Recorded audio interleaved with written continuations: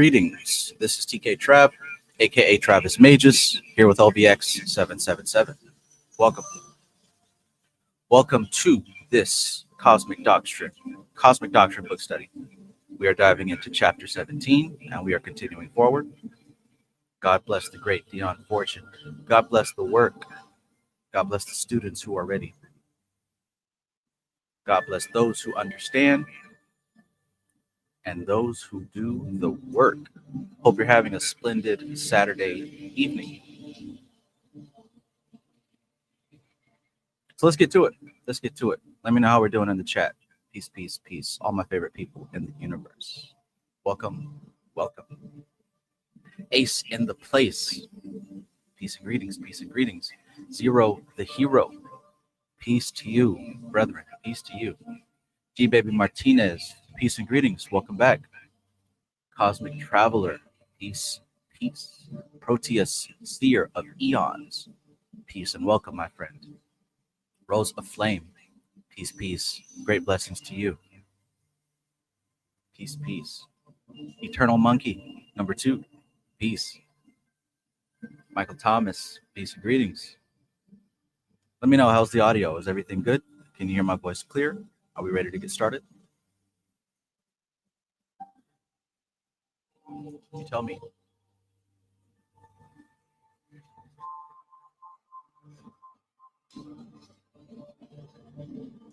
All right. I think we're ready. Audio good. All right, so let's begin with a glimpse into what we shall be processing here. Cosmic Doctrine. We're dealing with chapters 17 through 19, hopefully. Give or take one or two.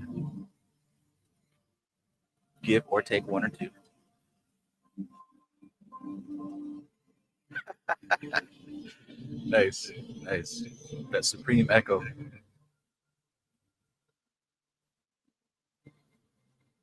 Live and direct. I am blessed 82. Peace to you in every spiritual language possible. Ashe, Aho, Ase, Namaste, Amun, Amen, all day. All right, Cosmic Doctrine, chapter 17 through 19, give or take. What are we talking about here? So we're going to get into the Regents, the Lords of Mind, and cosmic influences. By the way, if you don't know, you can click the link in the description and you can download these very same slides as well as a few bonus slides that I've added and will be adding as we continue. Rosa Flame says, forgot IO. Don't forget IO. You cannot ever. I don't think it's possible. IO is the secret word. So, the threshold between cosmos and consciousness. Tonight, we examine 3 pivotal chapters, give or take, that mark a profound transition in the cosmic doctrine. These passages shift our focus from the grand architecture of cosmic construction to the intimate dynamics of human spiritual evolution. We explore how vast cosmic intelligences interface with individual consciousness, shaping the trajectory of every soul incarnating within our solar system. And remember, whenever this book talks of the universe, we're talking about the solar system. And as far as we're concerned, might as well have always been the same thing. Because ain't none of us taking a trip out there to see if there is anything more. Our journey tonight, chapter 17, the influence of the regents of the globes. That's what we're getting into right after this slide show. Chapter 18, the lords of mind as initiators of consciousness. Chapter 19, multiple influences acting on human evolution. But we can't forget that what's named as chapter 19 in this book is actually going to be discussing the types of death, but it's really short. So 17, the regents of the globes. The regents are vast cosmic intelligences appointed to supervise evolutionary development of each plane of existence. They serve as divine administrators, ensuring that the logoidal vision manifests properly across all levels of the solar system. Think of them as the architects who maintain the structural integrity of consciousness itself as it descends through increasingly dense planes of matter. Our friends, the archons. Our friends, the archons. What are the regents?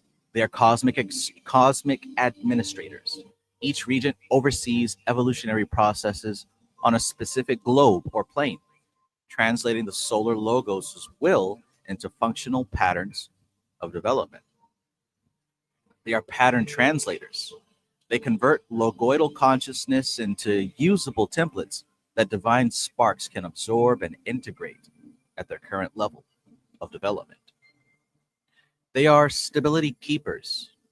The regents maintain equilibrium, correcting distortions and preventing evolutionary chaos that might result from premature advancement or regression.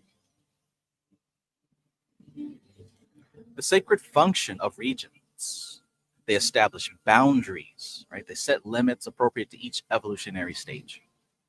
They regulate rhythm, and they maintain proper timing and cycles of development. They guide group souls, so they oversee collective evolutionary trajectories. And they facilitate transitions, so they ensure proper progression between the planes. So these are what we're talking about with these regions. Regents. The regents serve as guardians of the evolutionary curriculum, ensuring that each being develops at the capacities necessary before advancing to the next stage of cosmic education. After chapter 17, we're going to get into chapter 18, the Lords of Mind as initiators. The third swarm of divine sparks descended to awaken humanity's self-reflective consciousness. Without their intervention, we would remain trapped in instinctual existence, unable to bridge the gulf between animal awareness and true self-knowing. Very thankful for these entities. Although at times it seems like they've taken a break, I'm sure they're still here. The Lords of Mind, they help bridge the gap between the beast and the thinking man. The three swarms of divine sparks. So we've got the Lords of Flame, the Lords of Form, and the Lords of Mind. Remember, we really went into this last week. The Lords of Flame are the first swarm, right? The first class who went through the manifest dimension. The first swarm establishing the fundamental spiritual pattern and divine blueprint for evolution. The Lords of Form are the second swarm, building bodies, building structures, and building the material vehicles for consciousness. The Lords of Mind are the third swarm, and they have awakened intellect, abstract thought, and self-aware consciousness. Dr. Zero, Free Magic Secrets Show. Peace. Welcome. Hope you're having a good evening, my friend. So in chapter 18, we're going to reveal the unique essential role of the third swarm in humanity's awakening. So how the Lords of Mind initiate humanity. These 5 methods of initiation are how they do that. The projection of mental patterns, which is broadcasting archetypal templates into human consciousness. Impressing logoidal rhythm, that means attuning humanity to the solar logos' own patterns of thought. Awakening abstract thought, which is enabling conceptual thinking beyond concrete experience. Activating epigenesis. Remember, we talked about this last week. Stimulating creative deviation and original thought.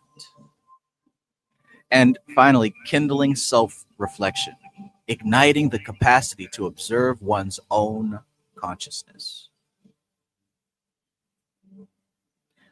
The nature of initiation. Initiation is resonance. It is not teaching.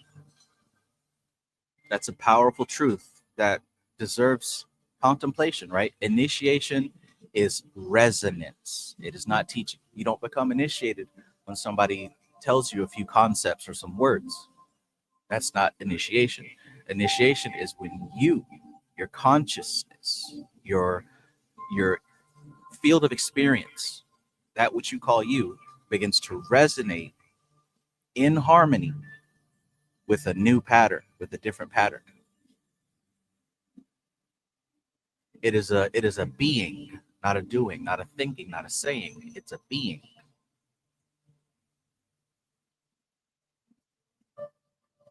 You're initiated into a system of magic, not because somebody tells you some of the secret words, but because you start living what those secret words represent. Let me know in the chat if you understand that distinction.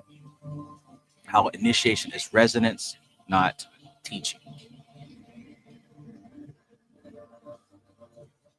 I want to stop and talk about that just real quick because I know that a lot of people do think that initiation is, because somebody says that you're initiated. We can think of it kind of like how when I was in the military, right? You become initiated in the military when you go through boot camp. And when you go through boot camp, they put you through a series of pressure-induced scenarios, right? And those pressure-induced scenarios have a natural way of filtering out certain people. In fact, any organization that you join has an initiation of some sort. Now, with boot camp, you're taken out of your everyday life of eating potato chips on the couch and surfing the internet. And now here you are in this room, no real privacy. You have to cut off all your hair. You have to dress exactly the same as everyone else. You wake up with everyone else. You exercise with everyone else. You get yelled at, right? You become a part of a unit, and your individuality is stripped away for that experience. And you are forced to live in this way for the duration of that experience. And by the time it's over, subconsciously, you have been imprinted with those routines, with those ways, with those methods. And as long as that imprint is sustained and fed, you now resonate with that imprint. You now operate with that imprint. If you've ever gone through the military, even no matter how long you've been out, I'm sure that a lot of you still have some of those habits. You probably still fold your clothes the way that they taught you in boot camp. You probably exercise the same way. You probably eat the same way, right? Clockwise around your tray. There's most definitely something from that experience that has stuck with you. So the changing of your habits, the changing of your patterns, these are expressions of an initiation. The same thing goes for magic. The same thing goes for spirituality. You become initiated to a certain level when your lifestyle changes, when you resonate with that level. Not by changing your name on Facebook or Instagram, not by posting pictures of demons and monsters. Check. We got it.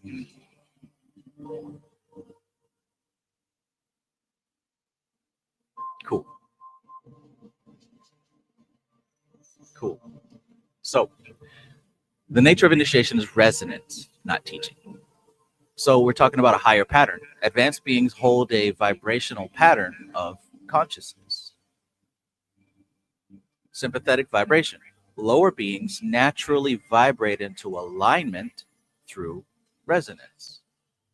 Automatic expansion. Consciousness expands organically without intellectual instruction. That part's important to remember as well. Consciousness expands organically without intellectual instruction. The very nature of consciousness is to expand because it's the masculine principle in relation to energy, which is the feminine principle. The nature of energy is to contract, to condense.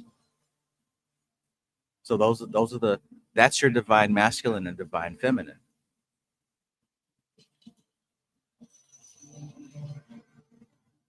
Psycho, social, biological, electromagnetic manipulation of human consciousness.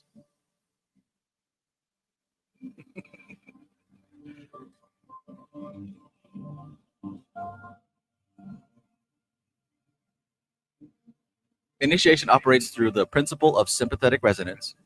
The lords of mind do not teach, they emanate. By holding a higher pattern steady, they create a field of influence into which ready souls naturally ascend. So you see that? These lords of mind, they hold a pattern, or as a lot of people say online, they hold space. They hold this pattern, and then the entities that are moving upwards towards them come into resonance with those patterns. Think about how that concept relates to you in your spiritual practice. Can you recall a time where you became initiated? Can you recall a time where you expanded into a higher pattern, where you resonated with a different pattern, where someone or some organization or something held a pattern and you conformed to it with the intent of bettering yourself?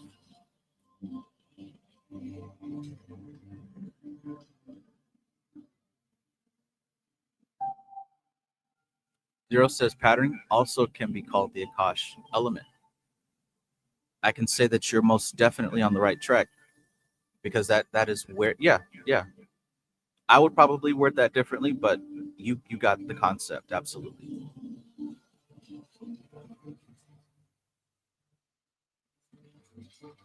The Akash is where the pattern is stored. Consciousness is where the patterns are. So in relation to the other four elements, the Akash is most definitely the pattern. Hence why spiritual authority is operating from the Akash level.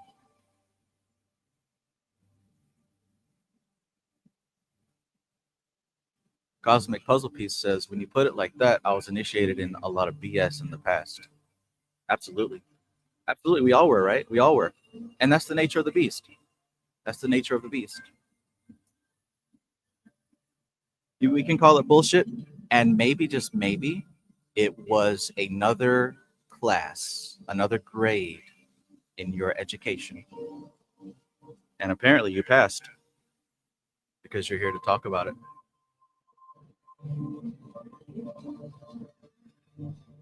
And look back. Moldvox, peace and greetings. Peace and greetings. So chapter 19, right, we're going to talk about the influences acting on human evolution.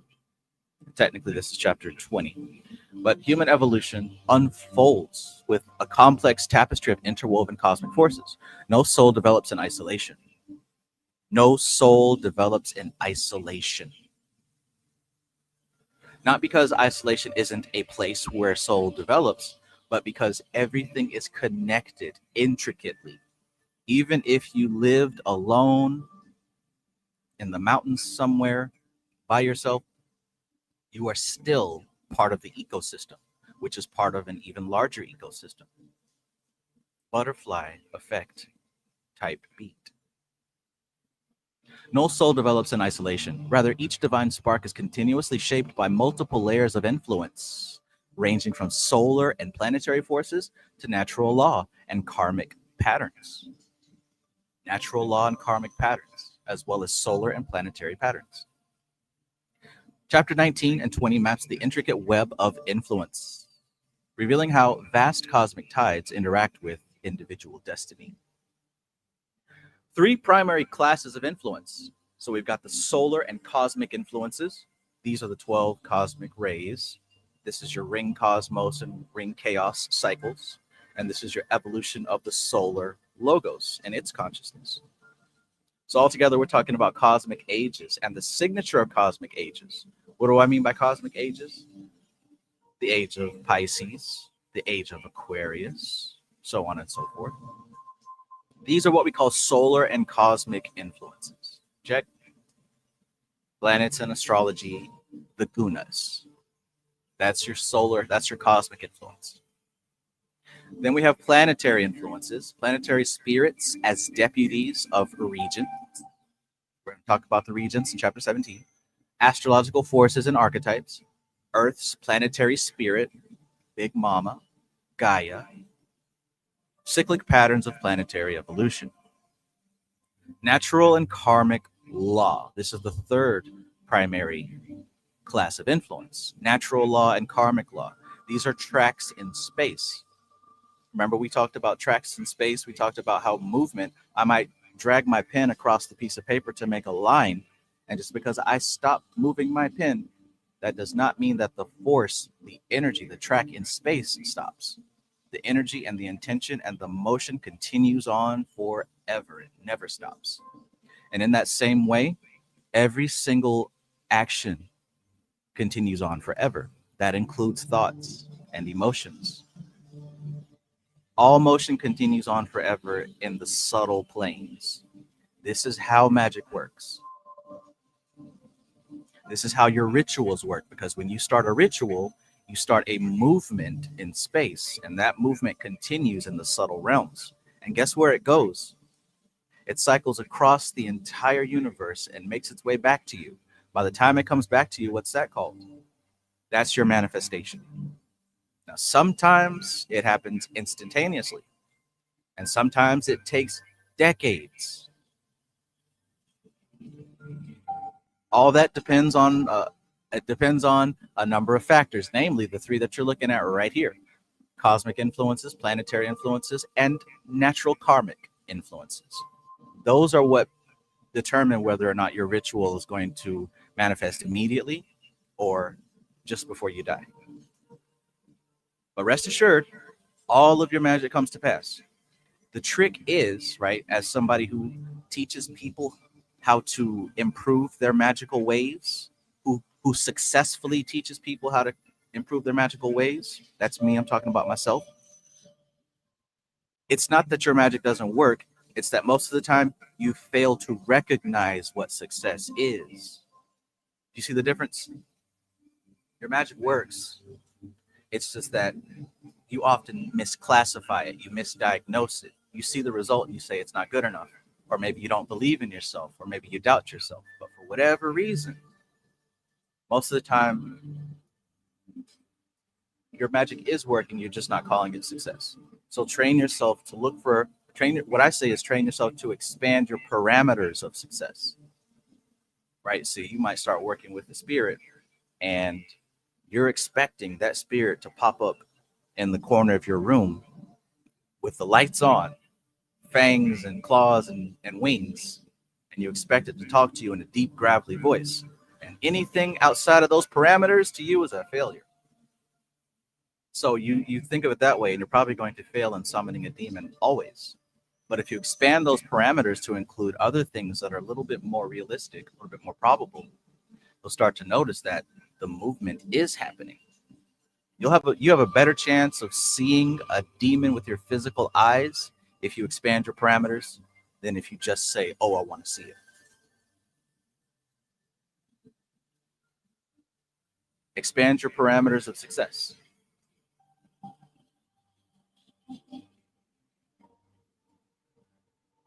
Three primary classes of influence: cosmic, planetary, natural, and karmic.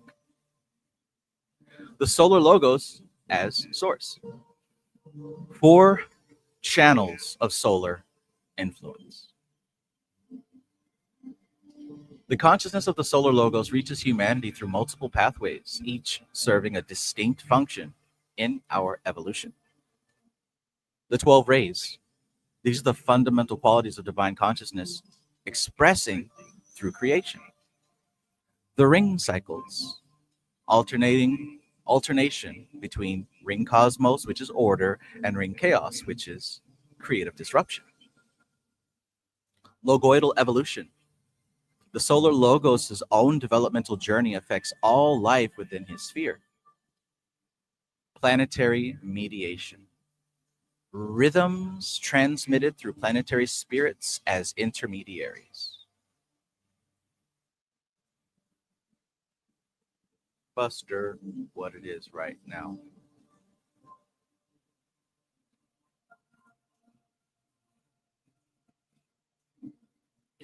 Zero says someone can work in some way to go beyond planetary, astrological, and the three gunas influence, because by the lectures of Vedanta and my gnosis, we are but beyond everything till pure consciousness. Yes, and that's the thing. What we are, right? What we actually are is that which is beyond all influence. That is true. However, right? However, right? Because I could say, Zero, you could be president. You could be president. Is that not true? Yeah, it's true. It is true. However, when we look at the situation of things, we'll notice that there are many other factors at play. Primarily the factors of attachment and identity. We are attached to our physical body and the experience of that body, and we're attached to the identity that we've given this body. We're attached to our memories, we're attached to our habits, to our patterns, and we're attached to all the cycles and loops that we remember. So since we're attached to all of those, we believe in that cycle. We believe in the spiral. We believe in the loop. We believe in the matrix. I believe that when I press A, my Fortnite skin is going to jump. I believe that. And as long as I believe that more than anything else, I am playing the game. I'm in the game. So that which is playing the game, the user, the one holding the Xbox controller, mashing the A button, that is what is beyond the influence of Prakriti. But we're attached to the game. We're focused on the game. We are engrossed and immersed in the game.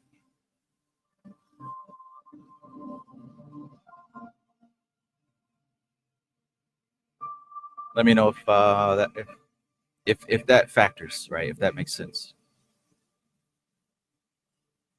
Rosa Flame says, I've seen lots of demons and never has one been Hollywood type. Facts, my friend, facts.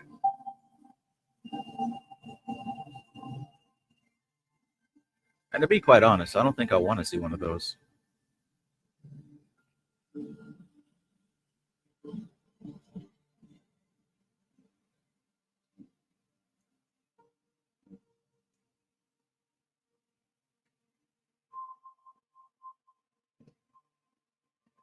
Monica Lawan, peace, peace. Good evening.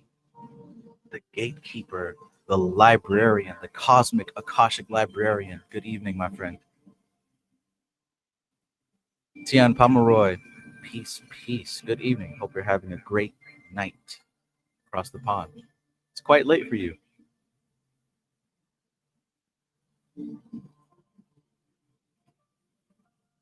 Zero says, absolutely amazing answer. Thank you, Trev. Cool, cool. Glad that makes sense. You know, and like I said about the initiation thing, it's easier said than done. You know what I'm saying? Easier said than done. And we can know it, we can hear these words, we can read these words, we can study these words, but until we resonate with those words, then we're not initiated at that level. But the more that we do, it works in steps too, right? It's not all of a sudden. You work your way up to that, right? So the closer you get to it, the more that you fall out of range of influence of these forces, for sure. And it's a continual process. It's a continual process. And to be honest, man, no rush. You can't control it, so it shouldn't have any type of effect on your well-being, on your emotional state or mental state. We will get there when we get there. You know what I mean? We will get there when we get there. Coop TGS. Peace, peace, my friend. Peace.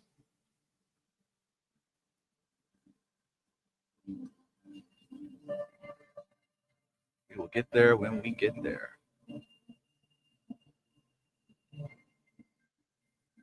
One true goddess. Good evening. Good evening.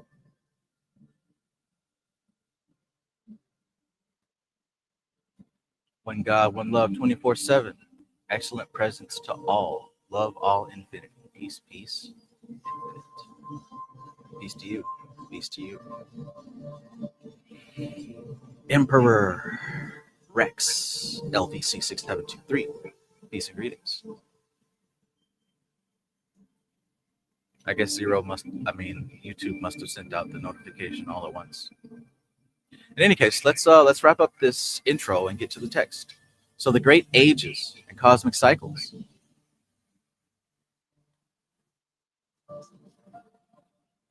The great ages and cosmic cycles.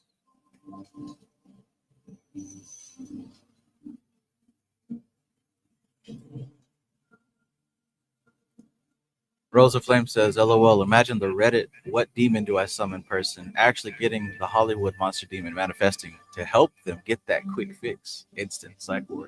Right. You know what I'm saying? We don't forgive them for they know not what they do. We don't really know what we're asking for. And I say we, because that is me included. Think about when Arjuna asked Krishna to see his true form, right? He ended up on his knees, begging, snot bubbling out of his nose. Please go back to your human form. I can't take it. I don't want to see it. Please go back to your human form. This is too much, right? That's Arjuna kicking it with Krishna. I don't want to see it, right? We don't know what we're asking for.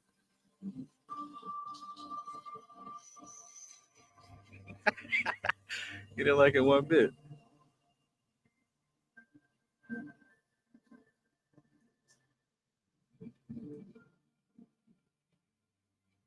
Dan Pomeroy says it is late for me. You and my insomnia are always locked in. Hey, might as well make use of these waking moments, right? Make good use of these waking moments.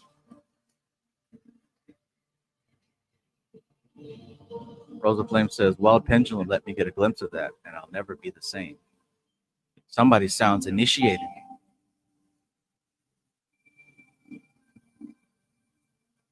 Zero says, imagine someone wanting to see something like Cthulhu. Man, right, man, right. You know, and there's a time to enjoy the aesthetic and the art, and that's fine. And there's also a time to do the serious work. And I say that because the serious work does not always include seeing mystical, wonderful sights.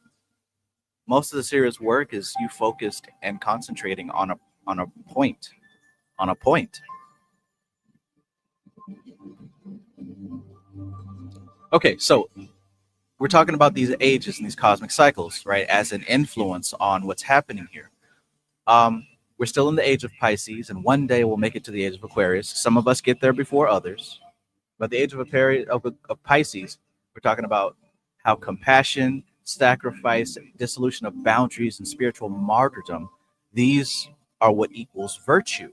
In fact, every time the cycle shifts into a new age, the words change their definitions. The words change their definitions. So we're talking about virtue in the age of Pisces.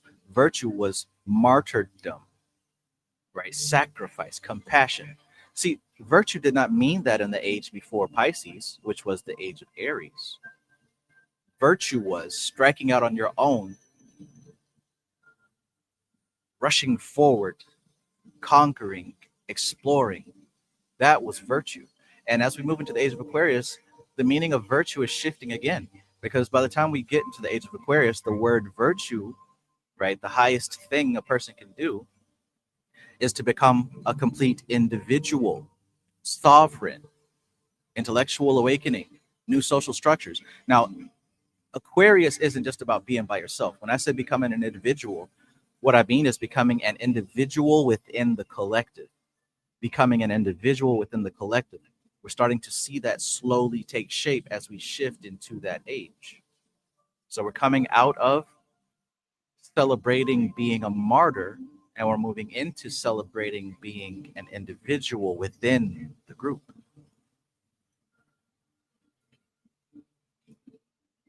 And that's how you'll identify those who are starting to manifest that age. Like I said, we get there in our own time, some before others. But currently, we're in a shift. There's a shift in the collective consciousness and ethical frameworks.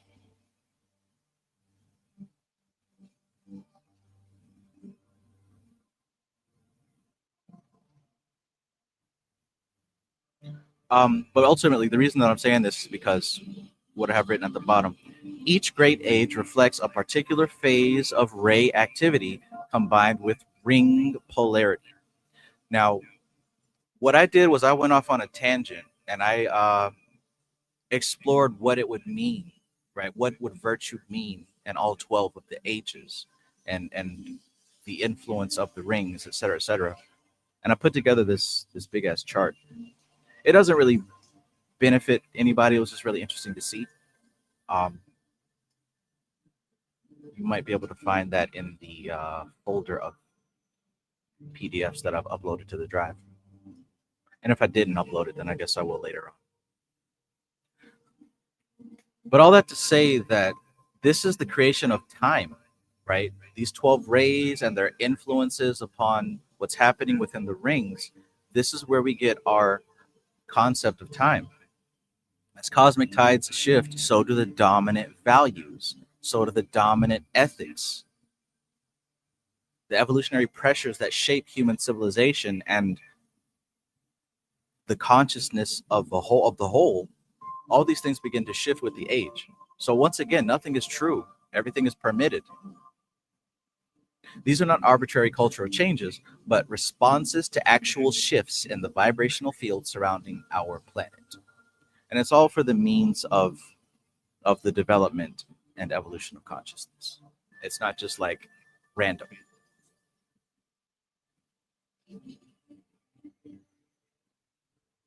Oracle Messenger.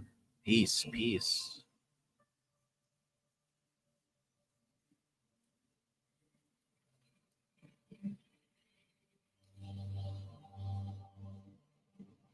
Rosa Flame says, Zero, Lovecraft said to even gaze upon those cosmic horrors is madness. Oh, yeah. Greeks said the same about the gaze of Pan, and Pan means all. Interesting. And if you really think about it, you can kind of get a taste of that, you know? I don't think any of us really want to see that. Because to see that, that would be a doth experience. Your shape would change. You wouldn't fit in your life the same. Your shape would completely change.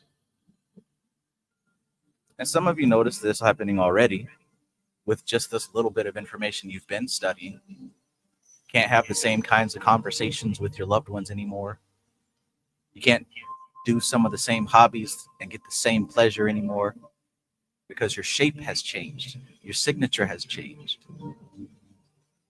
This is what happens when you start resonating and becoming initiated with higher forces.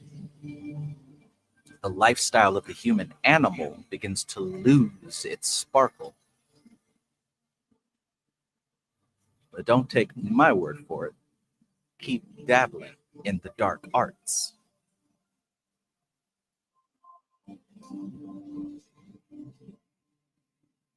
Everybody says, oh, not me. I'm super tough. I'm super tough. Louis, peace, peace.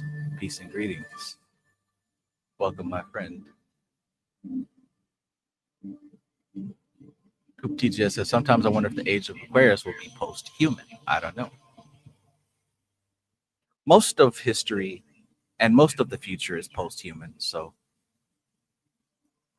I could see that.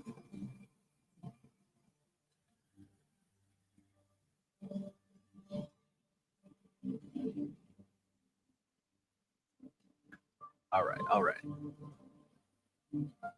Oh, didn't read that last slide.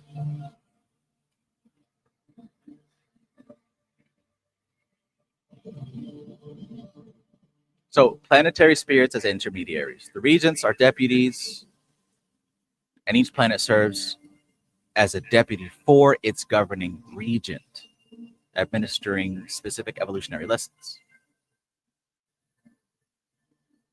Logoidal filters. Planetary spirits filter and modify solar influence, making it appropriate for different types of consciousness. Astrological forces. Source of genuine astrological influences affecting human temperament and destiny. Group soul shapers. They guide the development of group souls aligned with their particular qualities and frequencies. The Earth's planetary spirit, often called Gaia in modern parlance, serves as humanity's intermediate spiritual teacher, the interface between cosmic law and terrestrial experience. Hey, hey, with the monkeys. People say we monkey around. So, John Michael Greer's crucial insight. Who's John Michael Greer? He's the author of a commentary of the cosmic doctrine. And if you're really interested in this information, I highly suggest you pick a copy of that book up. He adds wonderful context to what Dion Fortune has channeled. I highly recommend that book if you have not got it already. But from his text, what he says is that comets represent one of the most significant and often overlooked influences in the cosmic doctrine. They carry cosmic forces from outside our solar system, introducing patterns not mediated by the solar logos. Now, can somebody tell me why that might be relevant? Why that might be relevant for right now? It seems like most people have already lost interest in our visitor, but this is something that I picked up whenever I was doing some meditation about 3I Atlas.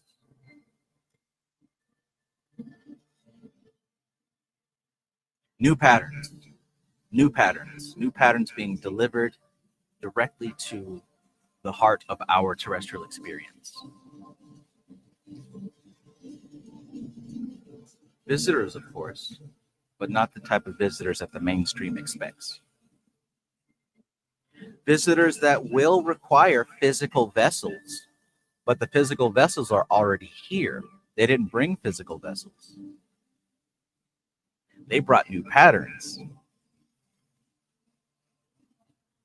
Catch my drift?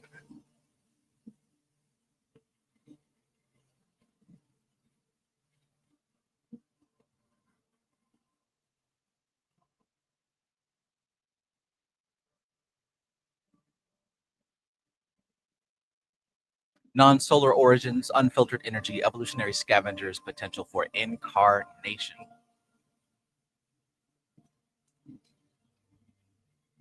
The complete evolutionary picture.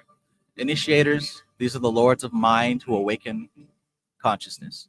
Governors, these are the regents, maintaining order and progression. The age cycles, the great ages shifting collective values.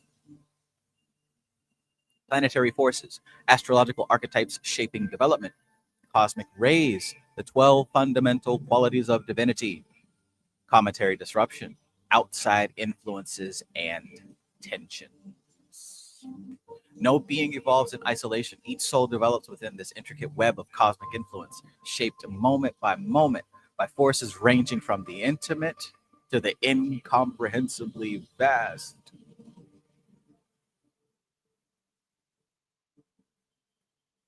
Zero said, "This is literally a game." Man, you got me with that one. It feels like a new release. Yes, that's exactly my point. That's what I was saying. 3AI Atlas is more of a new DLC, right? It's a new DLC. That's all. I wonder what's included in the new update. I wonder what's included in the update. We shall find out. I just think it's really funny how people will be so excited and all abuzz about a particular topic online.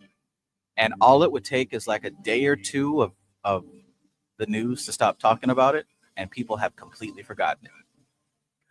You'll see it happen if you watch.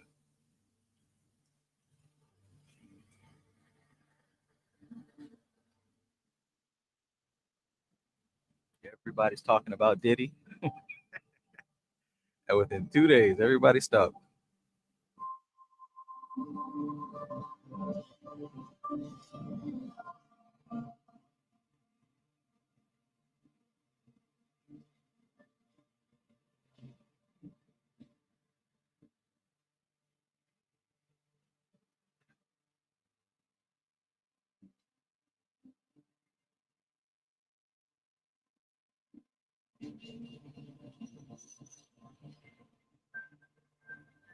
A fundamental shift in perspective from cosmic construction to personal evolution. And this is what chapters 17 through 19 are going to be about. These chapters mark the pivot from objective cosmology to subjective spiritual experience. The vast machinery described in earlier chapters now reveals its purpose, the cultivation of awakened consciousness in beings like ourselves. In beings just like ourselves. So finally, the threefold architecture evolution. Regents shape the path, lords of mind light the path, cosmic influences move the path.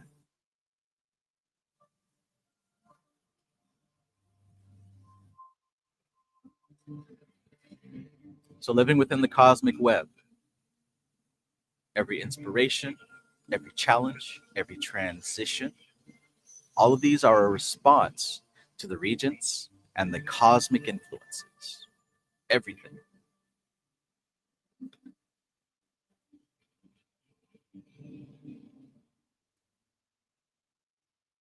So these three chapters are basically about initiation, and that's where we're going. May these teachings illuminate your path. You can grab these PDFs in the link in the description.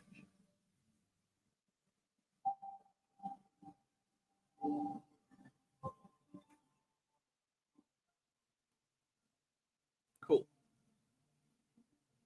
All right, so let's begin.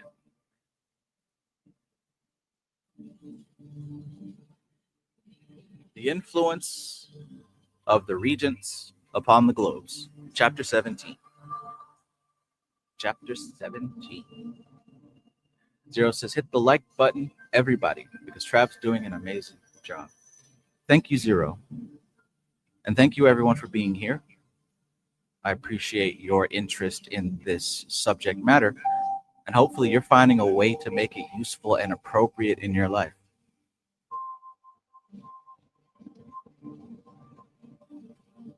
Eric Barron, peace and welcome, my friend. Welcome back. Welcome back. Rosa Flame says, love to be here and love you. Aw. I love you too, Rosa Flame. As much as possible.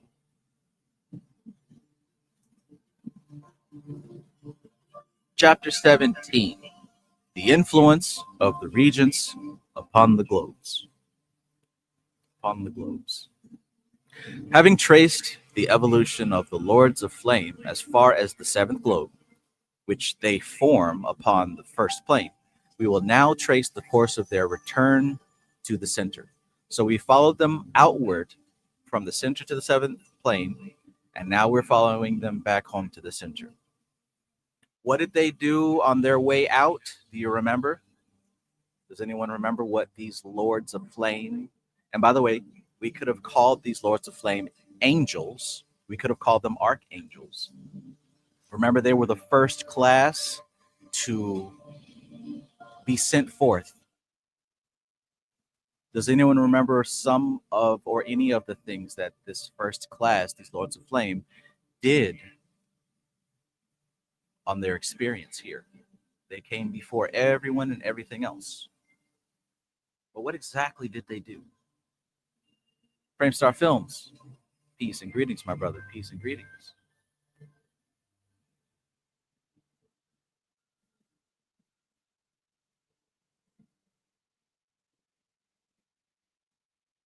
Curious, are you still working on that project that you mentioned? I know that life gets a bit busy sometimes. Just checking.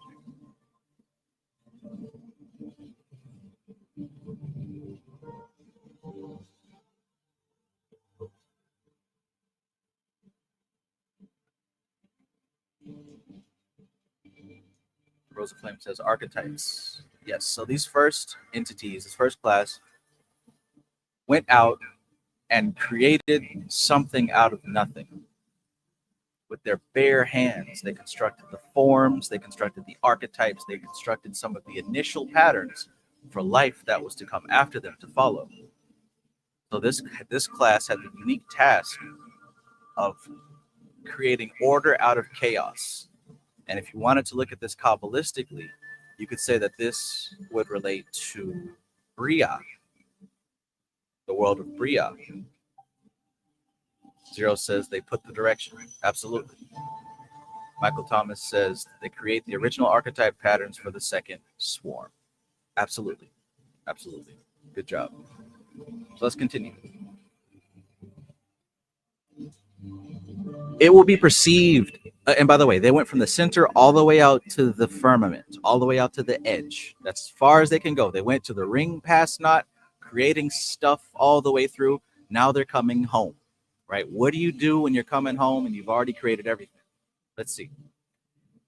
It will be perceived that by their nature, they have built those systems of magnetic stresses, which constitute the framework of the globes, and are afterwards elaborated into planetary spirits. On their return journey, they travel back along the lines of globes by which they came out. There is this difference, however. Instead of building themselves a form in the matter of that plane, they find the form already built, but they also find it inhabited by the succeeding swarm of divine sparks who are undergoing evolution thereon. What's that mean? So here they have gone from the center of existence all the way out to the edge of existence. And as they went out, they started to create the archetypes, right? Because there was just nothing, just pure undifferentiated energy. And they started to separate and craft and create the archetypes, the patterns, right? They started to slowly create things, not fully in the flesh as we know it, but they started to draft the blueprints, right? They started to create gravity and electricity and magnetism and like all the basic stuff. They started to create the basic building blocks. And as they went all the way to the edge of existence and could go no further, they turned around. But see, here's the thing. They had their own forms that they used to do the creating. So it's as if they created their angelic bodies to create stuff out of and kept it moving. Now, those angelic bodies are still there. It's almost like, say, you're playing a game like The Sims, and you might create a family or you might create a character or whatever, and then you move on. You might come back and see that that character has made a family of its own, that family has more children and great-great-great-grandchildren, right? So they can't come back and re-inhabit those bodies because they're already inhabited. Isn't that cool?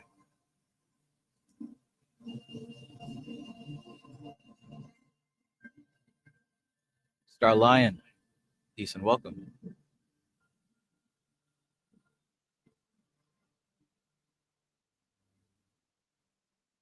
Michael Thomas says, I was thinking we were talking about the creative plane of Bria.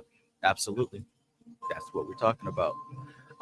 As a correspondence point, this information in this text is separate from Kabbalah, but we can draw corresponding parallels to the function of the world of Bria.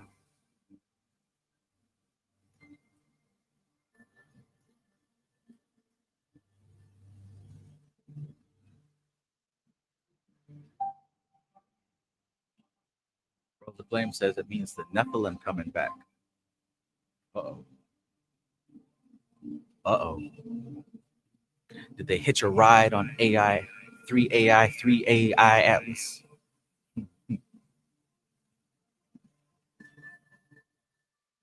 All right, so the bodies that they used are now occupied. So there is this difference, however. Instead of building themselves a form in the matter of that plane, they find the form already built. But they also find it inhabited by the succeeding swarm of divine sparks who are undergoing evolution thereon. So a new class has come through and are using those bodies. Yesterday's prices are not today's prices. The people of today are not the people of yesterday. Mr. We was kings. Mr. This land was promised to us 5,000 years ago. Genie let out of the bottle. We are not the same as you. So that on the sixth globe, two sets of lives are being lived. The second swarm on the outward arc, and the first swarm on the arc of returning.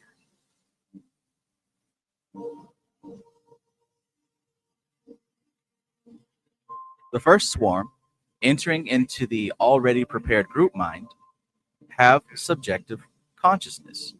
That's pretty cool, right?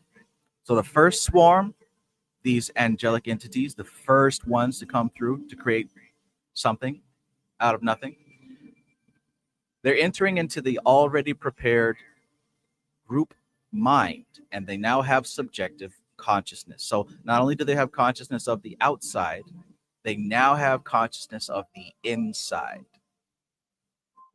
This is earned as an evolutionary gift.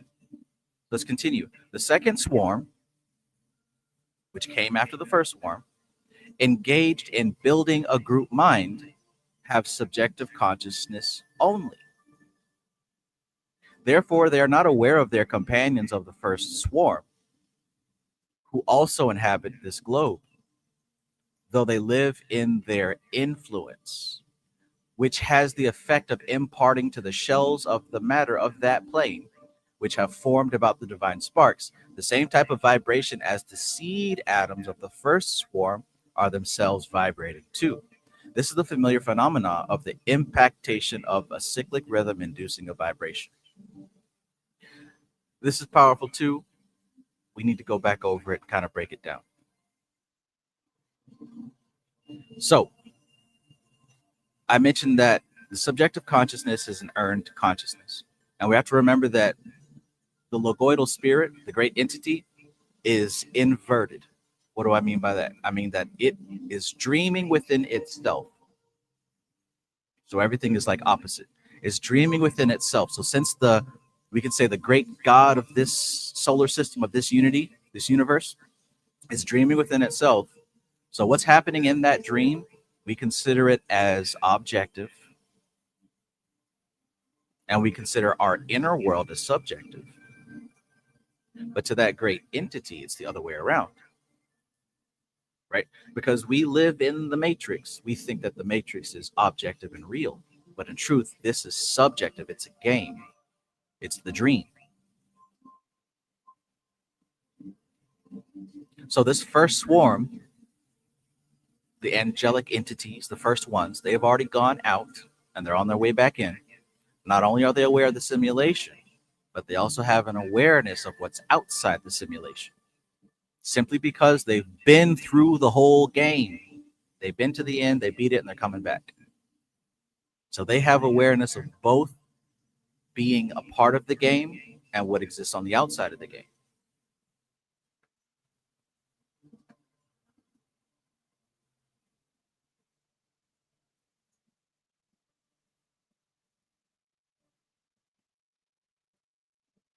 Dr. Lakeith, peace, peace. All right, so let's keep going. The second swarm, right, the swarm that came after the first, they engage in building a group mind and they have subjective consciousness only. They're only aware of the game. They're only aware of the simulation. They're only aware of this matrix. This is the second swarm. So since they're only aware of this matrix, they're not aware of the first swarm that are coming back home. Right? They finally meet up. They're in the same place on the same globe. But the second swarm, the new students, the new class, are not aware of the first class, the graduated class. They can't objectively see them. However, they live in their influence. They're still affected by them. They live on another plane, a higher plane. So the second class is still affected by the first class. They live in their influence, which has the effect of doing what?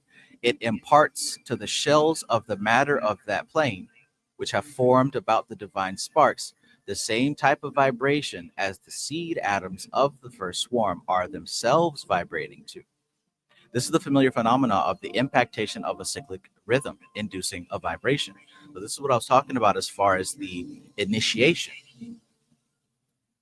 So since the first class are higher entities, much higher entities, meaning that they have a far wider breadth of experience.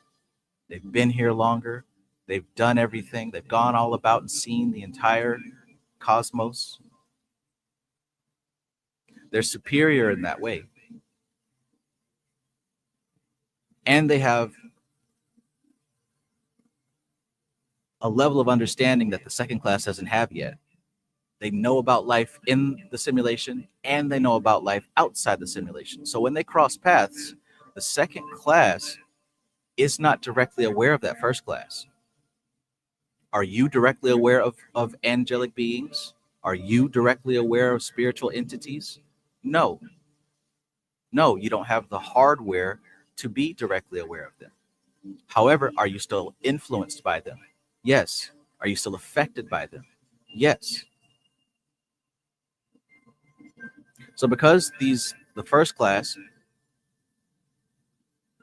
are superior beings, they're more advanced, they're vibrating to a more pure rhythm, right? They're vibrating to the seed atoms, the only real atoms in this dream. Because of that, they have the effect of causing the second class to match up with their vibration. So the higher entities are affecting the lower entities and causing the lower entities to vibrate like them. Check. We're on the same page here. Is that what this paragraph says?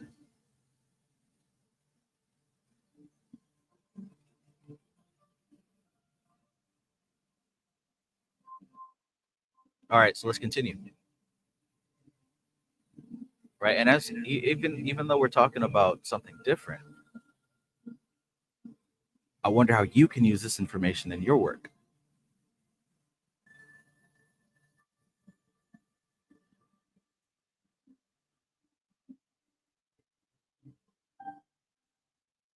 Cosmic Puzzle Piece says, would you say she's describing dimensions and how they earn their individuality? Absolutely. Absolutely. It's the natural progression of how this works. Yes.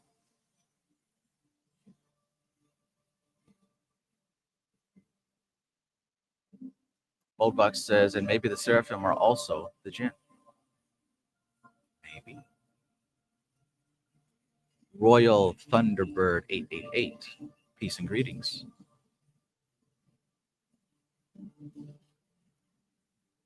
Peace and greetings.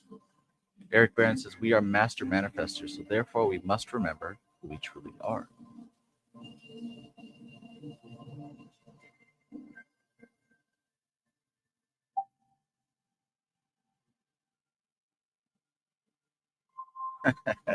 Absolutely. Absolutely. Absolutely. All right. So when this condition has been arrived at, the second swarm, being able to vibrate to the same rhythm as the first, become aware of the members of the first, not by direct perception, but by perception of the changes of the outermost shell induced by the presence of the first. This, however, does not occur until the end of the period of evolution, whereupon both swarms quit that planet. The second to advance to the seventh globe, and the first to return to the fifth. In other words, they met on the sixth globe. Second class is moving on to the seventh. The first class is moving into the fifth. But only then do they recognize to the full extent the change that has occurred. I think that's pretty dope. I think that's pretty cool.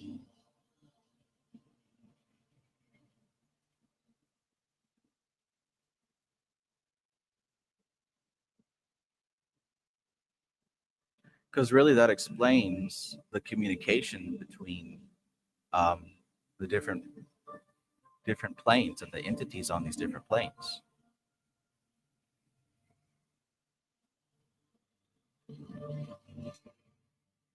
In addition to the influence they exert upon their fellow sojourners in a globe, the first swarm have certain evolution to undergo on their own account. On their outward journey, they have collected to themselves shells of each plane, which they have not shed, but have carried out with them. And on the return journey, each shell forms a means of reaction to the matter of each plane on which they find themselves. Being capable of both action and reaction, these form vehicles of manifestation and means of perception. So, on their travels across the cosmos, they have picked up, accumulated, and assimilated different forms of reaction. This is intelligence. This is literally higher intelligence. So, in other words, if you are an amoeba, you have a small, limited range of reaction, right? No matter what the stimulus, there's only like 5 things you can do. In a higher form, like say a fish, you have a wider range of reaction to stimulus. As a dog, you'll have an even higher range of reaction to stimulus. As a human being, you'll have an even higher range of reaction to stimulus.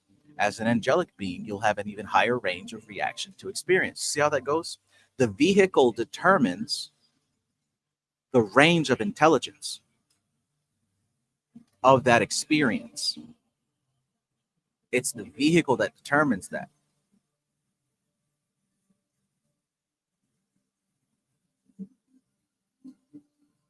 And this ties into the question you asked earlier, Zero, about how, yes, the highest consciousness is exempt from influence, but the vehicle is not. That's why I said the answer was attachment. The answer was identity. We are all here attached to the human experience, and we identify with the human experience. We identify with this body. So that higher consciousness that exists behind us, within us, it's limited in its range of expression and communication because our vehicles are limited in their range of reaction.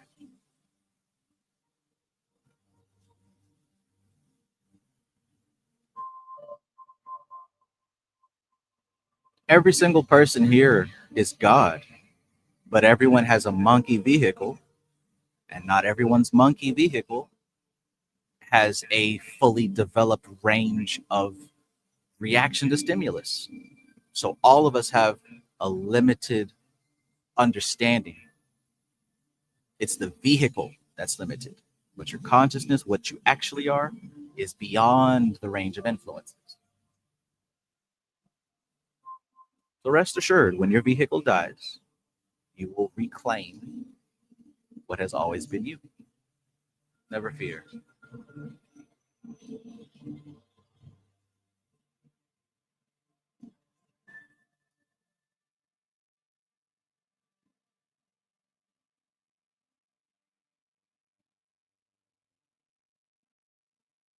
Mothra says flame, spirit, form is matter, mind is mind. And if you divide the koshas into 3 rather than 5, you will get the same result, I'd assume. I hope that's not oversimplifying it, though. I think that's an astute observation. You would not be incorrect with that. You would not be incorrect with that.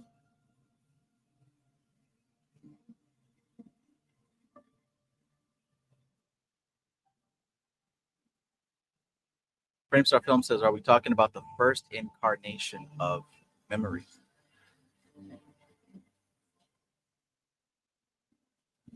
You could say that. You could say that.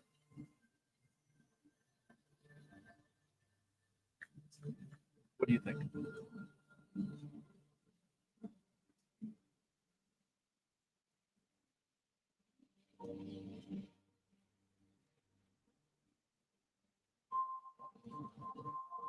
Memory on its way back around, huh?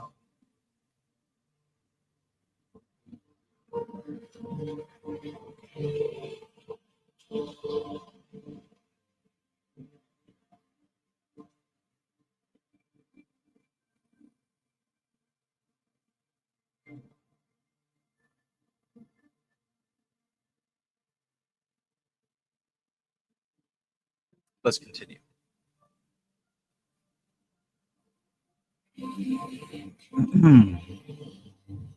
So yeah, being capable of both action and reaction, these form vehicles of manifestation and means of perception.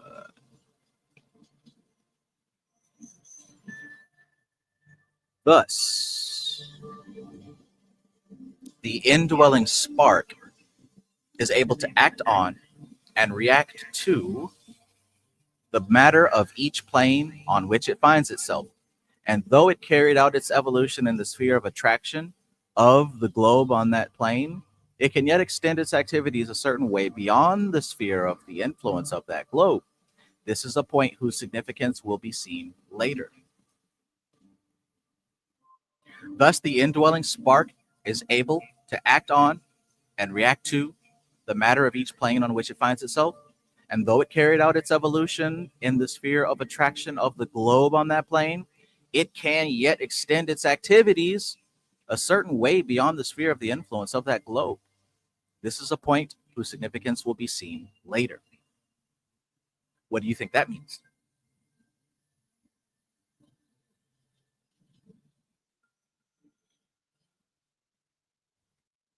Intergalactic, planetary, intergalactic. Another dimension, another dimension, another dimension, another dimension.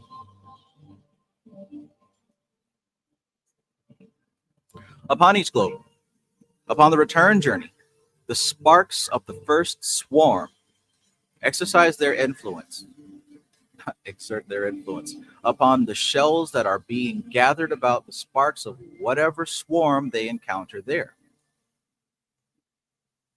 Upon the sixth globe, they meet the second swarm. When they themselves depart to the fifth globe, the third swarm advance to the sixth globe, and so on. They just miss each other. So by the time the first swarm is moving inwards, they met the second swarm on the fifth globe. Now they're moving, they met the second swarm on the sixth globe. And as they move into the fifth, the third swarm is moving up to the sixth. So the first swarm met the second swarm, but they did not meet the third swarm.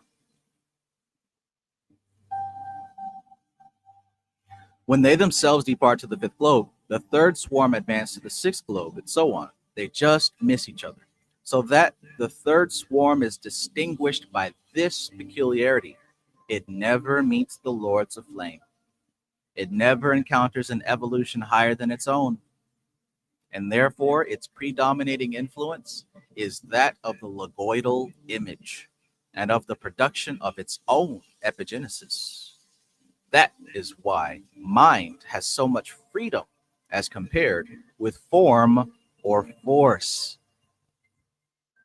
Interesting, right? Because we know that Dion Fortune uses this pair of form and force to describe the two pillars of the tree of life.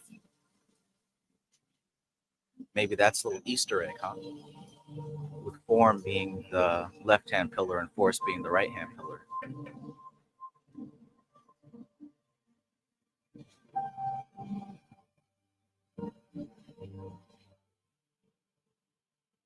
How you love that? Let me read that last part again. So that the third swarm, the lords of mind, are distinguished by this peculiarity: they never meet the lords of flame. It never encounters an evolution higher than its own, and therefore its predominating influence is that of the logoidal image. So its predominating influence is that of the logoidal image and of the production of its own epigenesis. That is why mind has so much freedom as compared with form or force. Planetary, intergalactic, another dimension, another dimension.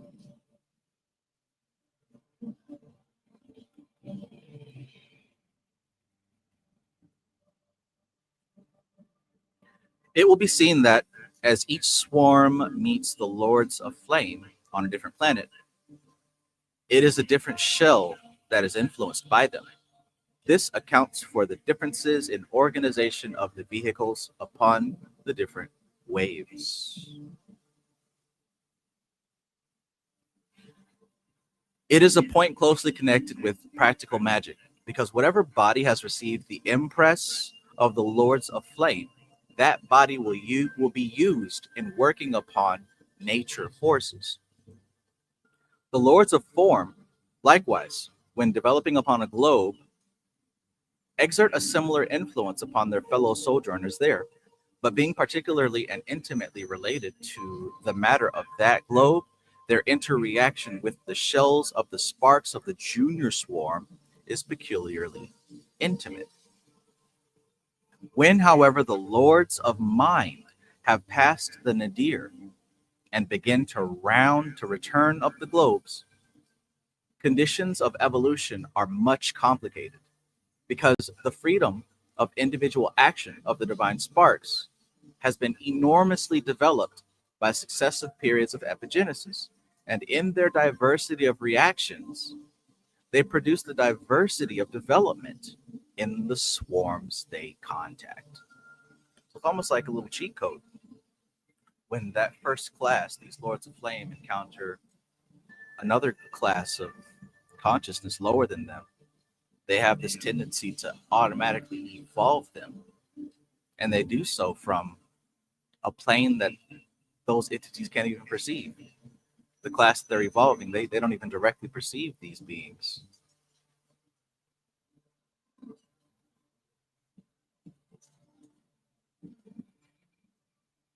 Hoop TJS says, interesting how mind is the most free, but it's also said that mind is the last obstacle to God, blessing and curse,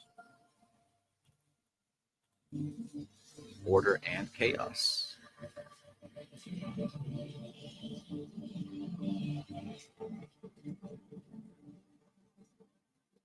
So,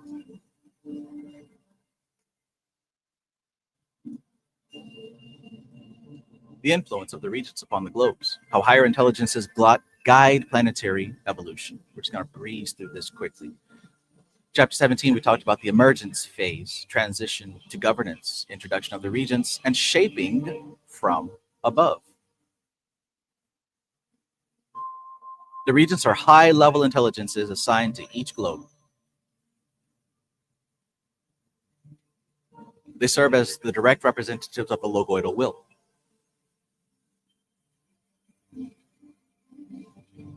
They prevent disorder and they prevent stagnation. They maintain archetypal patterns. They guide descending and ascending souls. They preserve the Logos' vision.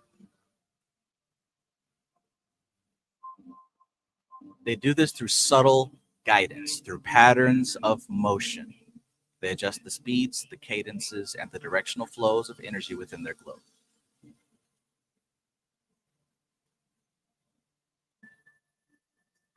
They influence through motion, through speed, through rhythm, through tension, through directions. Why is their work necessary? Because the globes cannot evolve correctly on autopilot. Lower beings immersed in their immediate experience lack the perspective necessary for self-regulation at the collective level. And probably because, well, the first class, these Lords of Flame, set all this in motion in the first place. So it's kind of their task, their job, their duty to maintain what they've created. They planted the seeds, so they must maintain the garden. The downward arc versus the upward arc. Descent begins, the phase builds, the nadir point, in other words, they reach the end and they turn back around, the awakening phase, and then the completed return. By the way, you can download these slides in the link, which is listed in the description.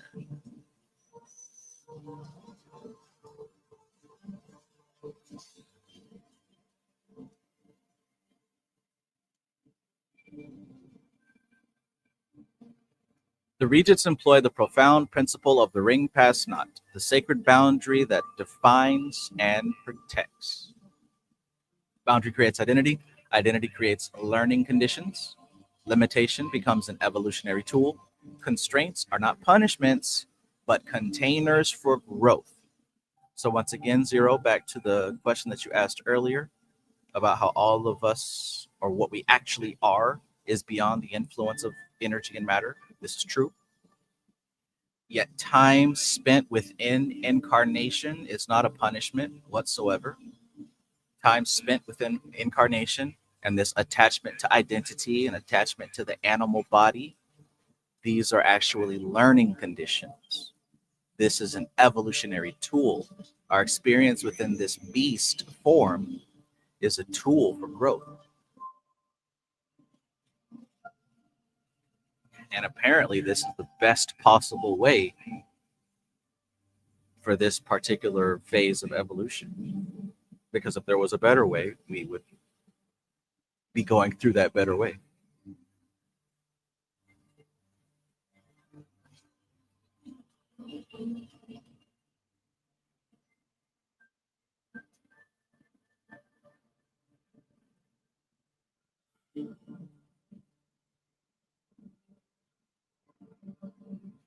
Yeah, yeah, yeah, yeah.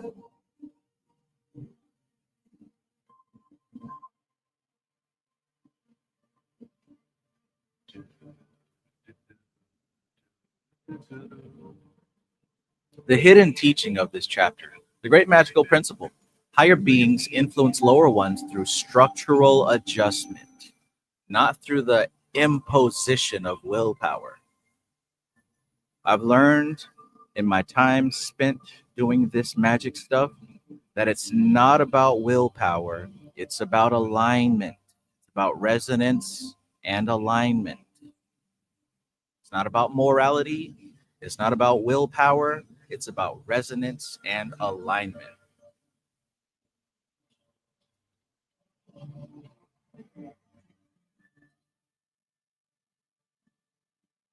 Is that something that you feel like you can agree with or disagree with based on your experience? In your experience, you specifically, I'm talking to you, when we talk about magic, have you found that it's more to do with willpower or more to do with alignment and resonance? I'm asking you. What have you noticed?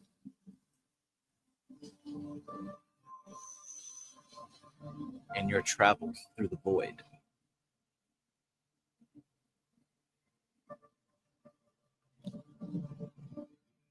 This reveals the foundation of magical and initiatory work.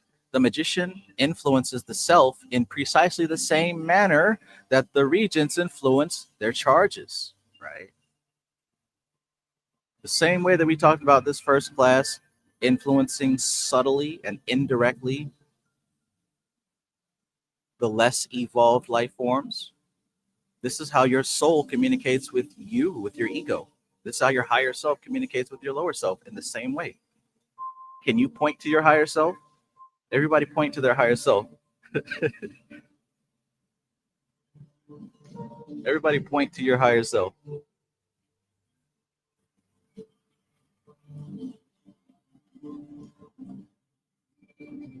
So we're dealing with a level of consciousness that has a far uh, wider options of response, wider option of interaction and communication. It can do more things, right? We are operating with a NES controller. It's got an A B button, start and select, up, down, left, right. Meanwhile, these entities have an Xbox controller, right? With those things that we have, plus 12 more buttons. So you're not under spiritual attack. You're not in spiritual warfare. This is really just a garden, and you are growing. You're being tended to. Now, if it serves for your particular evolution to believe that you are undergoing spiritual warfare and being attacked, then who am I to pull you out of your class early?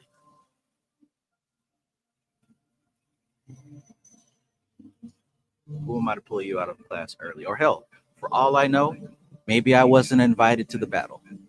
Maybe I wasn't invited to the war on good versus evil.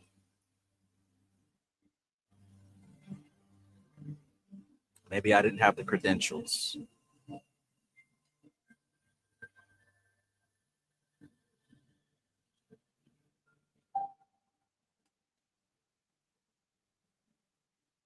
So the regents and the lords. The function of the lords are as builders and as architects. The function of the regents are as governors and maintainers.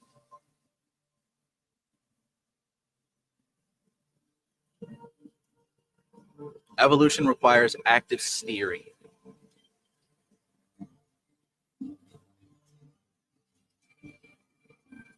Final summary. Chapter 17 establishes the vertical hierarchy of cosmic governance, revealing how consciousness is shepherded through the planes of existence. And it's done so indirectly. Indirectly.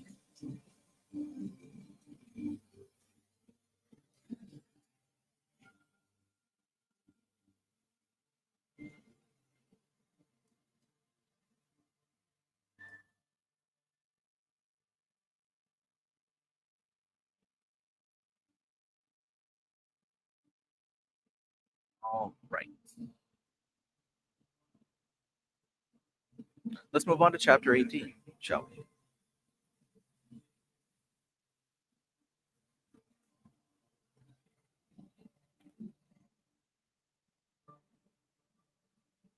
Chapter 18. The goal of evolution of a life swarm. The goal of evolution of a life swarm. We have traced the progress of the first three life swarms as far as the first plane. We will now trace the mode of their return up the planes. It will be recalled that the lords of mind complete the full cycle before returning to the sphere of divine influence wherefrom they issued. The lords of form evolved by means of a gradually lengthening series of journeys. In the first journey, they progress as far as the sixth plane and return again to the sphere of divine influences. On the second journey, they progress through two globes to the fifth plane, and so on down the planes until the sixth journey, they reach the first plane. It will thus be perceived that upon the seventh journey of their outgoing, they have already within themselves the capacities of reaction of all the planes that have nothing further to acquire in that respect. They have, however, to learn the lessons of the return journey, which will be dealt with in their place.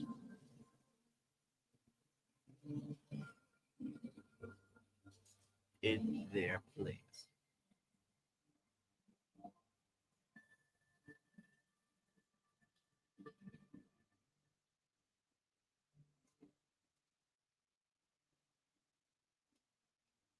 Matthew Watson, peace and welcome.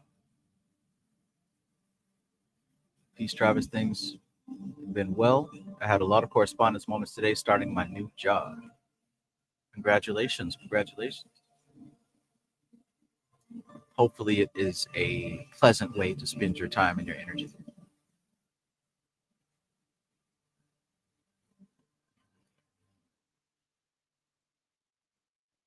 Congratulations. You won. You got mail. So, what was up with that last paragraph there?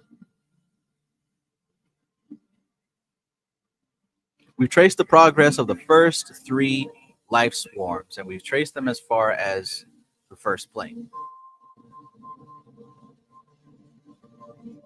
The lords of mind complete the full cycle before returning to the sphere of divine influence where they came from. The lords of form, they evolved by means of gradually lengthening the series of journeys. So they didn't just go out and come back like their predecessors. They went out a little bit, came back, went out a little bit further, came back, went out a little bit further, and came back. So in the first journey, they progress as far as the sixth plane, then return again to the sphere of divine influence. On the second journey, they progress through 2 globes to the 5th plane, and so on down the planes until on the 6th journey, they reach the 1st plane. So it sounds like they start at the 7th plane, then they come out to the 6th and go back. Then the second time they go out to the 5th and come back. And they do that 6 times until they reach the 1st plane. So it will thus be perceived that upon the 7th journey of their outgoing, they have already within themselves the capacities of reaction of all the planes and have nothing further to acquire in that respect. They have, however, to learn the lessons of the return journey, which will be dealt with in their place.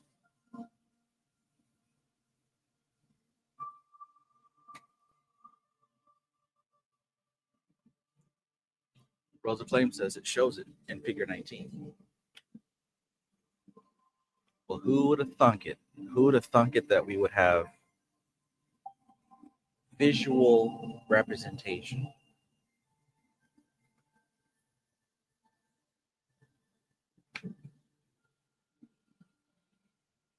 So here it is.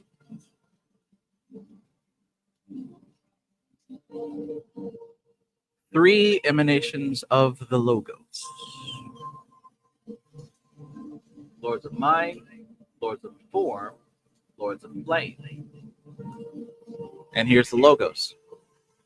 So the Lords of Flame, looks like we can trace a path going to the 7th globe, 6, 5, 4, 3, 2, 1, and then back. So it looks like a one-way trip. They have went through, carved out their archetypes, made it back home.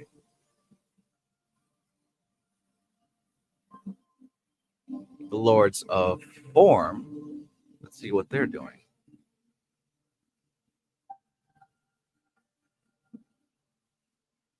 Okay, so yeah, that's what Dion Fortune just described. Starting here at the 7th, they go out a little bit, come back, go out a little bit more and come back, go a little bit more and come back, a little bit more and come back. So that's what she just described in that paragraph. And once they've gone through this 7 times, they finally make their way back up. So the first class, they came all the way through. They played the game in one sitting, beat the game. Second class, they kind of beat one level and restarted, beat one level and restarted. This is the method that I use to memorize things, interestingly enough. So then eventually we get to the Lords of Mind. Looks like what they're doing is they cycle in that one, then move on to the second, then move on to the third, then move on to the fourth.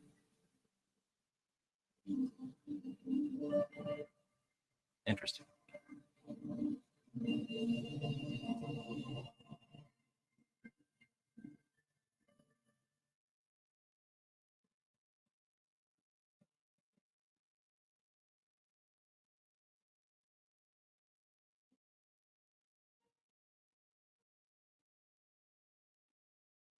All right, so yeah, everybody got this image. Everybody see what's happening in this image?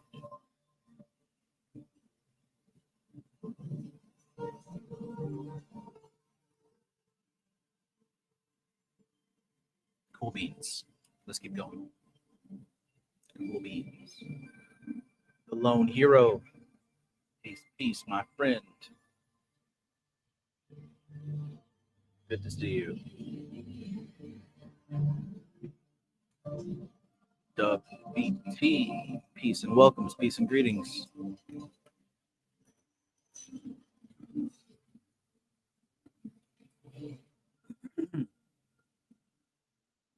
Okay, so yeah, that perfectly shows us what's happening in that paragraph.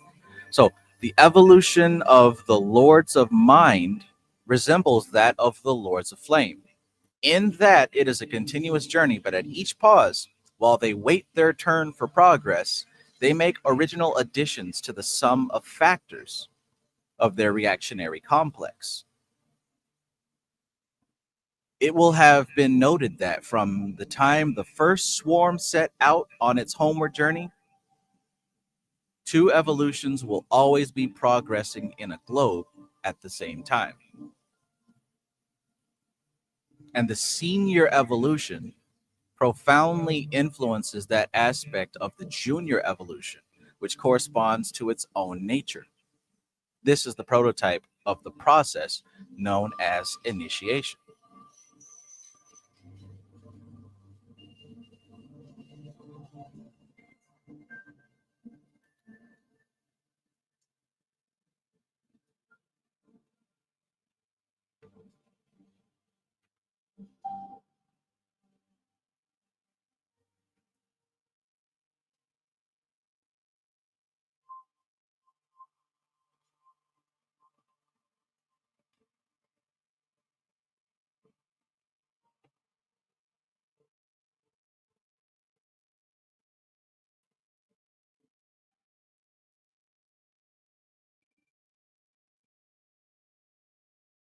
Initiation.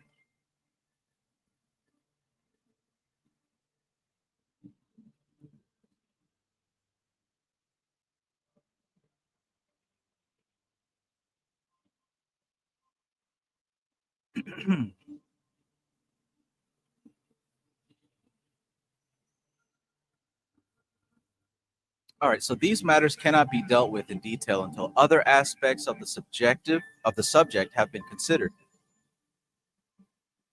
They will then be reverted to. It will be remembered that upon each plane, the divine sparks acquired a fresh mode of reaction. They learnt of a plane, but were limited by the conditions of that plane. Upon the return arc, they are not seeking to penetrate into and master the conditions of a fresh plane as a means of evolution, but to withdraw from a plane and thus to free themselves from its limitations, while at the same time retaining the capacities for reaction they learnt thereon. This freedom can only be obtained after the complete synthesis of reactions of that plane has been achieved by the group spirit of the swarm.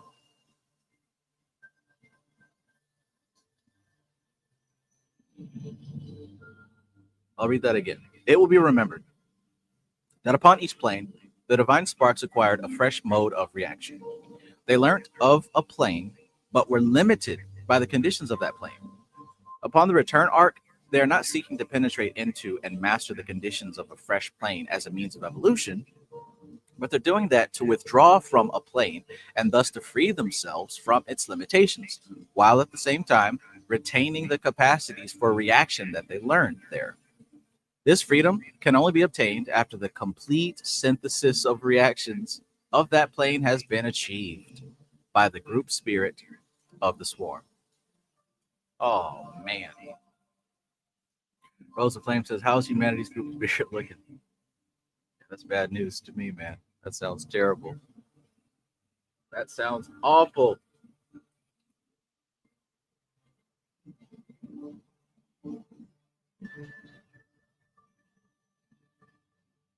Oh well. Oh well, I guess.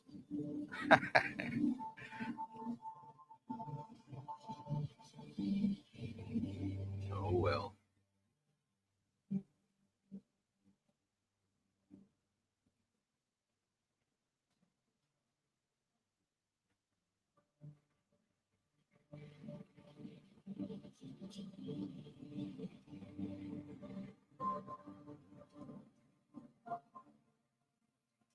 Well, who knows? Maybe we can apply for some kind of cosmic scholarship, a cosmic exemption.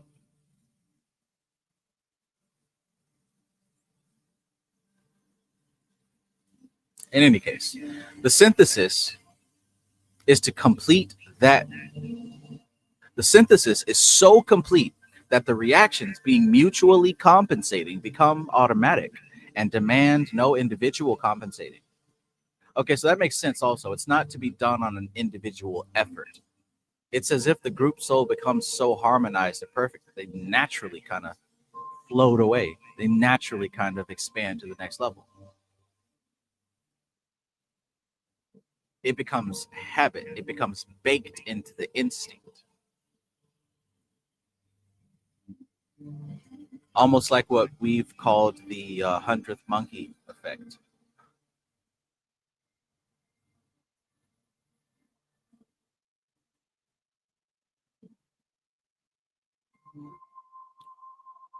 Habitude renders them subconscious, and the consciousness of the sparks being directed to the reactions of a higher plane, they function according to the type of that plane, and their reactions are such that the atoms of the lower plane can no longer accommodate themselves thereto, and therefore are dispersed.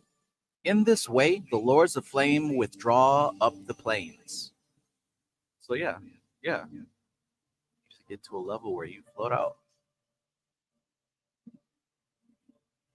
Understandable. Have a nice day. I'm gonna head out.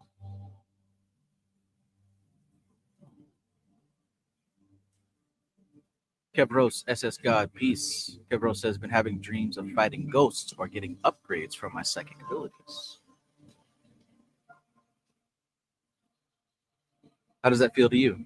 How does that feel to you?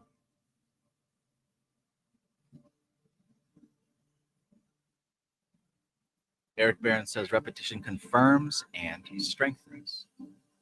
Absolutely.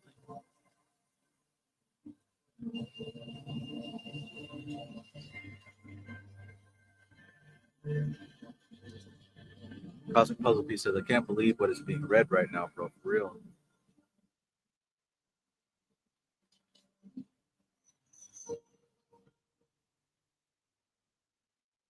Interesting.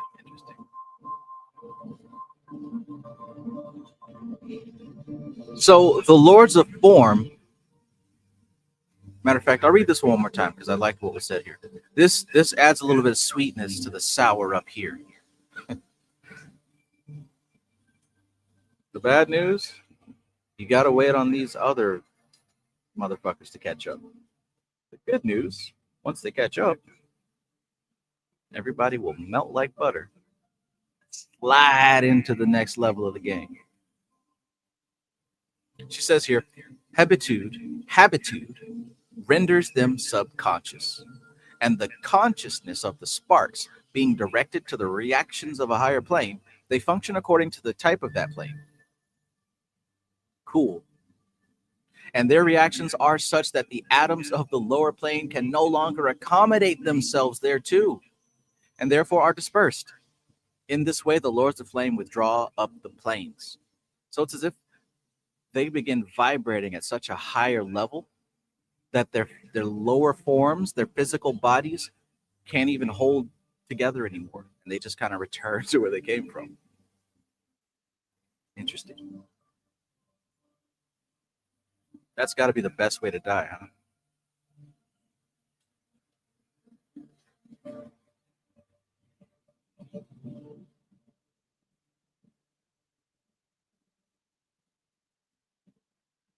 The lords of form progress by a different type of evolution. Okay. For each lesson they learn, they teach to the logoidal consciousness before progressing further, and they await the impact of the logoidal image, which is the evolutionary impulse which sends them forth on their journey. When they have been out to the outermost plane and returned for the sixth time, they have given their final message to the logoidal consciousness and the seventh journey, which, as far as they are concerned, is a repetition, can add nothing anew to the logoidal consciousness. It is their function, however, upon each globe to make a contribution to the forces of formation in the manifested universe. Their essential type of reaction is the stereotyping of forms, and they influence profoundly the atoms that are built into the plane body of the planetary spirits for each globe.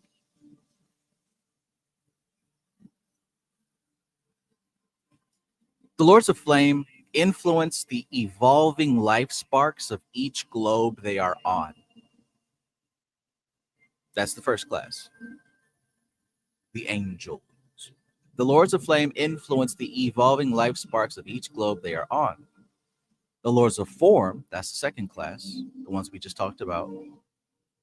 The Lords of Form leave them untouched, but influence the globe itself. Were it not so, this stereotyping of form would prevent evolution in the divine sparks. As it is, the stereotyping of form in the vehicles of the planetary spirits has determined in them the most primitive type of vehicle of manifestation, the sphere, an inorganic accretion of matter around a nucleus of attraction. Uh-oh, guys, sounds like we're finally starting to get to some planets here. Sounds like we're finally getting to something physical that we're familiar with. Because we haven't even gotten to nothing tangible and physical yet.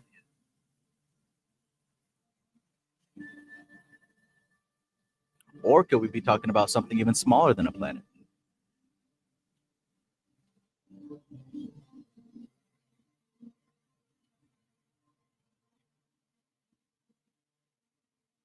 So the stereotyping of form in the vehicles of the planetary spirit has determined in them the most primitive type of vehicle for manifestation, and that is the sphere. It is the lords of mind. This is the third class now. So the first class, lords of flame, they influence the evolving life sparks of each globe they're on. The second class, lords of form, leave them untouched but influence the globe itself. This is the third class, lords of mind. The lords of mind, however, who exert the predominating influence on the swarms they contact on each plane, because owing to the fact that they have achieved individualization, they are able to act upon individual sparks and are not merely obliged to influence a group mind through a general atmosphere. It is a peculiarity of all vibratory objects that they tend to tune with their own vibrations all objects of a slower rhythm than themselves. You've experienced this many times. It's a peculiarity of all vibratory objects that they tend to tune with their own vibrations all objects of a slower rhythm than themselves, being only limited in this activity by the vibrationary capacity thus influenced.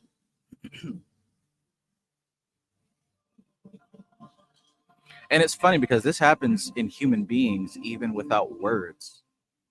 I've seen many experiments online where if you have, they'll set it up to have a room full of chairs. And if you've got 4 people in the room standing up, a new person will go in with no instructions or anything. They'll go in, they'll see the chairs, they'll see the people standing up, and there's a high chance that they too will stand up. And every new person that comes in will do the same thing. They'll look at those chairs and look at the people, and then they'll decide that they stand up. So everyone's doing what they think they should be doing. In a way, they're accommodating to a vibrational pattern that's already set.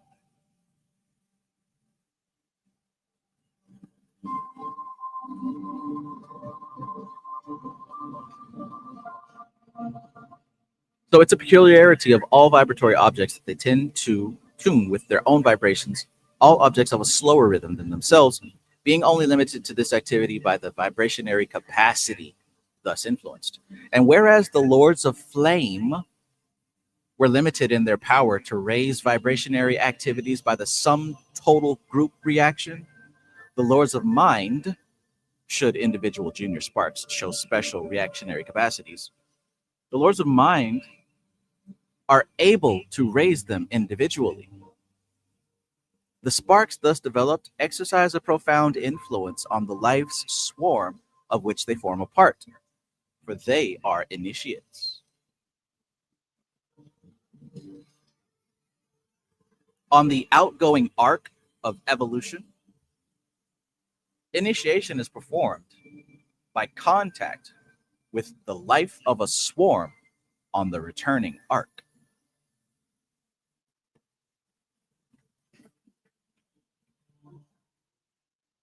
On the outgoing arc of evolution, initiation is performed by contact with the life of a swarm on the returning arc, initiated by a higher vibrational intelligence, automatically, systematically. It's like a spirit. It's like a Holy Spirit, you know?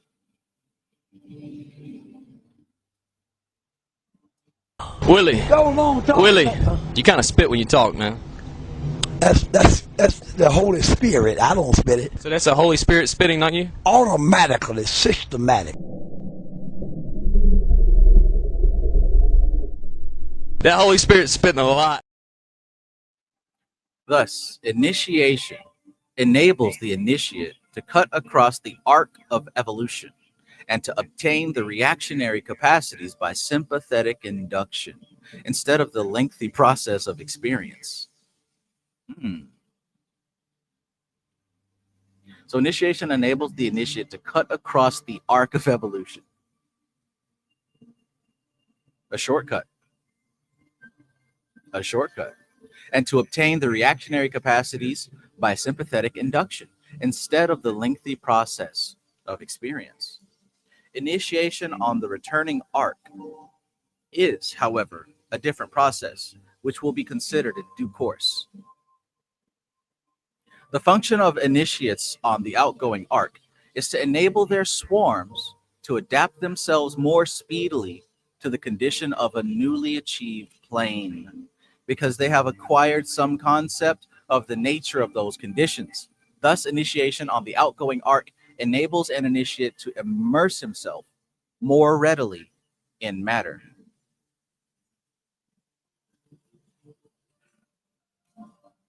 What's that sound like? To me, that sounds like artists and visionaries and people who are ahead of the curve.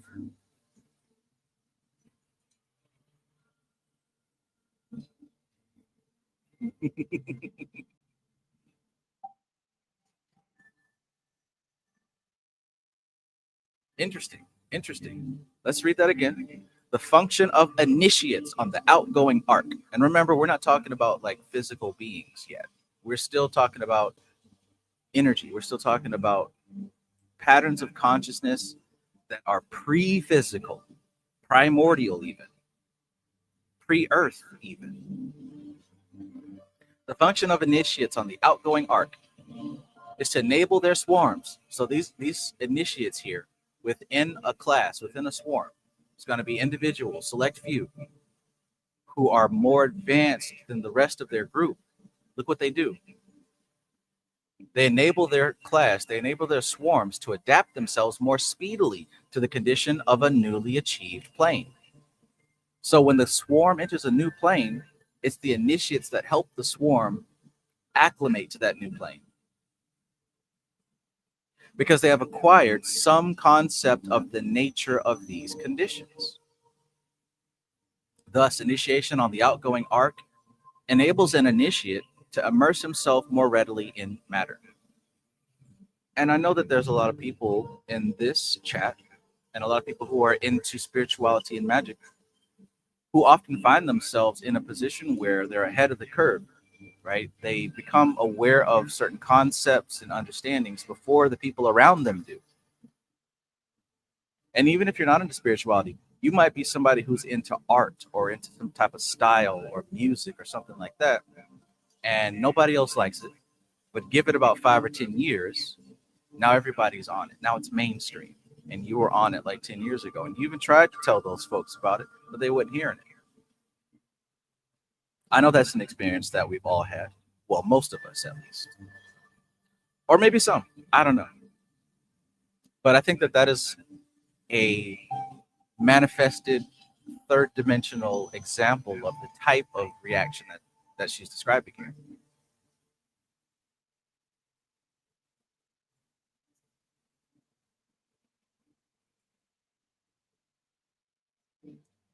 Rack bar. Showing them who was the high now.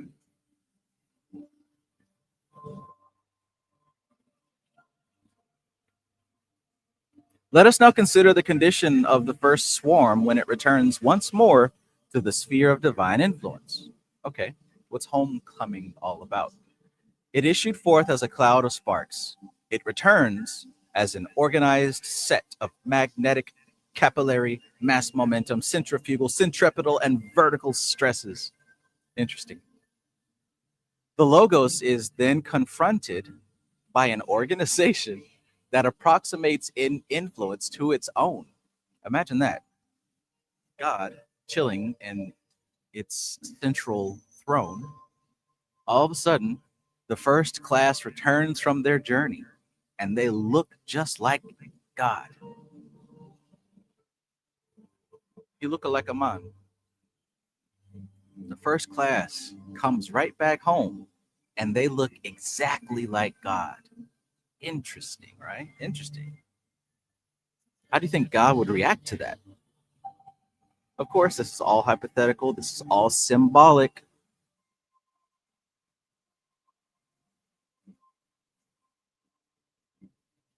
But what do you think would happen in such a scenario? In your imagination, in your personal universe, like, what do you think happens?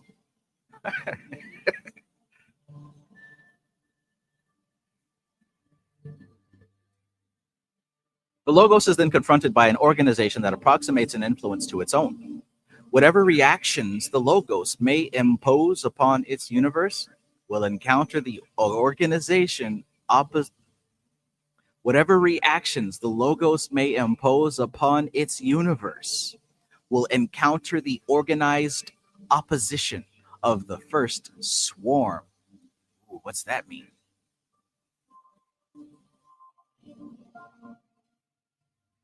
What's that mean?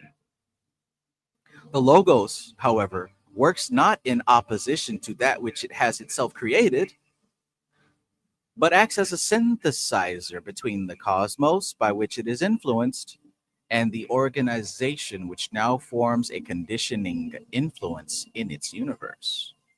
By its perception of this organization, a corresponding image rises in its consciousness, and the great entity is thus conditioned by the conditions of its universe. And therefore, all cosmic influences are transmuted under the influence of that conditioning before they are communicated to the universe. Holy cow. Holy cow.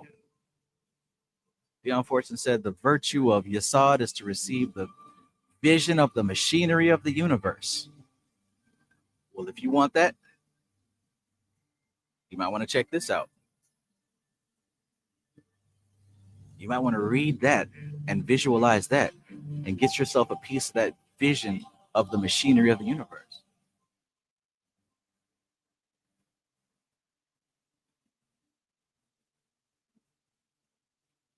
Rosa Flame says, sounds like Purusha allowing himself to be hypnotized by Prakriti. Right? Because does that process stop?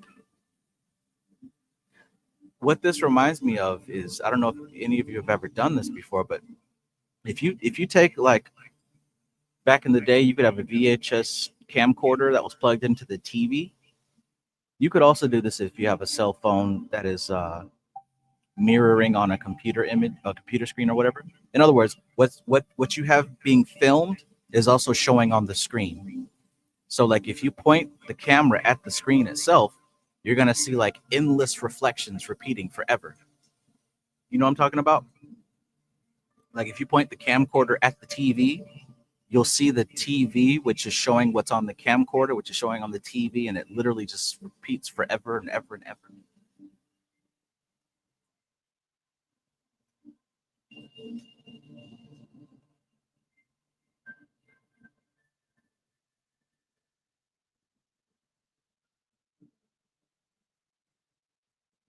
Creepy. Creepy.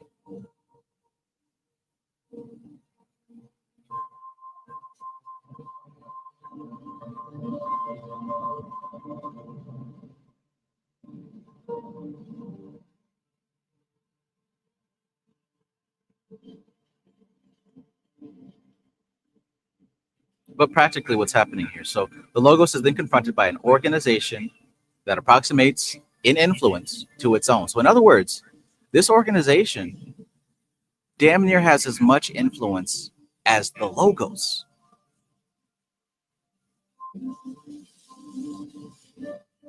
So that which he has sent out has returned to him exactly as a spitting image of itself. The only difference is he exists outside of the simulation, and they are still a part of the simulation.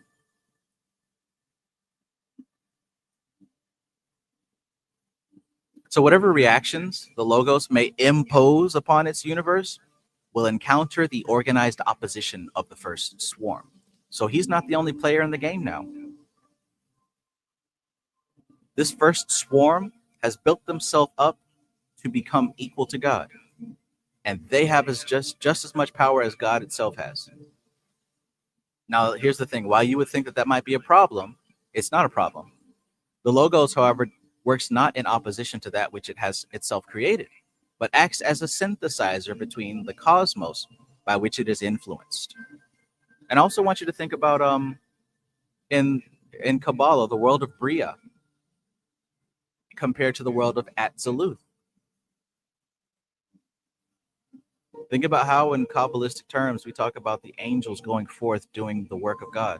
The archangels go out and they are the ones who, with their hands, construct the universe under the guidance and authority of God itself.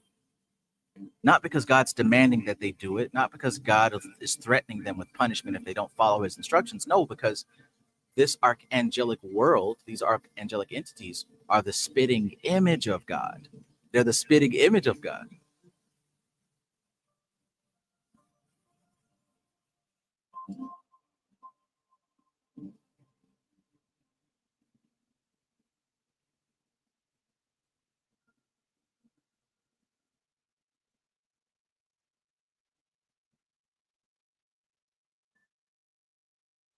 Matthew Watson says, it's funny, a lot of my dreams lately, when I wake up after the vivid dream, I've seen this machinery manifest as I'm waking up. Very alien looking. Makes me think that's what the Matrix movie was hinting at. Does anybody else, when they wake up, see either geometric type shapes or something of that nature, like on the back of their eyelids before they open their eyes?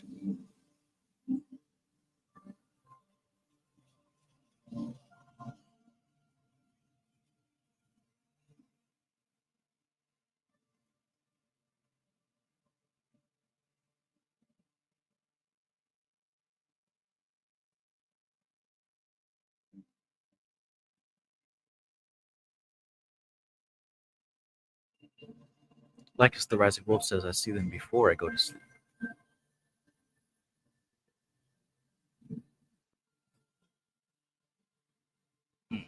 Okay, so the Logos, however, works not in opposition to that which it has itself created, but acts as a synthesizer between the cosmos by which it is influenced and the organization which now forms a conditioning influence in the universe. So in other words, God now becomes a middleman himself.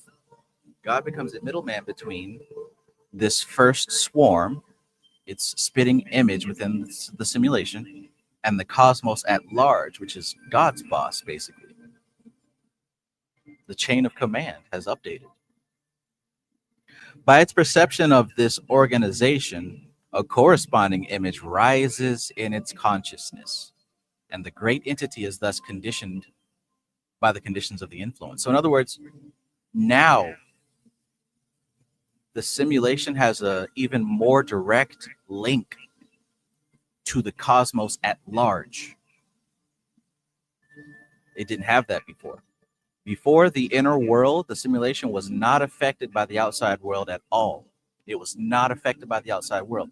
Now that first swarm is more evolved and has the same capacity of influence as God itself, their image has been updated within the simulation. And they are now directly influenced by the cosmos at large, because God itself acts now as a middleman between the cosmos and this organization of intelligence here.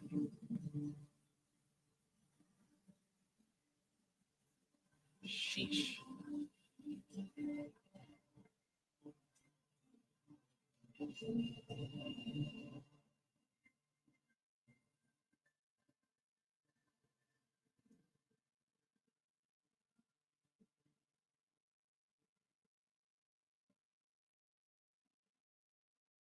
So the great entity is thus conditioned by the conditions of its universe, and therefore all cosmic influences are transmuted under the influence of that conditioning before they are communicated to the universe.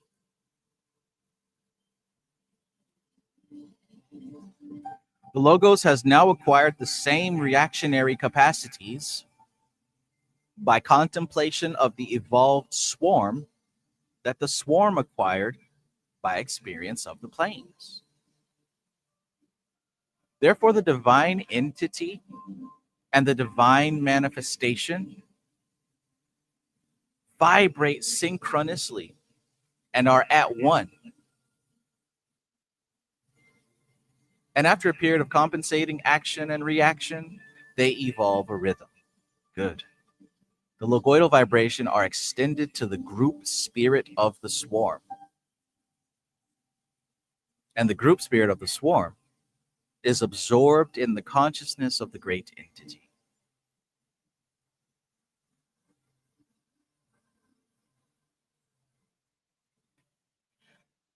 The individual sparks, however, maintain their individuality, but their group spirit is no longer a separate entity, but has become at one with it. And therefore it is at one with the logoidal consciousness, so that the oversoul of the swarm is the logos itself. This is the goal of evolution of a life swarm, the at-one-ment, atonement of the group soul with the logoidal consciousness, whereby the logos received the fruits of the evolution. That's some juicy context, huh? That's some juicy context. I've heard someone say once before, oh, well, the whole purpose is that we can become like God. That one day all of this magical training is to enable us to be just like God.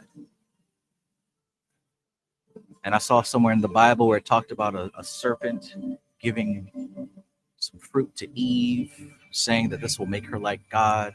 And then Eve being like, well, God told me not to eat that fruit or else I'll die. And the serpent's like, you're not going to die, but you will be like God, seeing and knowing good and evil.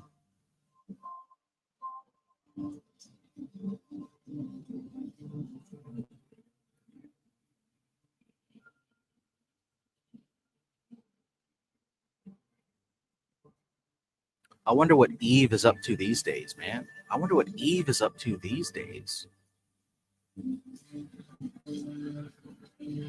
Did the Bible ever say Adam and Eve died? I need to look that up. Was there a part about Adam and Eve dying?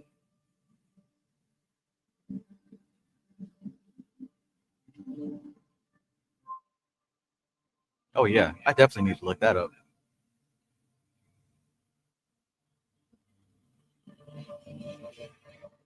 Because if she didn't die,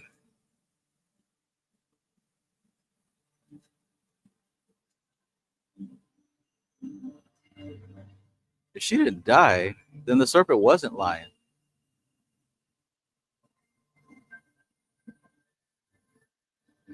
I don't know, man. I'm gonna have to look that up. There might be some bullshit going on here.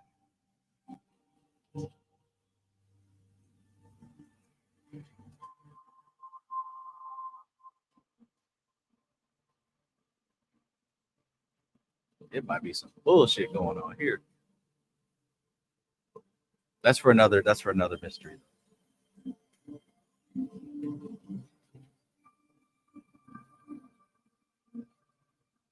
Rosa Flame says, shout out to becoming a living God. Absolutely.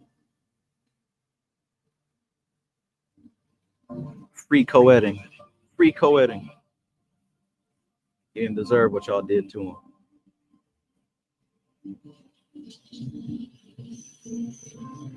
Free my boy. He didn't do nothing.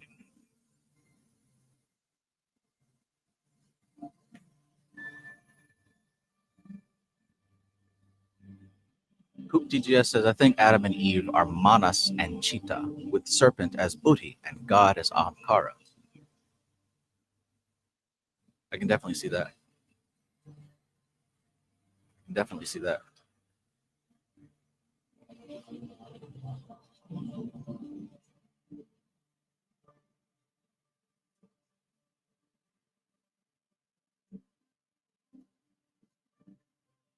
Rosa Flame says, I don't think it ever officially said, but it's inferred, and I think they were like hundreds of years old. I don't think they died. I think the serpent was telling the truth, and God was just doing what he was supposed to do. In any case, let's get back to this.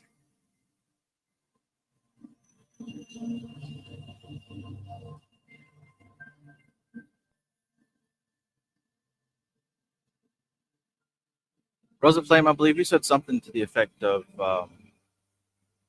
the four guna, excuse me, oh my gosh, the four parts of the machine: manas, chitta, ahamkara, buddhi, relate to the four worlds of Kabbalah, if I remember correctly.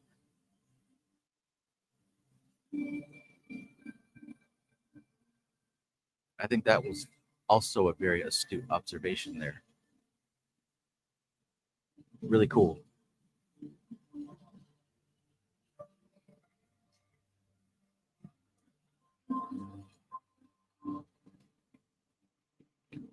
The Logos has now acquired the same reactionary capacities by contemplation of the evolved swarm that the swarm acquired by the experience of the planes. Therefore, the divine entity and the divine manifestation vibrate synchronously and are at one. The divine entity and the divine manifestation vibrate synchronously and are at one. And after a period of compensating action and reaction, they evolve a rhythm. The logoidal vibrations are extended to the group spirit of the swarm. Nice. And the group spirit of the swarm is absorbed in the consciousness of the great entity. The individual sparks, however, maintain their individuality, but their group spirit is no longer a separate entity, but has become at one with it, and therefore it is at one with the logoidal consciousness, so that the oversoul of the swarm is the Logos itself.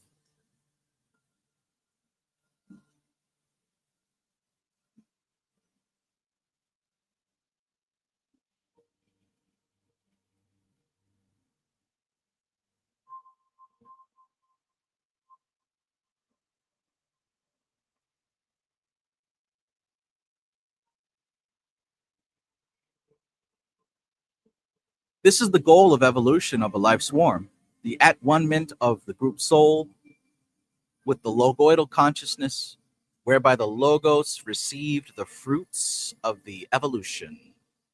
It may now be asked, whither go the sparks? By the way, just to check this one more time, the individual sparks, right? The individual sparks, they maintain their individuality. Neat. But their group spirit is no longer a separate entity, but has become at one with the logoidal consciousness. So the oversoul of the swarm is the Logos itself. So in the case of the Lords of Flame, right, whither go the sparks? What happens to the sparks? I feel like I don't remember reading this part, man. In the case of the Lords of Flame, they are so completely withdrawn from the manifested universe that they cease to be upon the planes of manifestation. They are so completely withdrawn from the manifested universe. These are the angels, the first class. They are so completely withdrawn from the manifested universe that they cease to be upon the planes of manifestation, but remain at the central point of impactation, maintaining a balancing action and reaction between the manifest and the unmanifest. Some, however, succeed in making contact with their corresponding cosmic atoms, and these pass out of the sphere of logoidal evolution to experience the life of a traveling atom in the cosmos. Neat. Some angels even graduate to go beyond the matrix itself. That's pretty cool, huh? And they become their own matrix. That's exciting. I'm happy for them. Imagine being so good at what you do. God's boss, God's boss asks you to go do it some more. That's inspiring, isn't it? Being so good at what you do, God's boss asks you to go do it somewhere else on your own with you in charge. Talk about a promotion, man.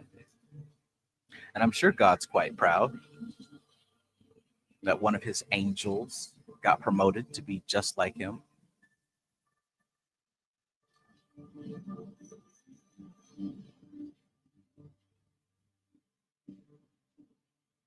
To become like God would be a great thing, right? That would be an excellent thing. How is it that Christians got into their head that it would be a terrible sin and something to frown upon to be like God? I mean, I know why they think that, but if you really think about it with, a little bit more common sense, that'd be a wonderful thing for the universe.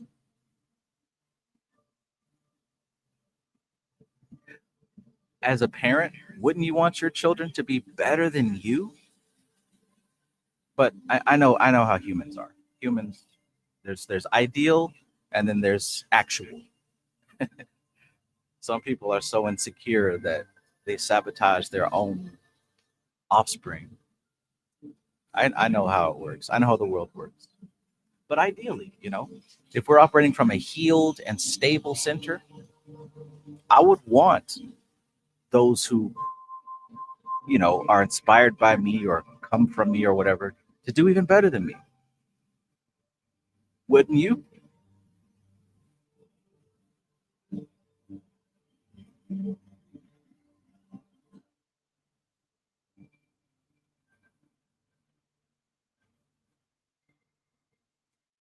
I want to get away.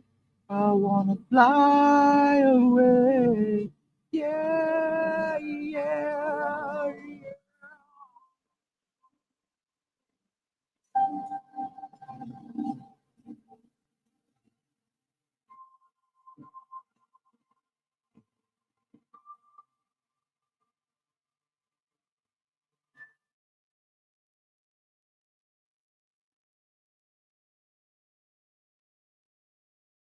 Cool. Some, however, succeed in making contact with their corresponding cosmic atoms, and these pass out of the sphere of logoidal evolution to experience the life of a traveling atom in the cosmos. I like that so much that I'm going to highlight it just because it's something pleasant to think about.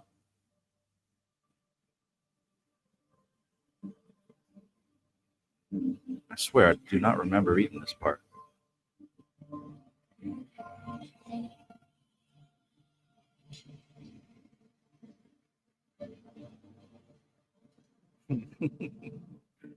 Whither go the sparks?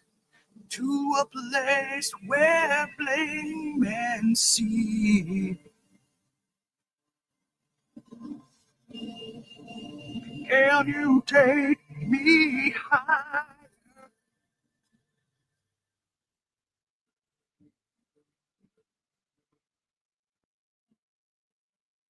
Those that do not so proceed remain as conditioning influencers in the universe and, being at one with the logoidal mind, are able to execute the logoidal will. The forms which they built in the course of their evolution form part of the framework of the universe, and as such are stereotyped. But whenever the Logos desires to effect compensatory actions in response to the uncoordinated responses of an evolving universe, it is by means of the laws of flame, thus freed from the bonds of manifestation, that this is achieved. And he made his ministering spirits a flame of fire, and flames of fire were his ministering spirits. That's in the Bible, right? The lords of flame are concerned in basic natural forces. Cool, cool. So from this, you can kind of deduce from, I guess, Judeo-Christian lore how the angels got to be what they are. Right? We can deduce, according to the lore, that they were created as some of the first forms of life. They went through all the processes that could be went through. In their journeys, they constructed archetypes and patterns, and eventually they became so experienced and so in resonance with creation itself, they literally became a reflection of God. They evolved to the point that they became a reflection of God. And they don't work against each other. They work as one mind. They became one with the simulation. They became the rules of the simulation, the patterns. Pretty cool. 1111. 1111. 1111. Check.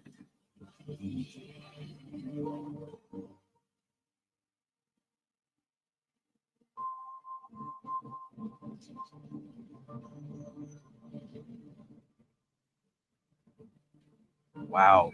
On page 111. That's pretty cool.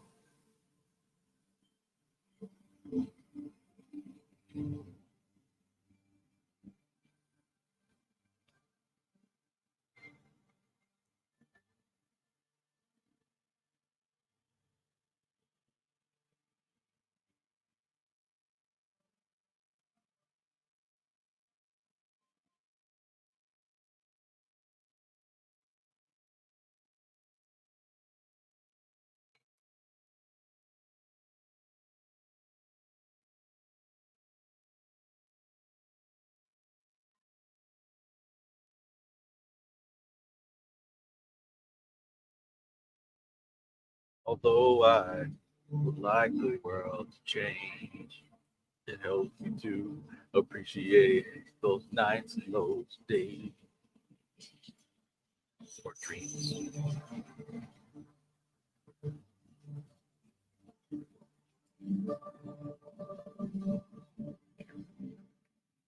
Cause there's a hunger, a longing to escape from the life I live when I am away.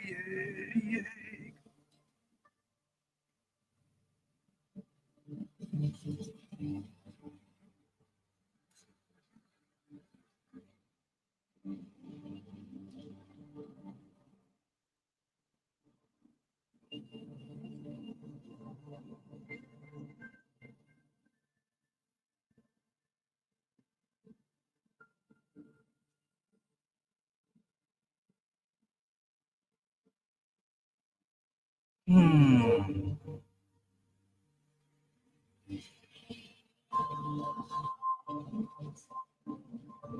The Lords of Flame, likewise, on completing their evolution, undergo similar adjustments. And when the Logos, having received a new concept from an evolving swarm, desires to impress an archetypal concept upon a swarm in process of evolution, it is the Lords of Form that are employed for the process. Their methods we will study later. The Lords of Mind, likewise, upon their return, are assimilated to the divine consciousness and employed as mediators between the Logos and his universe. Now, be it recalled that the Lords of Mind established individuation, and they deal essentially as individuals with individuals, whereas the Lords of Form deal with group souls. The Lords of Mind are the initiators of our present evolution, and as such, will receive much reference in the course of these teachings. They it is who, able to react upon all planes of manifestation, range up and down the planes, performing adjustments by exercising compensatory stresses when the faculty of epigenesis has disordered an evolution. Upon a plane where they function, they are simply a center of force. Therefore, they are unperceived by the denizens of that plane. They can, however, by the assistance of a vehicle of that plane, detach certain elements to form nuclei for the building of vehicles in the matter of that plane. Hence the concept of the virgin birth. Neat. So upon the plane where they function, they are simply a center of force. Upon the plane where they function, they're simply a center of force. Therefore, they are unperceived by the denizens of that plane. They can, however, by the assistance of a vehicle of that plane, detach certain elements to form nuclei for the building of vehicles in the matter of that plane. Hence the concept of the virgin birth. And therefore it is that those who are known as the saviors are always represented as born of agamogenesis.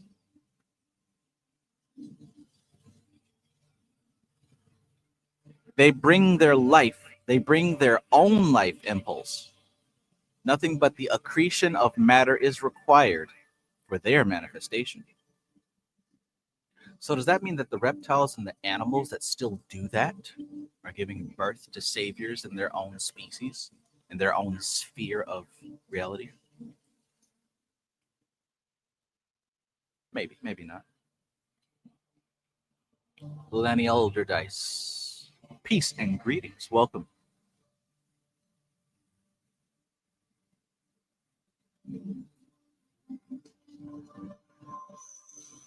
In this outline, we have traced the development of a manifested universe up to the point where the divine sparks of the prime swarms have returned to the Logos, achieved atonement, and function as intermediaries between the Logos and his universe.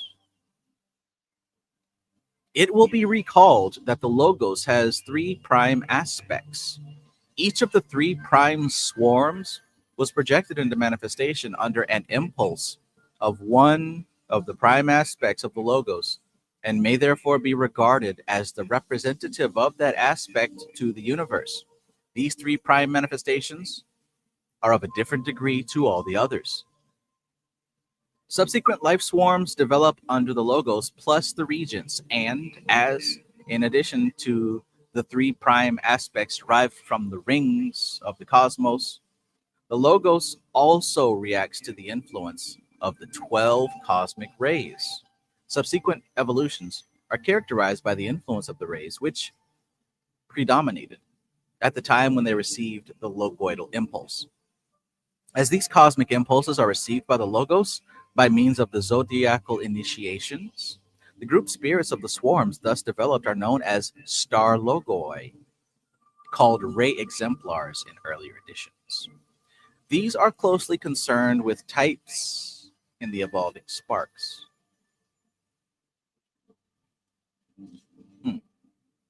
It will thus be seen that each swarm, after it has achieved atonement with the Logos, it will thus be seen that each swarm, after it has achieved atonement with the Logos, performs the part of compensator or counterpoise in the work of evolution. For with the coming in of epigenesis comes also the risk of developments out of harmony with the logoidal nature.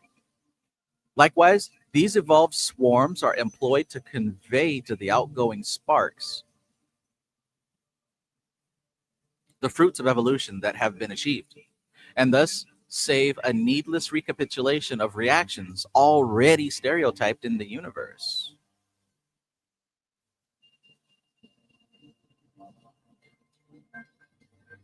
We have now concluded a description and outline of the evolution of the Logos and his regents who condition all future evolutions. This concludes the second section of the teachings.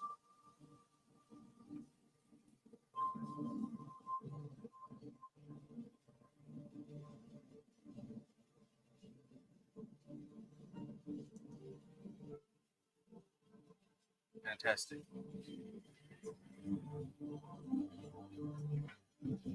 Fantastic. All right.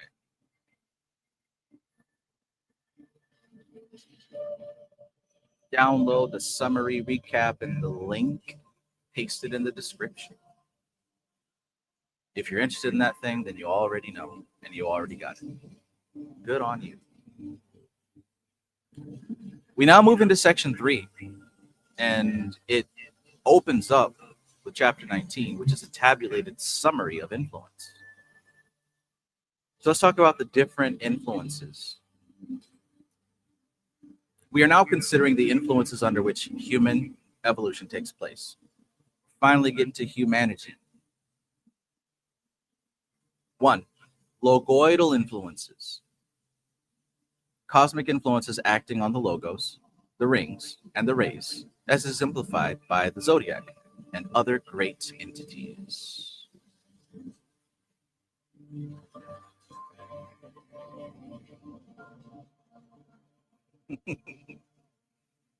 Peace, Lady Justice. Grease and beatings, everyone. Grease and beatings.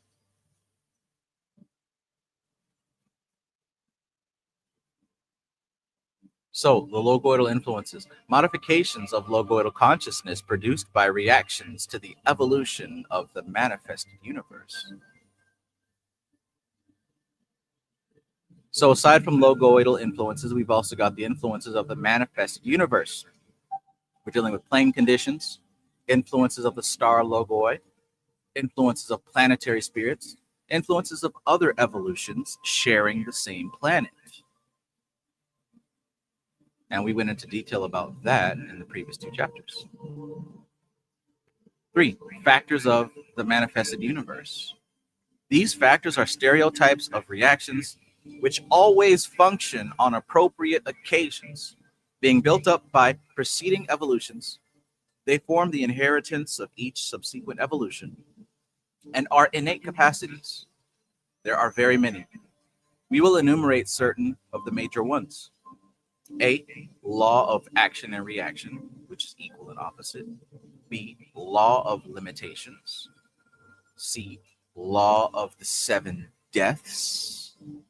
D, law of impactation, or the transmission of action from one plane to another. E, law of the aspects of force or polarity. F, law of attraction of outer space. G, the law of attraction of the center. Under the influence of these factors, evolution proceeds, and to terms of these factors, it can be reduced. The logoidal influence predominating at the time that a new phase is being developed determines the type of life or vehicle evolved.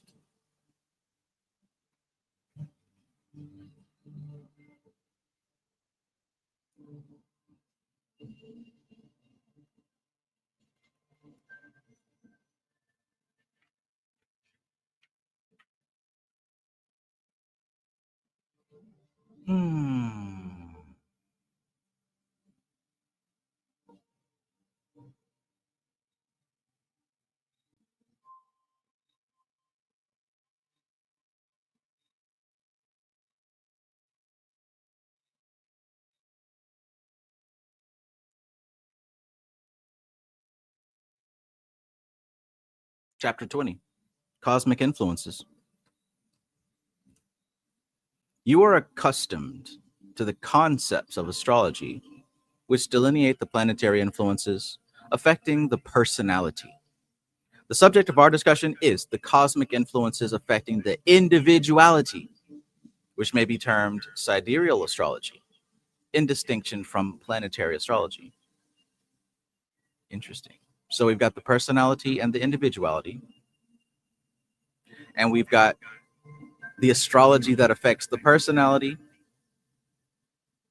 and sidereal astrology, which affects the individuality. That's an interesting way to put it. Vedic astrology for the higher self, for the soul.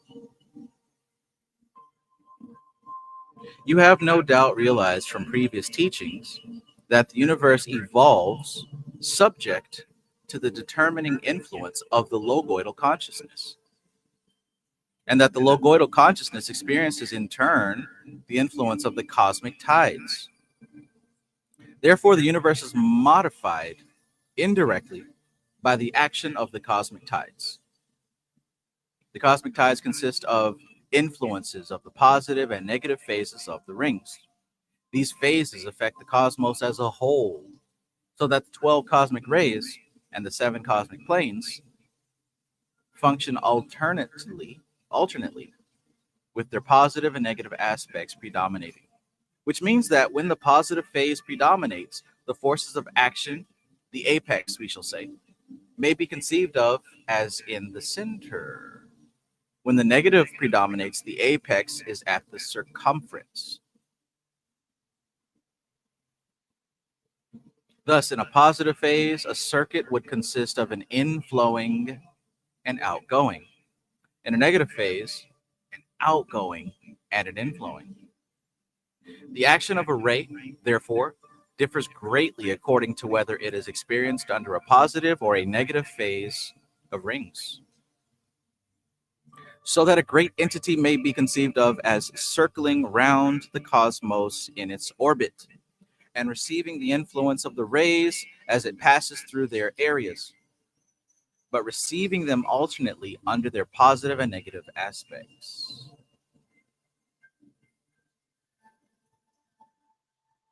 The evolution proceeding in the universe will be correspondingly modified according to whether that evolution takes place when the Logos is experiencing a positive or negative cosmic influence. So, despite planetary influences and the astrological influences of the 12 rays, we've also got to factor in whether or not the cosmos is in a positive cycle or a negative cycle.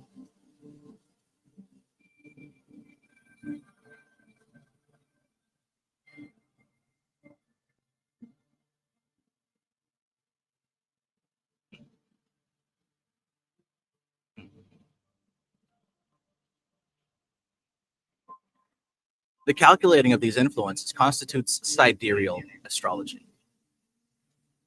The calculating of these influences constitutes sidereal astrology. This is the astrology which relates to the lives and fates of group souls and planetary spirits. It concerns the nativities of the heavenly bodies themselves. The basis of this calculation is the precession of the equinoxes. Rosa Flame says, yo, what about the black-white hole? I need more context.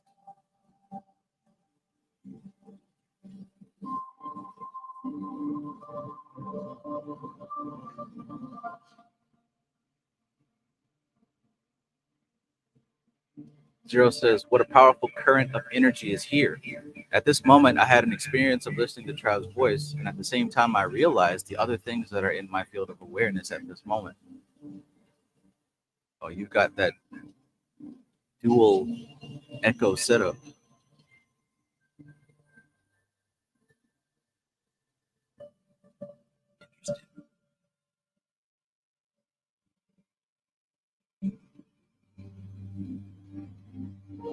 Framestar Films says, funny how that figures with spell work and positive and negative planetary aspects.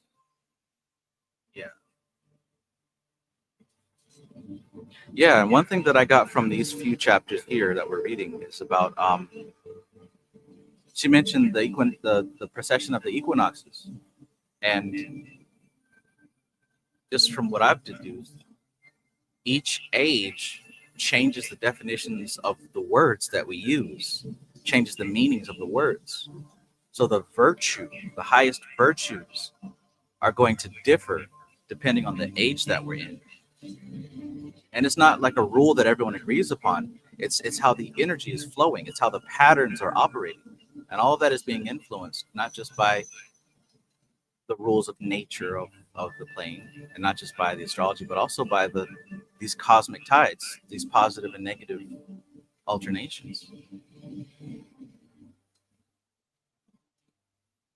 As above, so below. So even the phases of the moon factor in. That's on the small scale. The time of day, right? We talk about these planetary hours.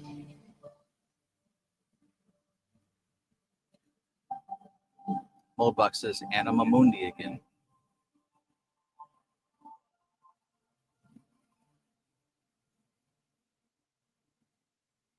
Oh, yeah, okay. The inflowing, outgoing, like what Bentop said. Black hole, white hole.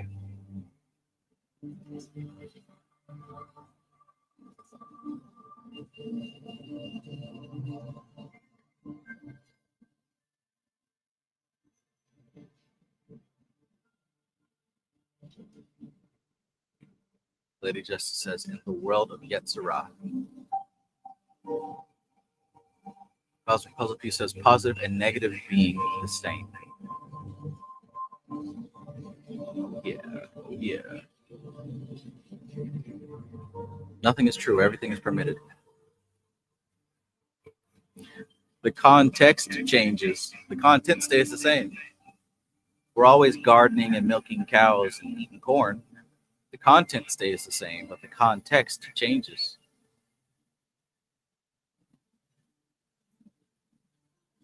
All right, so the equinoxes and the cosmic ray phases correlate, and there are 4 phases to a ring phase. On that basis, you can calculate out the sidereal influences affecting evolution. Remembering this, however, that these influences do not affect human lives directly, but affect the planetary spirits, which, in their turn, influence the mental and karmic atmosphere in which a soul reacts. And the planetary spirits themselves are modified by the tracks in space described about them by the evolution of a group soul of any life swarm that is progressing through their sphere. So that, although the logoidal influences are remutable, modifications of these influences are introduced in the course of transmission.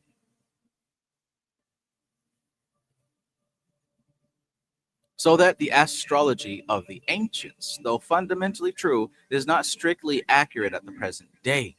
The developments caused by evolution must be allowed for. Therefore, those aspects which in primitive times might be interpreted as war and bloodshed, at the present time might be interpreted as a conflict of ideas. The planetary aspects at the time of the Darwinian controversy would have meant war at an earlier stage. The meanings change.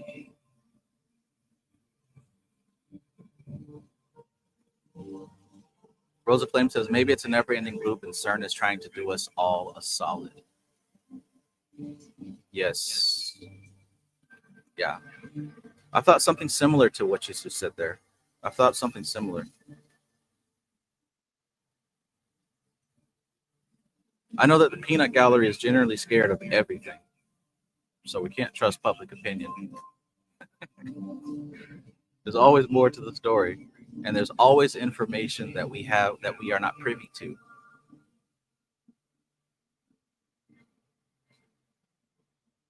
Peanut gallery, always on some bullshit.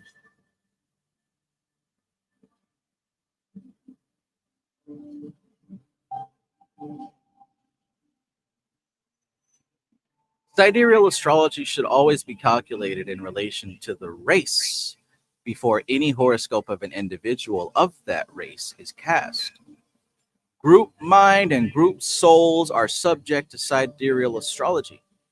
Individuals to planetary plus sidereal astrology.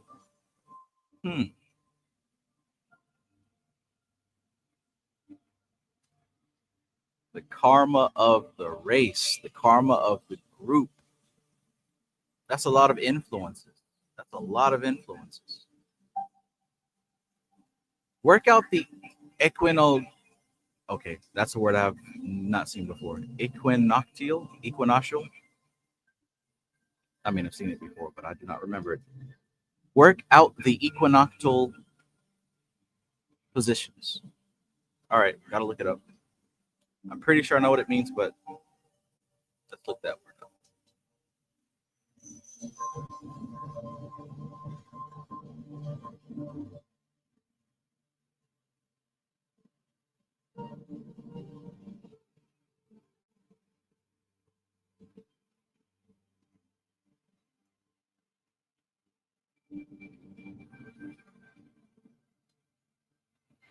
Relating to the equinox, relating to the celestial equator, pertaining to an equinox or equinoxes. All right, yeah, that's what I thought.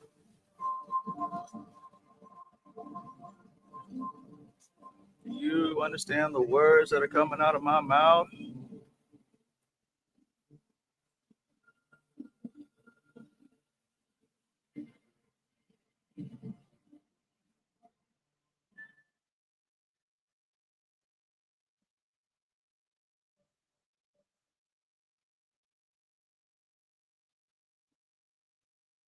We just keep groundhogging. Absolutely, man. Absolutely. The loop is so wide, we just don't remember repeating. That's all. Groundhog Day, but it's 3,000 years.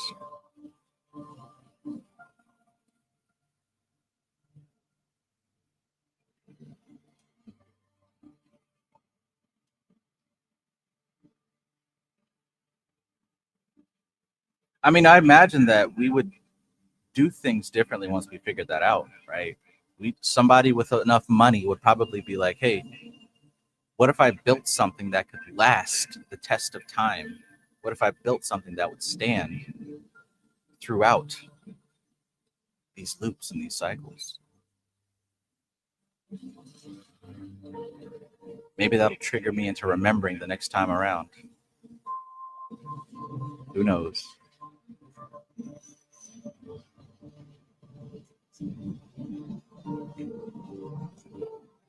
I'm sure a lot of questions would come up, right? I think one of the questions would even be, maybe if we destroyed humanity, that would stop the cycles and stop the loops, right? You'd be surprised what happens to a person who wakes up and realizes they're stuck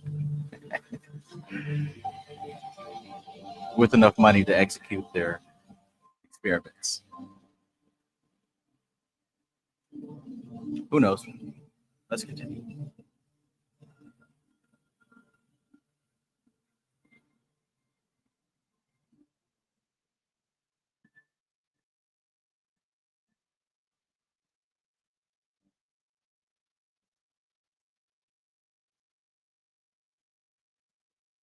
Round and round and round.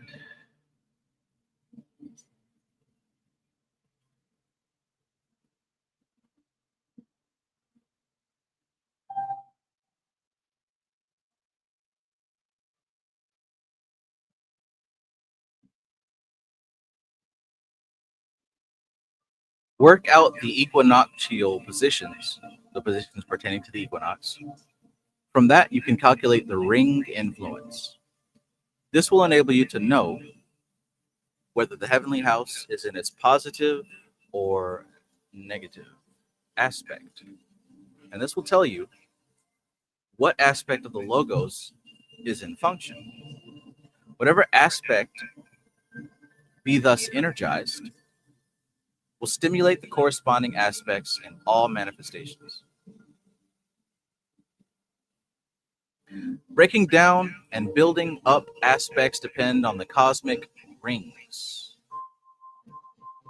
and the particular form of destruction or construction depends upon the cosmic ray. So breaking down and building up aspects depend on the cosmic rings, right? Ring cosmos, ring chaos. That determines the building up and the breaking down. And the particular form of destruction or construction depends on the cosmic ray. These prime conditions underlie all others and frequently falsify the best made calculations. In addition to these, the regular and calculable influences of the cosmos, there are irregular influences caused by the passing of other great entities upon other spheres or planes of the cosmos, as previously referred to. You will find the particulars on this subject in a previous chapter, 14. There is no method which you are capable of grasping whereby such influences can be reduced to a calculable system, but they will be found to correlate with the approach of the comets. Some, therefore, are known to you, for some of the comets have their orbits calculated. Some are still unknown to human thought, but give adequate notice of their approach by the disturbances induced in other heavenly bodies. Wow. When you study space and the heavenly bodies, it's all about loops and spirals. It's all about loops and spirals, man. Everything is about loops and spirals. The astrology of the comets have been but little worked out, And would we pay attention? The best method of calculation is through the spectroscopic record of a comet. This will enable its chemical composition to be deduced, and the proportions of the elements will give the necessary clue to the nature, especially the proportion of the metals, which, being referred to their appropriate correspondences, will furnish the key to the problem of good and evil, the fruit of the tree of knowledge. I remember when they were talking about the whole three-eye atlas, and it was composed of, what they say, it had a lot of nickel content. Nickel? What does nickel correspond to? Does nickel have a planetary correspondence?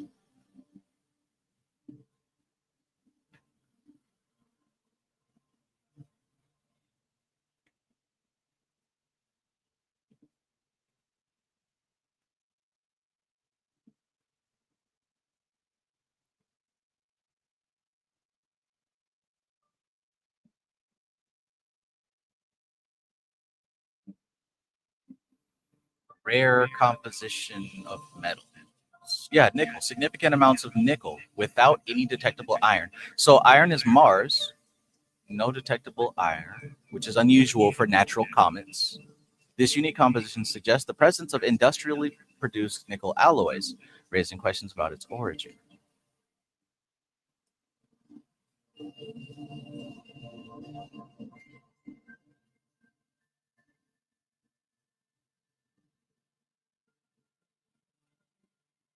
Let's see. Let's see. What's the magical correspondence of nickel? Does anybody know?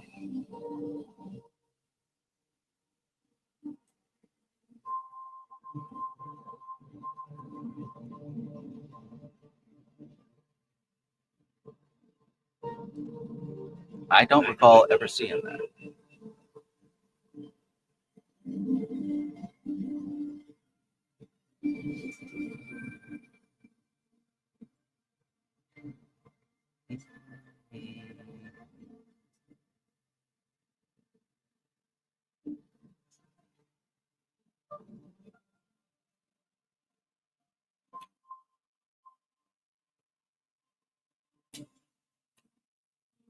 Oh well, I guess that's something I'll have to research on my own. Just like if Eve died or not.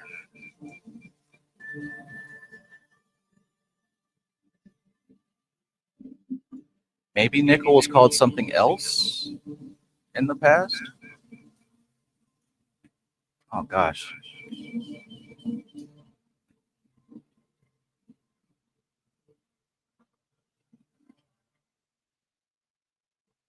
Oops, I did it again. Got lost in the game. Baby, baby.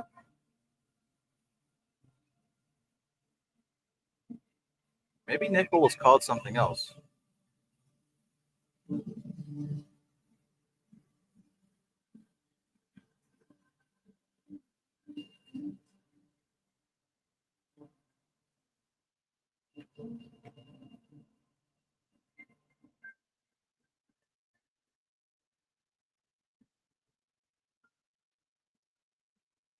Also, is it just me, or did people stop talking about once November came and whatever they said was going to happen didn't happen?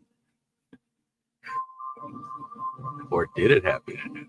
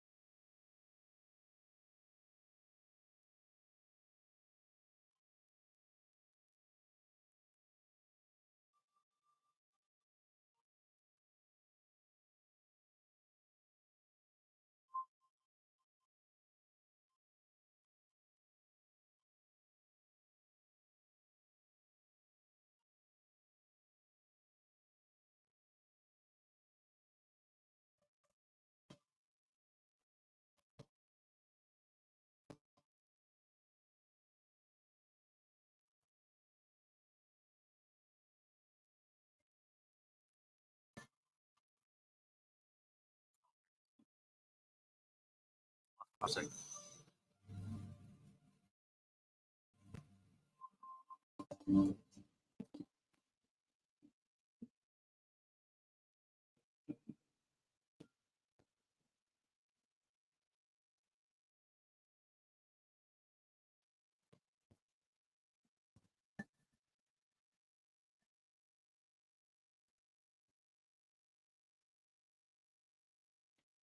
Lady Justice says Sun with gold, Moon with silver, Mercury with mercury, Quicksilver, Venus with copper, Mars with iron, tin, Saturn with lead.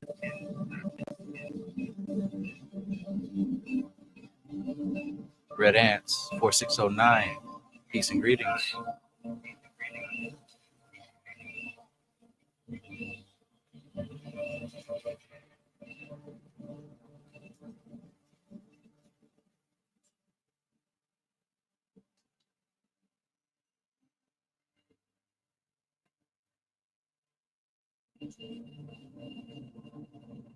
Interesting.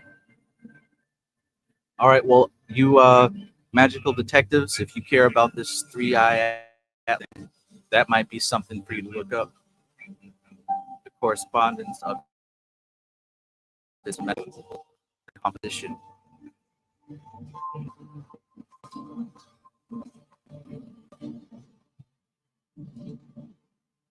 There is no method which you are whereby such influences can be reduced to a calculable system, but they will be found to correlate with the approach of the comets.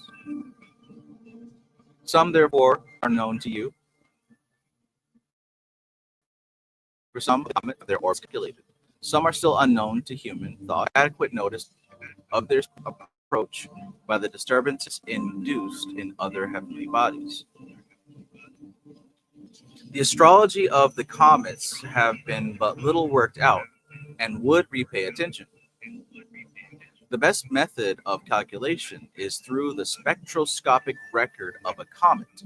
This will enable its chemical composition to be deduced, and the proportions of the necessary clue to the nature, especially the proportion of the metals, which being referred to by their appropriate correspondences, will furnish the key to the problem of good and evil, the fruit of the tree of knowledge. Thus it can be seen of what the force is the support or pillar, for that which it supports will have its activity intensified, so that which should be a negative phase unexpectedly become positive.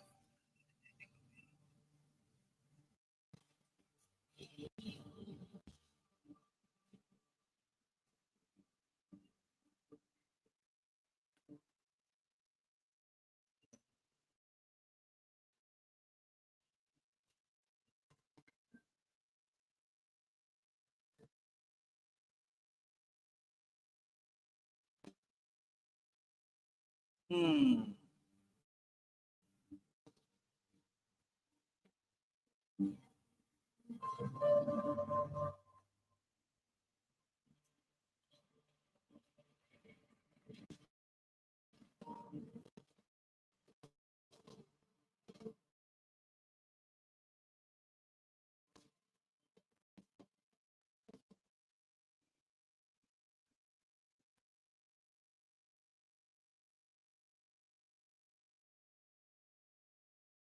Basis of calculation of sidereal astrology,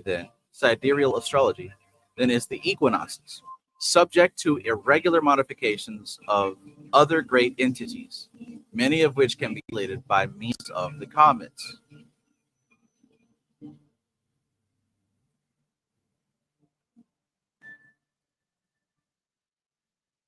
Maybe the apple was a metaphor for ChatGPT. Uh-oh.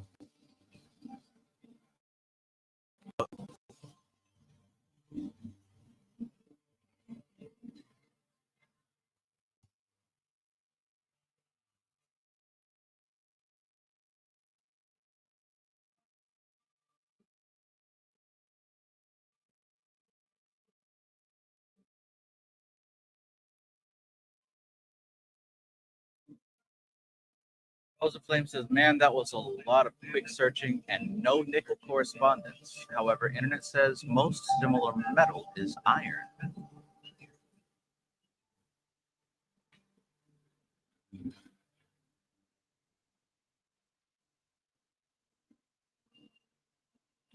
Maybe somebody can look up to see if the metals were attributed to the outer planets, right? Because we still have Neptune, Uranus, Pluto. One made the correspondence of these metals.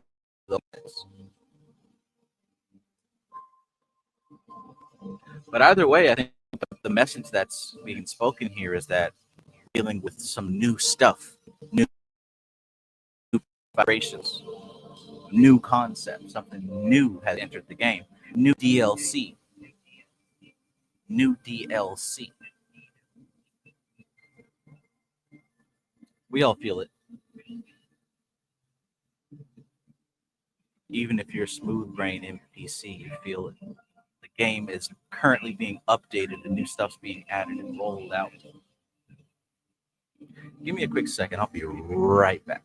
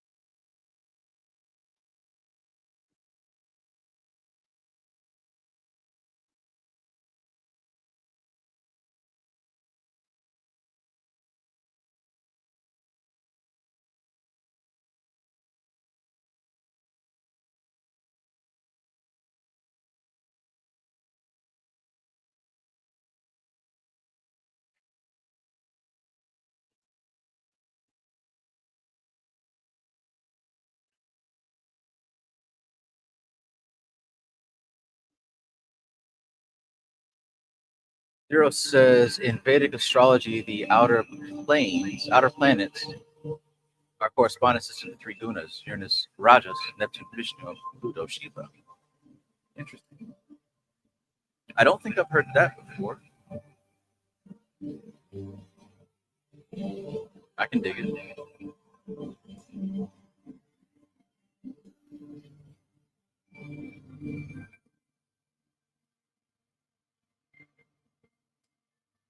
The comets, it may be said, are aggregates of atoms drawn together by means of the electrical disturbance occasioned by the influences of entities upon subtler planes. That is to say, great cosmic beings that have no matter of the seventh cosmic plane in their composition, and therefore cannot form a universe which is perceptible to the senses of a first plane solar evolution.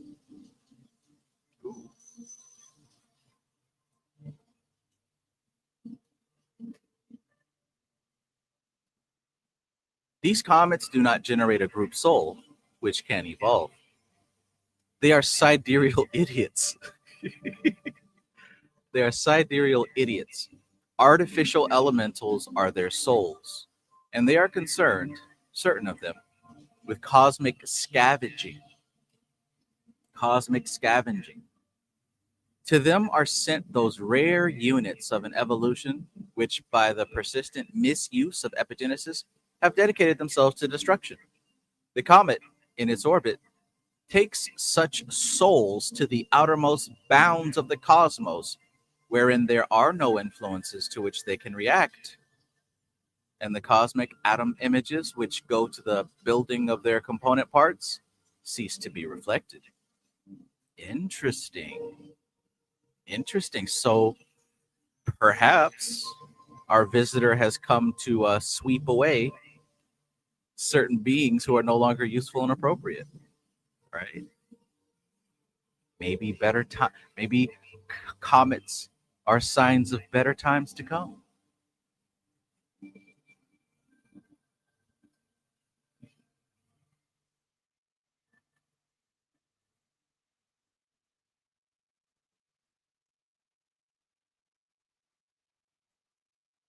That is the unknown death. Such units cease to be completely, and there is no reincarnation or fresh start. Even their karma is disintegrated and touches not the group spirit. It is said of such that they exchange their planet for a comet. Interesting stuff. You can make a movie out of this, huh? Or at least include it in your story.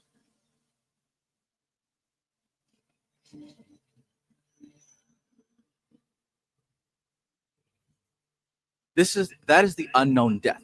Such units cease to be completely, and there is no reincarnation or fresh start. Even their karma is disintegrated and touches not the group spirit. It is said of such that they exchange their planet for a comet. They elect to go far and fast, but they go too far and too fast for their forces of cohesion. They go too fast for their forces of cohesion. And the comet to which they have yoked themselves, when it returns again to the sphere of our solar system, is found to be without them. Damn, son. Where'd you find this?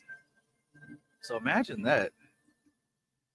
You want to experience that which no one has experienced before. Angels to some, demons to others. Will tear your soul apart. You open the box. We came. I used to be so scared of that movie. Goodness gracious. Imagine that.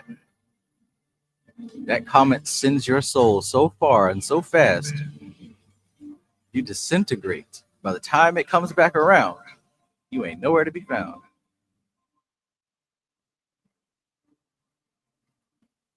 Tibetai, peace. According to the rulership book, oh, I remember that book. That's a big one. According to the rulership book, Nickel had a planetary correspondence to Pluto. That's a good one. That's a good one. And Pluto, according to what Zero said, aligns with Shiva.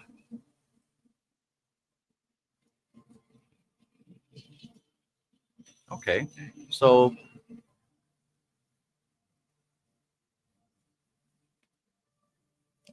that feels right. That feels right.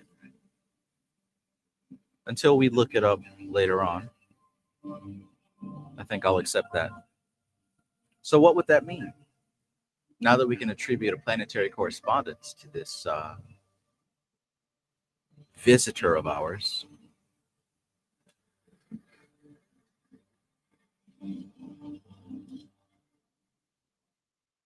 what does Pluto correspond with magically? Since you've got the rulership book, let's look into Pluto and what influences Pluto has upon the collective with this visitor of ours.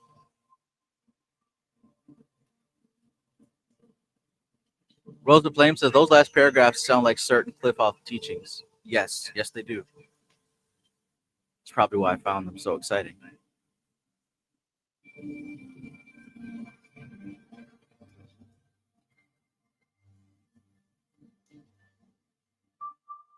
Rose of Flame says some people put Pluto at Kether.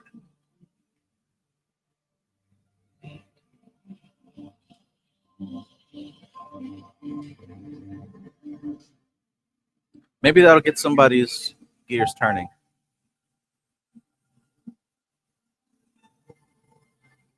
What's going on? Solar evolutions proceeding from the solar logos, which is your God, synchronize roughly with the ring influences of the cosmos. That is to say that under the positive cosmic influences, the logos will give the stimulus which sends a new swarm upon its journey. But the length and speed of that journey synchronize thenceforth with nothing else. Because there are so many counteracting influences, save that it will have to make its passage through the nadir at a time when the cosmic tides are turning. But it may have one or more cosmic phase upon its outgoing arc. The change of a phase will always precipitate an evolutionary crisis. But until a cosmic tide turn occurs, when an evolution is approaching the limit of its developmental capacities, it will not venture over the dead center, but will perform epigenesis and bide its time.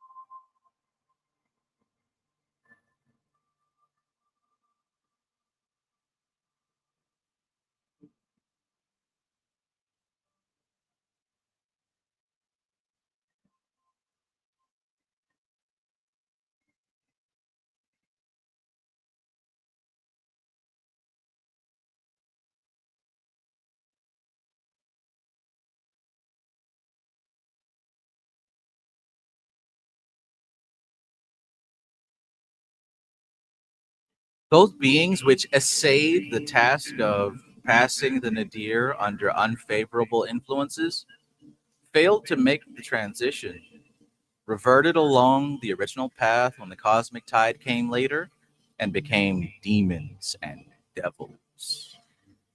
Hence the distinction of the left-hand path.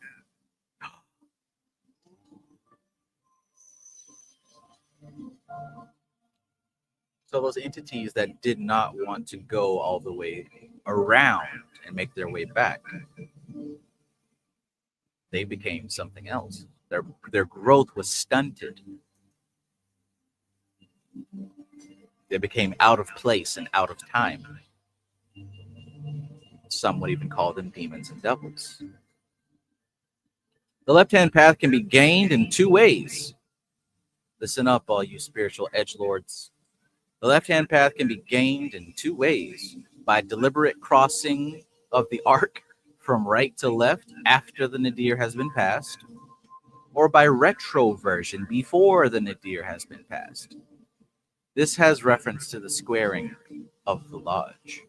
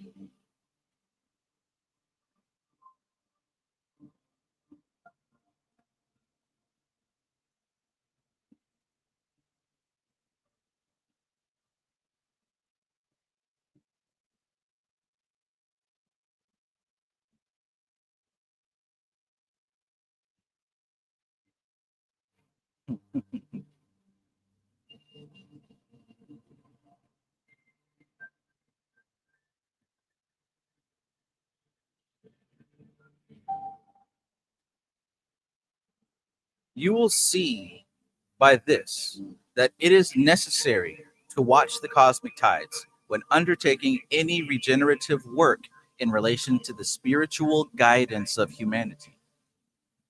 The great constructive period of the 19th century afforded a valuable starting ground for any spiritual impulses. The first quarter of the 20th century was a phase of destruction.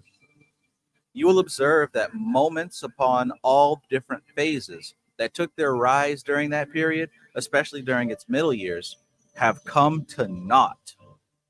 The concepts may have been sound, but the season was unpropitious. Unpropitious.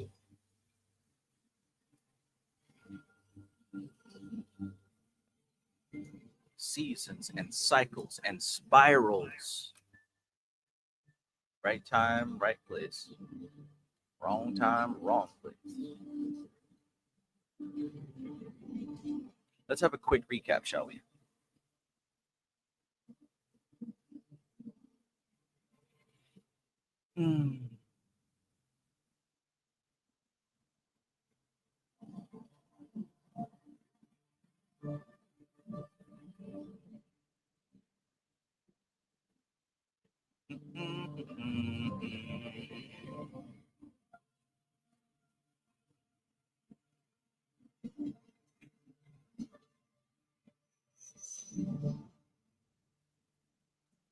Any day now.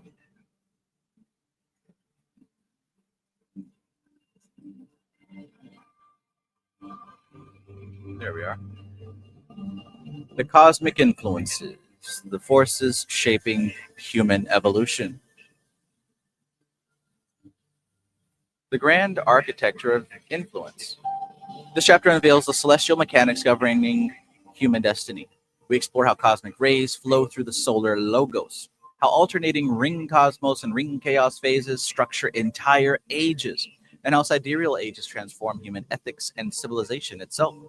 Additionally, we examine the disruptive role of comets, bearers of external forces, and discover how these vast cycles orchestrate the precise timing of humanity's spiritual evolution.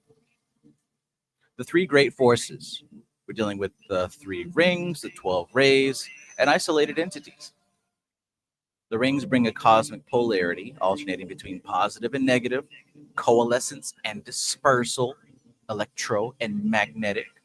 And this creates a fundamental rhythm of the ages. Then you factor in the 12 rays, and these are the currents of consciousness that shape the inner psychology and also the spiritual tone of the times. Then we have the isolated entities. Now remember what she said. I think this chapter has a couple of cool concepts in it. One of them being that these comets are the manifested bodies of great entities who don't have their own solar system in this particular plane. So these isolated entities, comets, bearing external influences from beyond the solar logos, introducing raw, unmediated forces. We tried to find the correspondence of nickel, which is largely found in 3I Atlas, whatever you call that thing. Mostly nickel, or prime, a lot of nickel basically. Didn't really come to a concrete conclusion, but Tibetai did point out that nickel was to be found aligned with Pluto in their sources. I think I have a physical copy of that book. I know I got the PDF, the rulership book.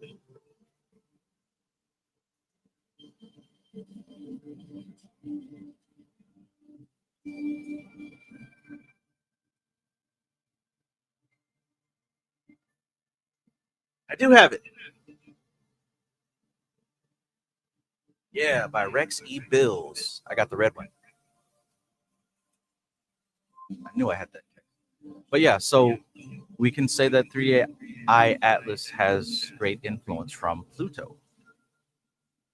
So to figure out part of the esoteric bearing that our current visitor has, perhaps it would prove profitable to look into the correspondence of Pluto. And this is how you really break down anything. Because every single thing in existence either has a planetary, astrological, or an elemental correspondence. Once you start to find those and pinpoint those, it becomes easier to utilize divination and break down what's happening. But you guys know that already. Dealing with the rings, the macro cycle of polarity. The ring cosmos, this is the bringing together and structuring of energies. Attractive forces dominate. Movement towards the center, unity, integration. Now the ring chaos, this is the polar opposite. We're dealing with differentiation, dispersal, movement towards the edge, diversity and separation.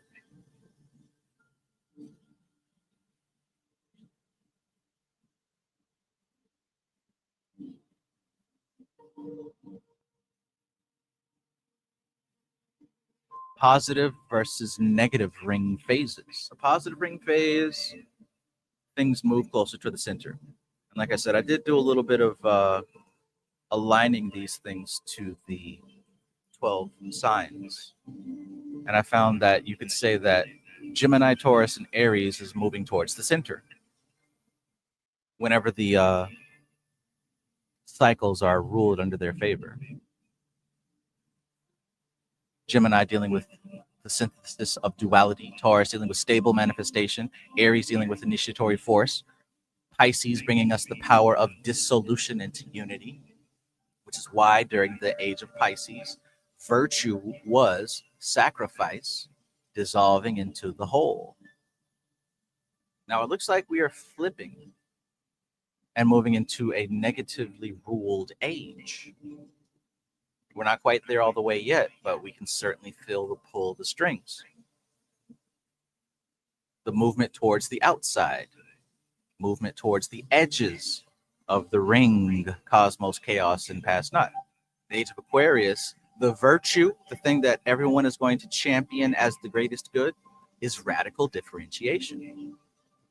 Radical differentiation, different within the whole, not separating, but individualizing within the group.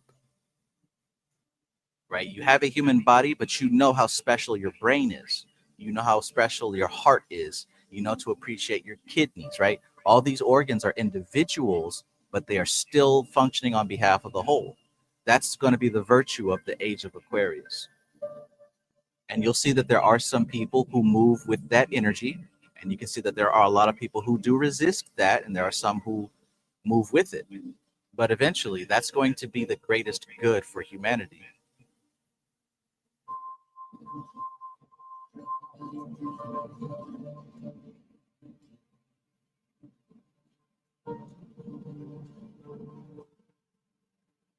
But anyways, the next would be Capricorn, crystallized form.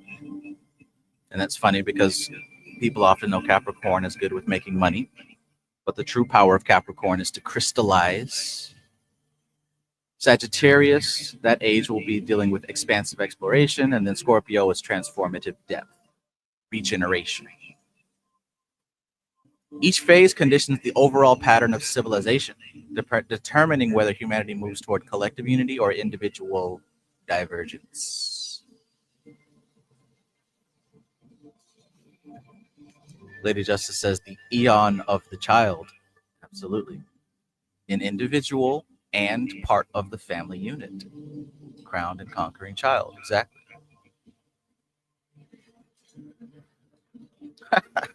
These forces come here to experience being exhausted. Right, right.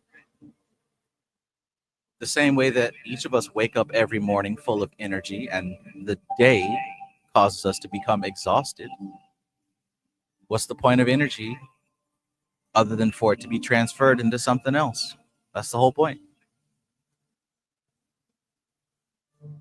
We only get stuff because we're supposed to give it.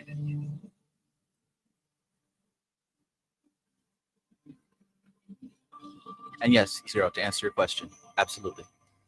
Wherever there's three, you already know the gunas are to be found.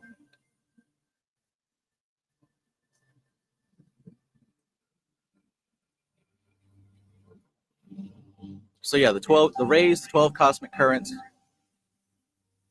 we can call these the flavor of the ages. Each ray provides the flavor, while the ring provides the direction.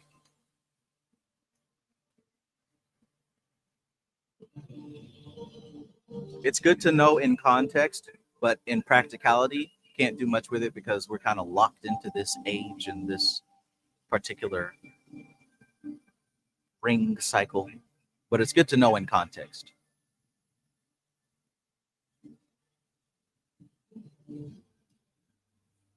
Planetary astrology, standard zodiacal influences affecting individual lives in shorter cycles. Sidereal astrology, vast ages shaped by cosmic cycles affecting entire civilizations.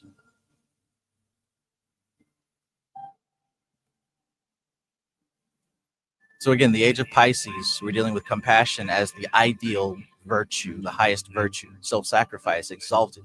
Religious institutions came to arise during the age of Pisces. Collective unity, that was the big deal. We were operating in a positive ring phase. Pisces demonstrated how ray and ring influences combine to create the ethical and spiritual atmosphere of an entire age.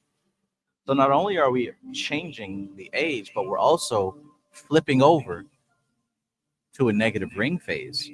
So this is going to be a profound shift right now.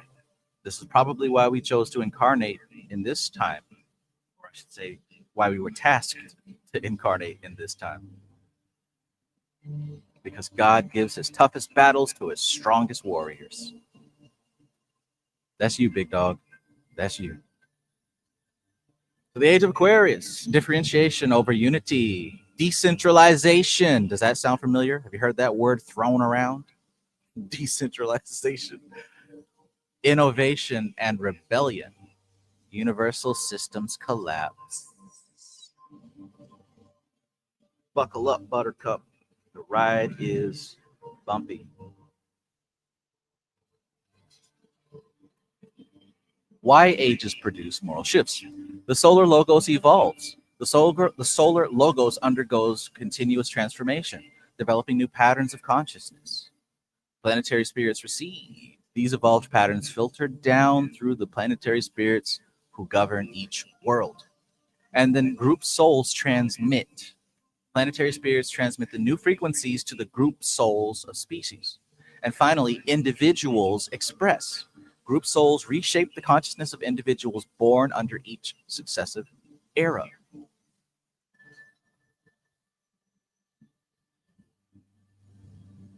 Yes, that's it. The sapien in the zodiac age. The content stays the same. It's always the same pieces of the game. The content stays the same. It's the context which changes. The context shifts. So yes, there have always been people walking around eating food and wearing clothes. That's always been. But the context was different. Those were different people. We are different people now. We was kings. No, those were different people. Same bodies, different people.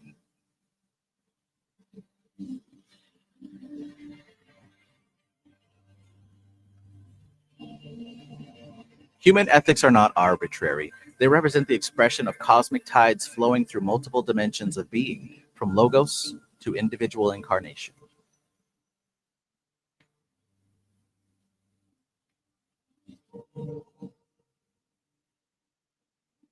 The role of comets. External cosmic influences. Comets originate outside the solar logos, carrying forces not native to our system's evolutionary plan. That's what makes it interesting and special. Simply by it being in proximity to our planet and our civilization, it's bringing patterns and vibrations that we have never experienced. So that means we will definitely be having new things pop up here soon. The seeds are planted. They've taken root. We're about to see some very interesting things take place in the world that have never happened before, at least not in recent human memory. Unfiltered raw force. Unlike star loci, comets are not stepped down or mediated. They introduce pure, unintegrated energy, the spoon that stirs up the pot of chili. Malefic disturbances. Considered malefic because they fracture group souls and disrupt orderly evolution with abrupt intrusions. Can't wait, personally. Attracting resonant beings. Souls who vibrate in harmony with disruptive external forces find themselves drawn to cometary influences.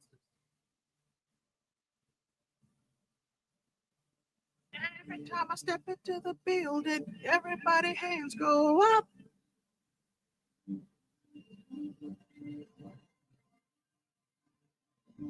And they stare up, down, up, down, up, down. Comets as cosmic scavengers. According to Fortune's doctrine, souls who habitually align themselves with disruptive external forces, resisting the harmonious patterns of the solar logos, eventually incarnate upon comets themselves. These comets sweep outward toward the ring past not the boundary of the solar system. Upon the comet's return journey, the souls are gone, their karma removed entirely from the solar evolutionary stream. This represents a rare occult explanation for what Fortune terms unknown death. Not destruction, but complete removal from the system's karmic record. Oh my.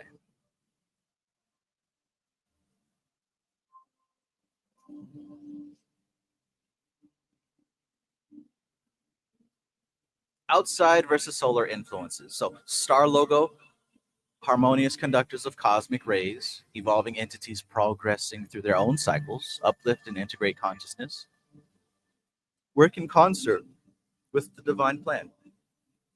Comets, unintegrated external forces, do not evolve or participate in system growth, disrupt and fracture established patterns, introduce catalytic chaos from beyond. I mean, who doesn't need a dose of catalytic chaos from beyond every now and then? Every now and again. The fundamental distinction lies in evolutionary participation. Star logos nurtures growth within the cosmic order, while comets challenge that order from outside. Evolutionary timing. Cosmic influences govern the precise orchestration of evolutionary milestones across vast stretches of time.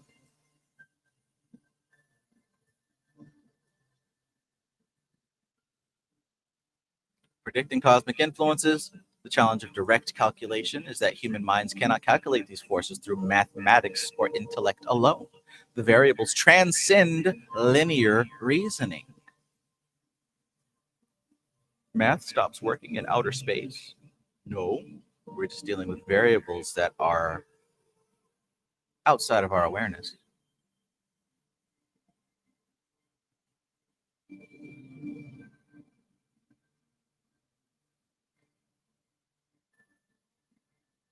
Physical phenomena as clues. Observable events like comet appearances serve as signposts, revealing cosmic currents to those trained in interpretation. Spectral signatures. The light spectrum of a comet hints at the quality of influence it carries, whether disruptive, transformative, or catalytic. So what do you guys think? Just looking at the world today, the events that are happening, would you say we have more disruptive events happening, more transformative events happening, or more catalytic events happening? Does the world seem more Rajasic, more Tamasic, or more Sattvic? The recent energies, what do you think?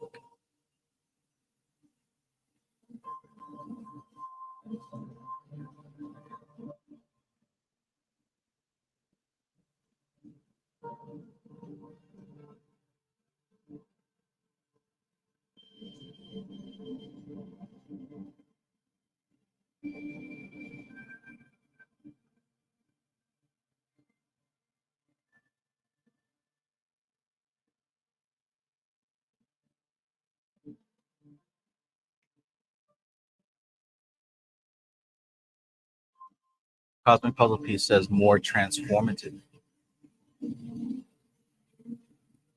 Cosmic Traveler says Tomasic for certain.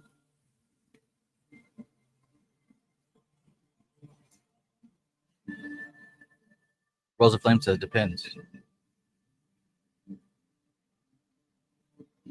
Wait a minute now. So did you all just give me all three? You gave me Rajasic, you gave me Tomasic, and then you gave me Sattvic. Interesting.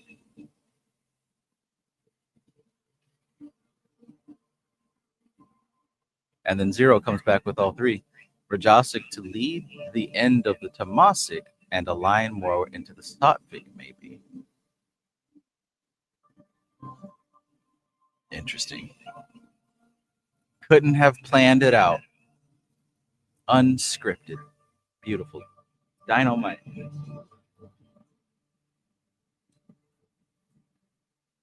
See? This is a special audience. You already know that. Positive evil versus negative evil. Negative evil arises from ring chaos phases, the necessary resistance and friction that refines consciousness through differentiation. This is evolutionary resistance, essential for growth and individuation. Positive evil, introduced through comets, external dissonant forces from beyond the solar logos. These serve as catalysts for deeper epigenesis, forcing beings to choose consciously between growth and decay. Both forms of evil serve evolutionary purposes, but only positive evil originates from outside the system's natural polarity.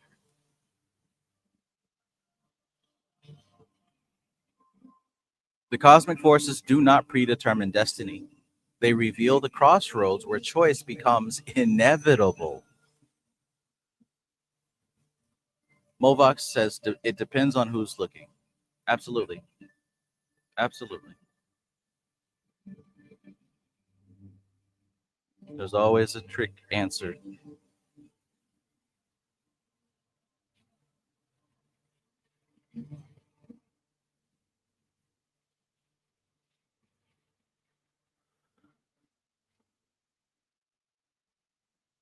What you see is what you get.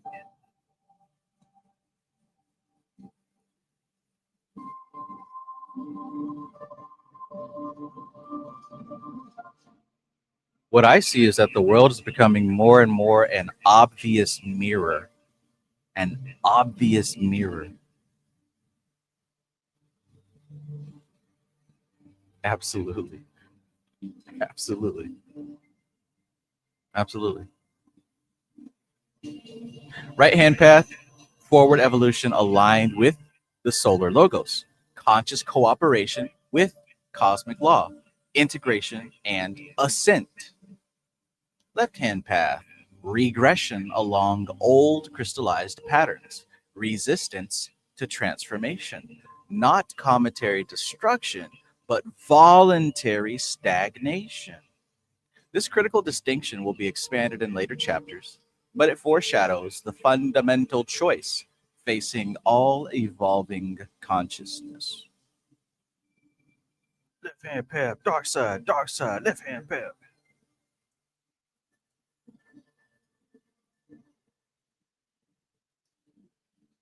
The big picture. Chapter 20 reveals that human evolution does not unfold in isolation, but within vast cosmic rhythms.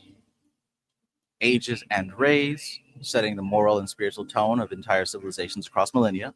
Rings, governing the polarity between unity and differentiation over vast cycles. Planetary spirits, mediating cosmic currents into forms appropriate for evolving group souls. Comets, introducing external catalysts that test and refine individual soul choices. We evolve with the cosmos, not apart from it. Our spiritual development is woven into the fabric of universal consciousness itself. Key insight: cosmic forces are the active scaffolding of spiritual evolution. The active scaffolding of spiritual evolution. They're not passive background scenery or mere context for human drama.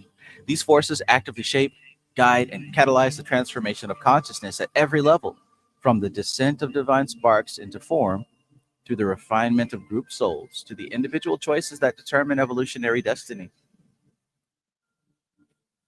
Rays determine tone, rings determine direction, planets shape form, and comets test the soul.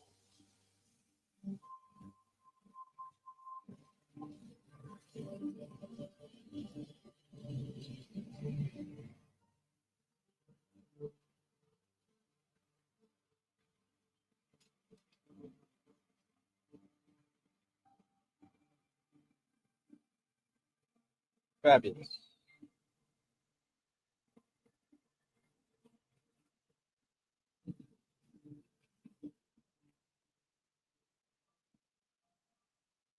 Anyone?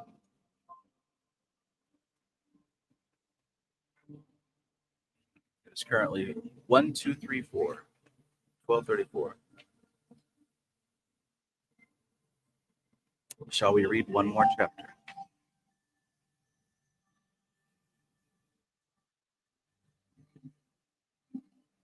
Chapter 21. Let's see. It's 1, 2, 3, 4, 5, 6, 7 pages.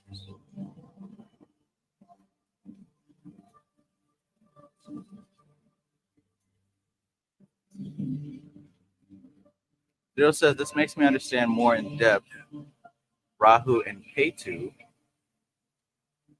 as the head and the body of the dragon. Yeah, man. And think about it. What is Rahu and Ketu? They are the positive and negative poles. So maybe the Vedic astrology has factored in the positive and negative aspects.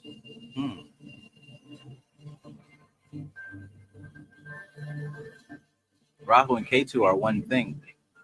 They're the positive and negative pole. They're showing a sort of position. And this is helping me think about Rahu and Ketu in a different way.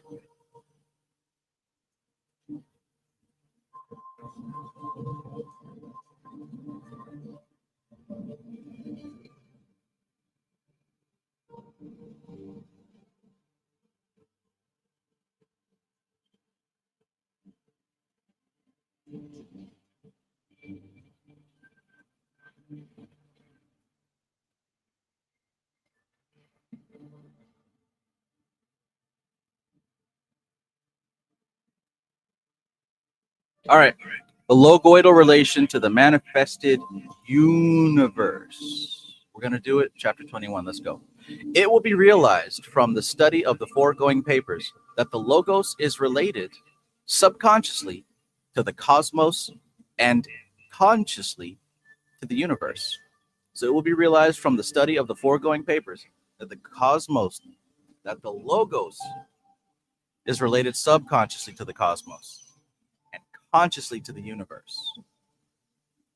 Remembering also that the logos is affected by the positive and negative cosmic phases. You will perceive that under the negative influence, its consciousness will tend to subjectively, and therefore the cosmic influences will predominate in the logoidal consciousness. You'll perceive that under the negative influence, its consciousness will tend to subjectivity. So under the negative influence, we're mostly dealing with subjective experience. And therefore the cosmic influences will predominate in the logoidal consciousness. At the same time that the logoidal influences will be withdrawn to a great extent from the manifested universe, which will be left to the control of forces which it had itself generated in the course of its evolution.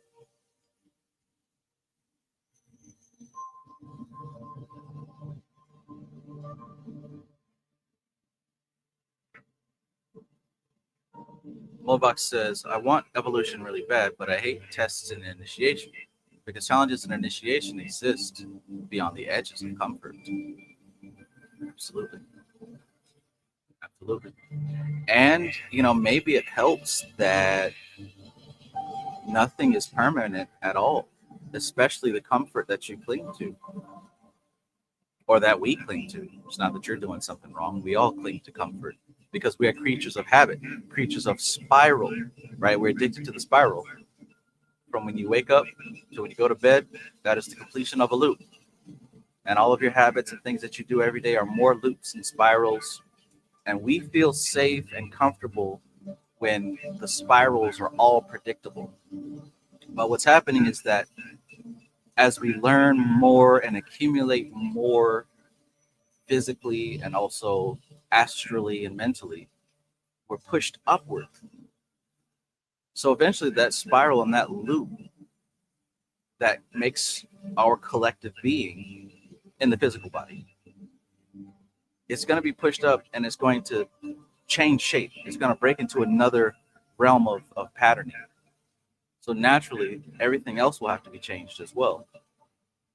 Just like when you're a kid and you love cartoons and Fruit Loops. Eventually, after a long period of time, those cartoons don't hit the same. The Fruit Loops don't hit the same. We might go back to them for a little bit of like nostalgia, but fundamentally, those cartoons and the Fruit Loops, they don't do what they used to do for us. Evolution happens regardless. Nothing's permanent. Permanent, that's the illusion. That's the lie.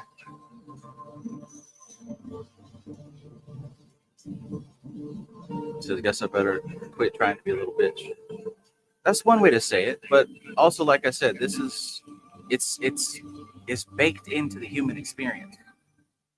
There really is no room to kick yourself. And hear what I'm saying. I'm not saying make excuses for yourself when you know that you should be doing better. I'm not saying that. What I'm saying is that all of our troubles are baked into the human beast. We didn't come up with any of this. It's baked into the human beast. You're not the human beast. You are something else entirely, and you're experiencing through the faculties of a human beast. So we all are dealing with the obstacles that come with the human beast body, but none of them are yours, and you can't take credit for any of it. You're not the one being a little bitch. It's the human beast, the hungry, horny human beast. It's a slow, dense, dumb creature. It takes some trickery and deep manipulation to move this human beast to where you want it to go.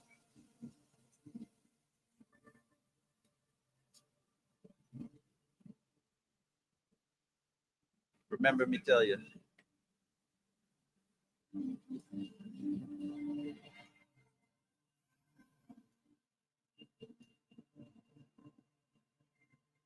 So you will perceive that under the negative influence, its consciousness will tend to subjectivity, and therefore the cosmic influences will predominate in the logoidal consciousness. At the same time that the logoidal influences will be withdrawn to a great extent from the manifested universe, which will be left to the control of forces which it had itself generated in the course of its evolution. These periods are referred to as the days and nights of Brahma.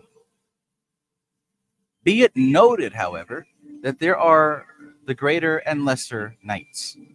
The relation of the Logos to his universe will be best realized by remembering that a phase of evolution is to the Logos what an incarnation is to man. A phase of evolution is to the Logos what an incarnation is to a man.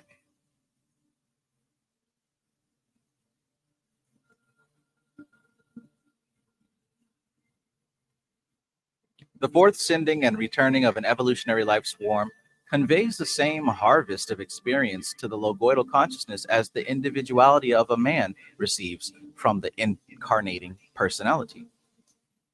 The fourth sending and returning of an evolutionary life swarm conveys the same harvest of experience to the logoidal consciousness as the individuality of a man receives from the incarnating personality. The Logos itself corresponds to the divine spark. the universe in its group soul aspect to the individuality, the evolutionary swarm to the personality.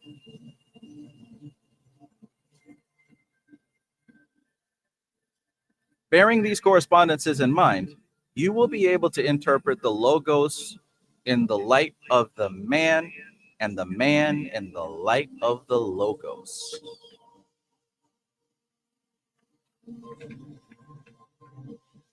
The formation, development, and devolution of a universe corresponds to the evolutionary cycle of the logos, so that the logos develops by means of a series of incarnating impulses, which are evolutionary life waves or swarms.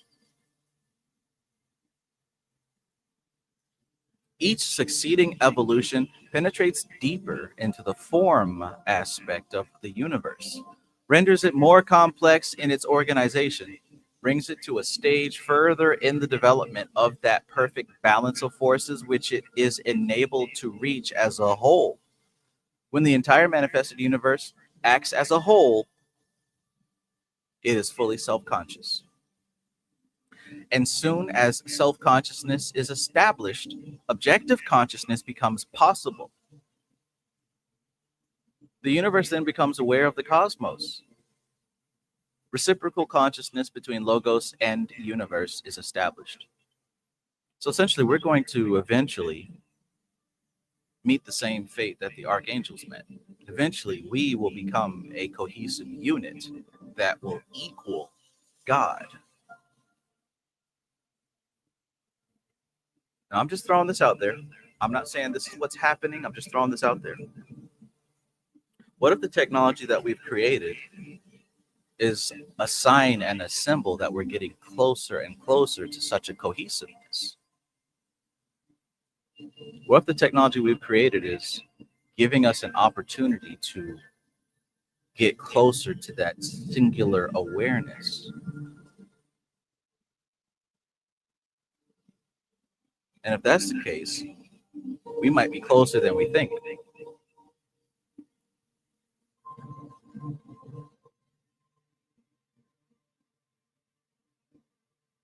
Let me read that again, especially with that in mind. Each succeeding evolution penetrates deeper into the form aspect of nature. It renders it more complex in its organization. It brings it to a stage further in the development of that perfect balance of forces, which is established to reach as a whole.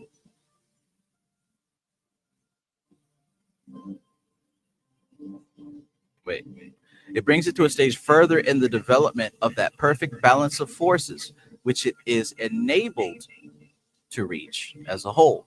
When the entire manifested universe acts as a whole, it is fully self-conscious. And soon as self-consciousness is established, objective consciousness becomes possible.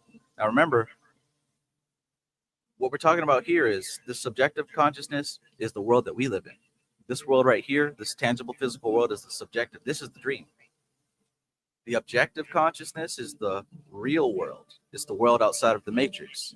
And we don't get there until, according to this text,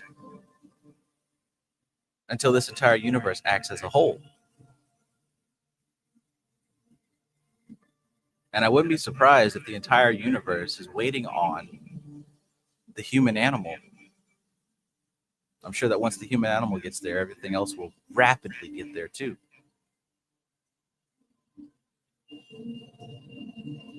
Maybe that's the whole point of science, to help us understand that there is one mind.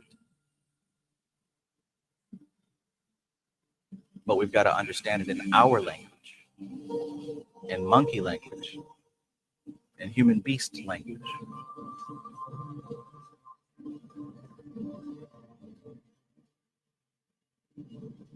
When the entire manifested universe acts as a whole, it is fully self-conscious. And soon as self-consciousness is established, objective consciousness becomes possible. The universe then becomes aware of the cosmos.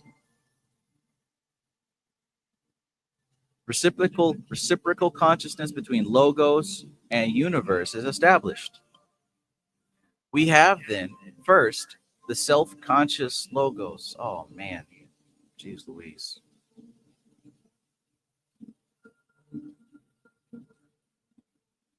I had a similar revelation in meditation a few days ago. I'm just now remembering.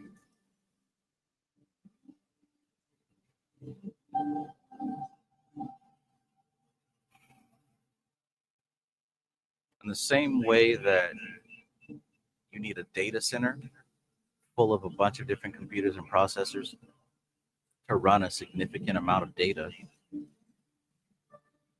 the individuality or the higher self needs a significant amount of processors to run a large scale consciousness operation. With that being said,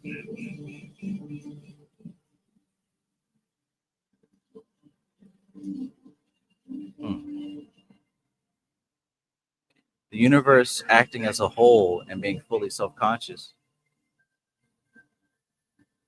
might look a lot more like organs in the body. The brain is focused entirely on doing its job. The kidneys are focused entirely on doing their job. Everyone is doing their job specifically.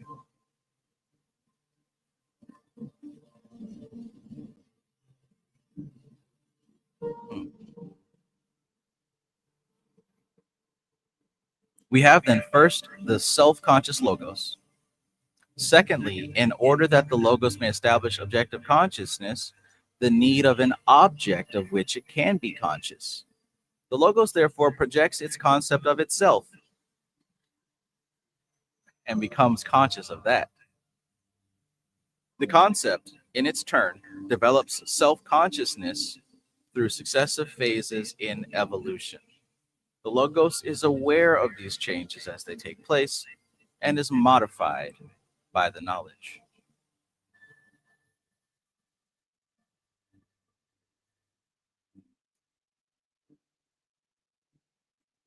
Interesting.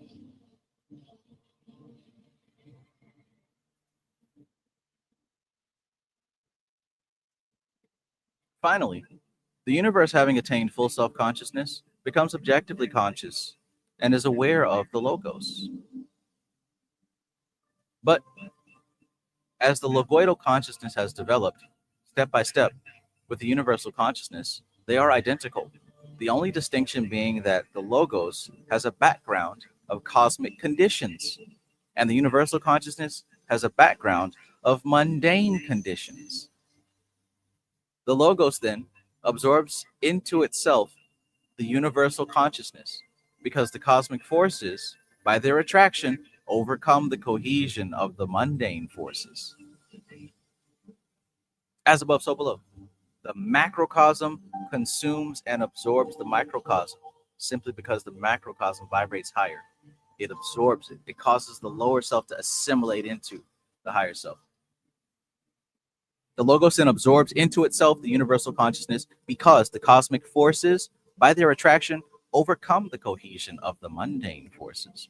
All these systems of organized reactions which held together the atoms of the manifested universe are therefore withdrawn from the plane of the manifested universe into the cosmic state of existence, and the atoms of which the manifested universe was composed. Ooh, did my phone die? I didn't have it plugged in. Ain't that something? I did not have it plugged in this whole time. You did your best, iPhone. You did your best. You did your best. All right. Well, then we'll continue reading. It's not like you can see the words on the screen anyways.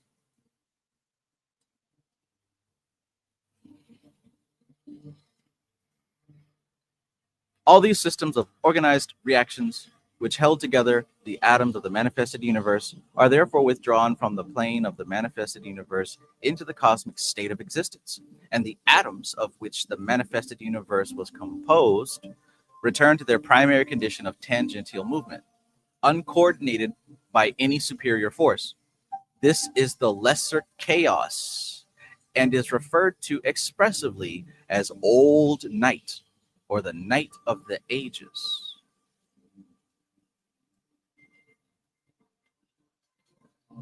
Old night or the night of the ages.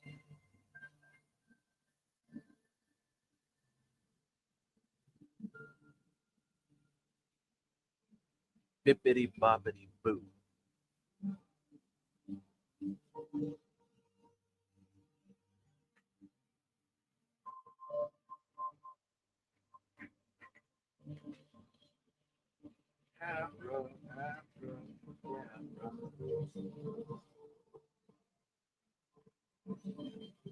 My last trick.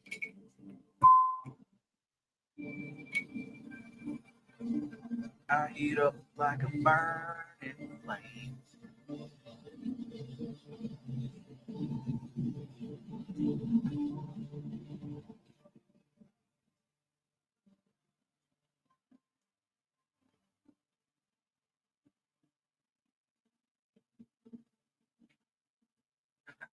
Molbach says there won't be anything to do beyond collective objective consciousness except chop wood and carry water. Yeah. So think about that also in relation to the Groundhog Day concept, right? Perhaps we've already done this many, many times. Perhaps this is expected. Perhaps everything is going according to plan in the first place. Perhaps everything's already going according to plan.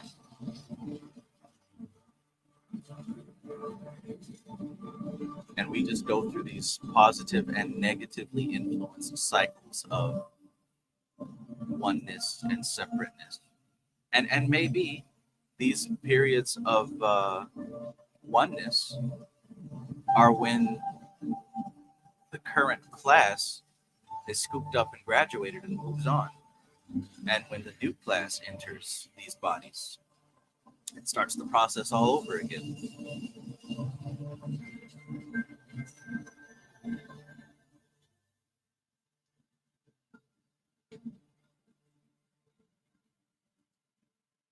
Zero says, I'm really happy to be here with an amazing year. What an amazing year with this beautiful and amazing community.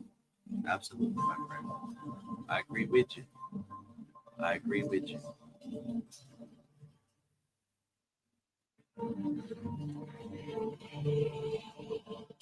It will be seen then that the goal of evolution is the development of a consciousness which can unite with the logoidal consciousness and pass from the phase of a reflected or projected existence, a phenomenal existence, to that of a real, actual, or nominal existence in the cosmic state.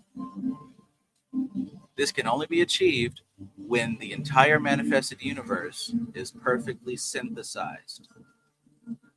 This represents the pralaya, or night of Brahma. A lesser pralaya occurs at the completion of each phase of evolution during the time in which the logos mediates upon the concepts presented to it as the fruits of that evolution, thereby modifying its own consciousness. A lesser pralaya occurs at the completion of each phase of evolution during the time in which the logos meditates upon the concepts presented to it as the fruits of that evolution, thereby modifying its own consciousness. The succeeding swarm of divine sparks receives the impression of the modified logoidal consciousness, as previously explained, and therefore starts upon its evolution with an elaborate reactionary capacity already developed.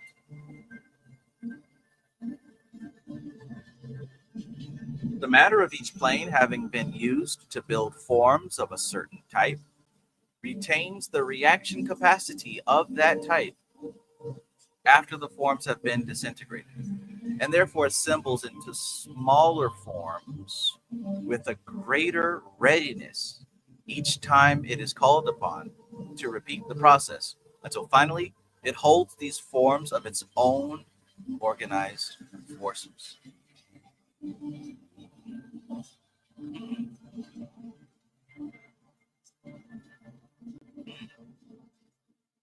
Eric Barron says, so therefore we are living in one of the most exponential, wonderful, and very painful times in this dimension. Absolutely. Absolutely.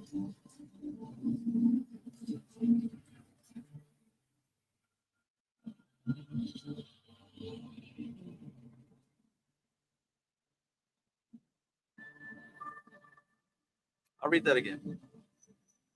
Because even after the bodies disintegrate, lessons learned in those bodies remain. And not only just lessons like, lessons, but the subtle patterns of what it means to walk around, chew food, and process as a human. I keep missing a zero. I'm gonna get it next time though. Watch. Watch.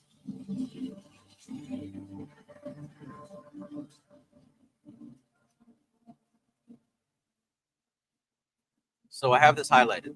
The matter of each plane, right? The matter, the components, the building blocks, the matter of each plane having been used to build forms of a certain type retains the reaction capacity of that type after the forms have been disintegrated. So the matter itself retains the reaction capacity. Sounds like some karma happening here.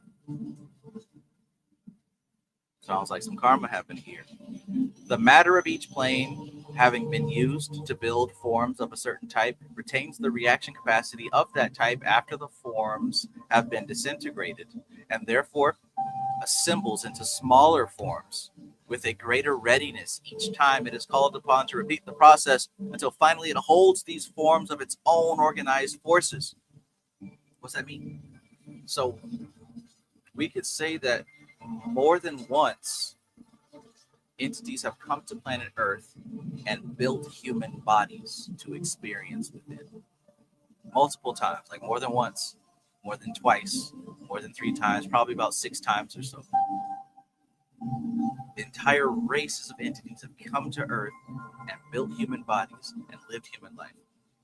What she's saying in that paragraph is that the matter that composes human bodies and has interacted with human life retains on a subtle level some of that energy, some of those patterns, some of those memories of being used and utilized in such a way, so that each time a class of entities comes to planet Earth and makes human bodies, the bodies itself, the flesh, the matter that composes the human body, remembers.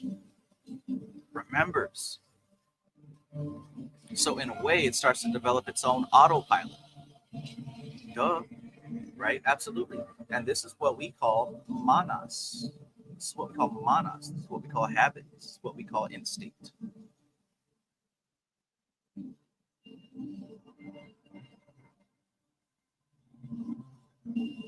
That's pretty cool. That's pretty cool.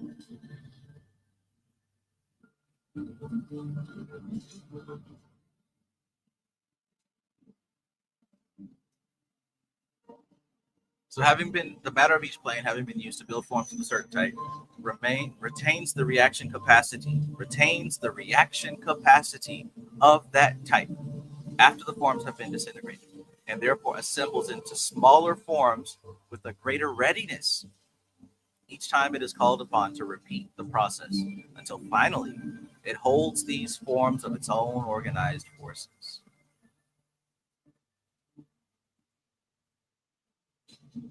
Thus, subsequent life waves are compelled to use these forms and are conditioned thereby.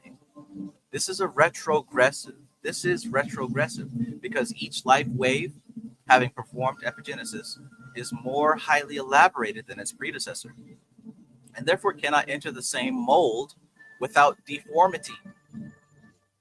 This matter will be referred to again when considering the problem of evil.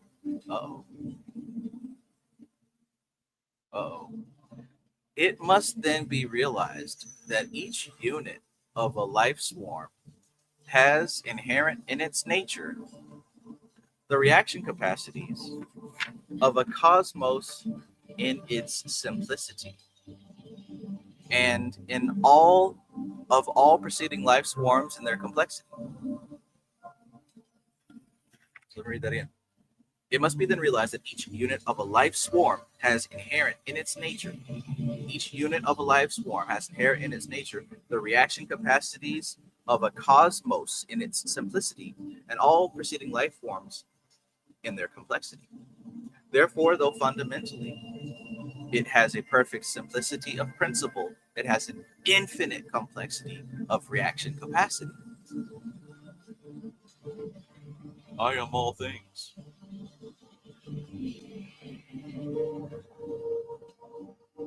The cosmic principles are known and are constant. The three gunas. To these, each human soul is obedient as to the fundamental laws of its nature. But the reactions of epigenesis cannot be calculated in relation to individuals because of their complexity and the number of possible modifying factors. They can only be calculated in relation to evolutions because the number gives the average. Hence, it is that epigenesis introduces the element known as free will, and free will, in the interval between its development and its synthesis to the logos, gives rise to the positive evil of the manifested universe. The teaching of the last two lectures was devoted to a consideration of the extra-universal influences. We are now in a position to consider the intra-universal influences. Let it be borne in mind that the extra-universal influences, firstly, are of two types. One, the cosmic influences which act upon the logos and to which the logos reacts, thus undergoing changes. Two, these changes being reflected upon the manifested universe as variations and phases of the logoidal influences.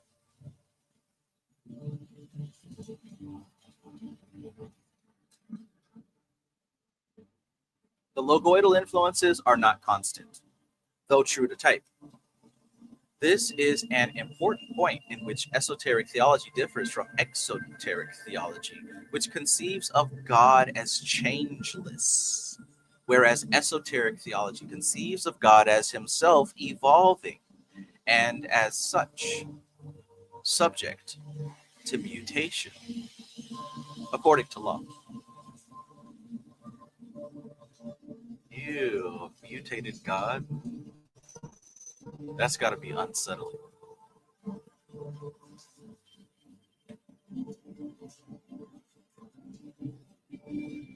Secondly, the logoidal influences change owing to modifications in the logoidal nature produced by its reactions to the evolution of the universe.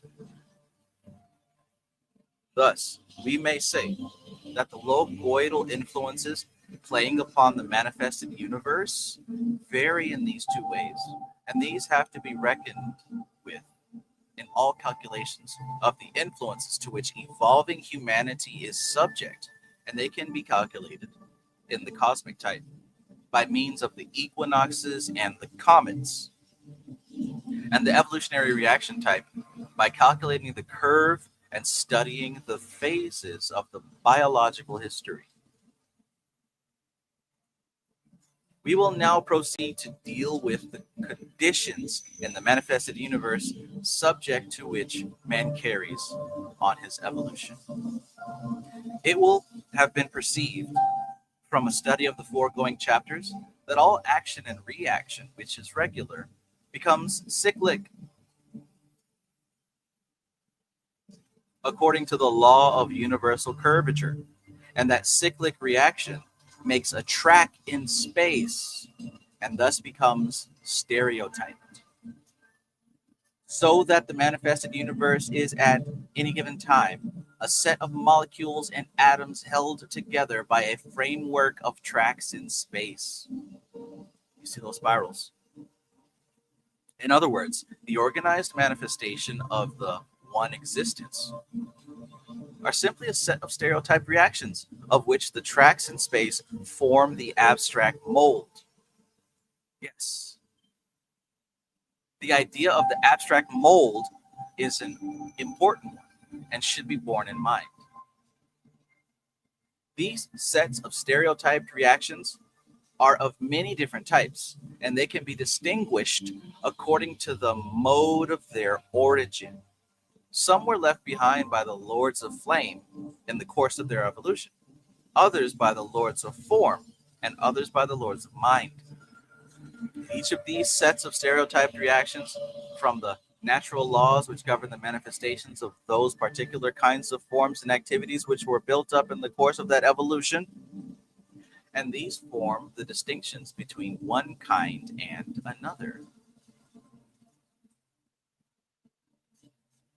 But as each evolution makes use of the creations of its predecessor, the reaction types of that predecessor will be found inherent in the successors through the analytical mind, though the analytical mind can dissect them not.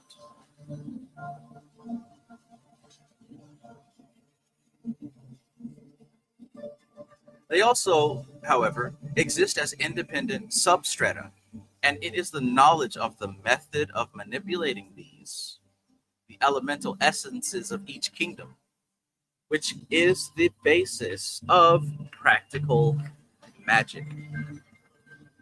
Told you. I told you many times. Cycles and circles. Let me run that back real quick.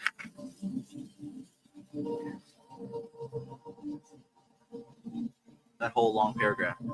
These sets of stereotyped reactions are of many different types, and they can be distinguished according to the mode of their origin. Some were left behind by the Lords of Flame, and in the course of their evolution. Others were left behind by the Lords of Form, and others by the Lords of Mind. And each of these sets of stereotyped reactions form the natural laws which govern the manifestations of those particular kinds of forms and activities which were built up in the course of that evolution. And these form the distinctions between one kind and another. But as each evolution makes use of the creations of its predecessor, the reaction types of that predecessor will be found inherent in the successor, though the analytical mind can dissect them not. They also, however, exist as independent substrata, and it is the knowledge of the method of manipulating these, the independent substrata, the elemental essences of each kingdom, which is the basis of practical magic. And remember that each type of manifestation has its elemental essence. You will recall that each phase of the manifested universe was built up in turn, and that these phases form the fields of development of subsequent life waves. It therefore follows that each life wave at each phase of its evolution will be conditioned by the conditions of the plane upon which that is undergone. Therefore, an understanding of the planes is essential to an understanding of the problems of evolution and of initiation, which is simply condensed evolution. Initiation is simply condensed evolution.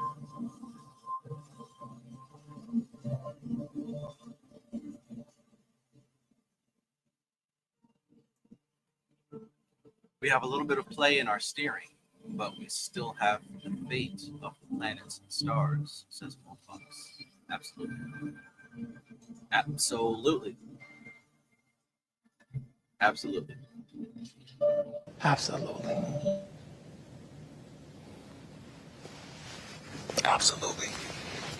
Absolutely. Told you I was going to get it this time, 0.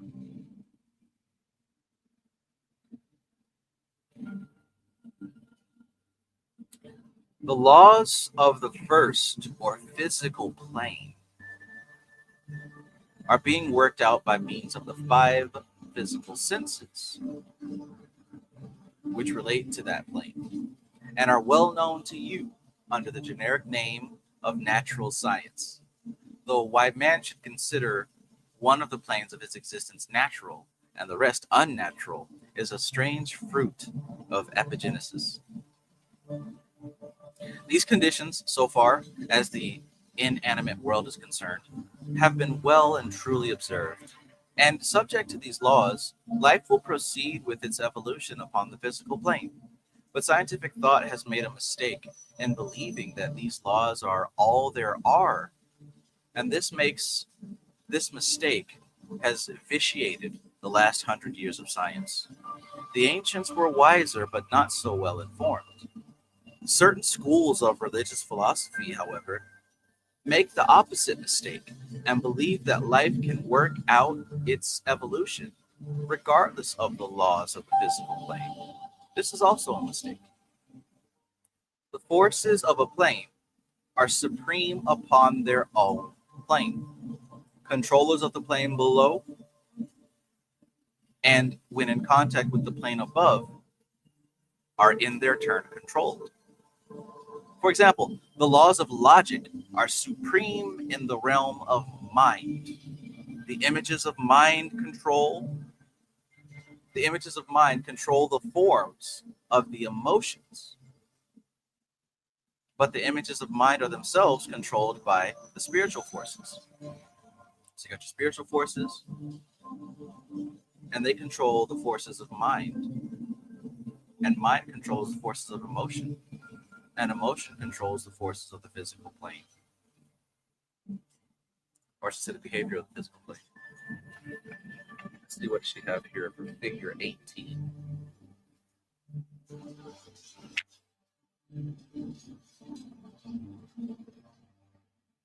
Spiritual, mental, emotional, and etheric. Makes sense.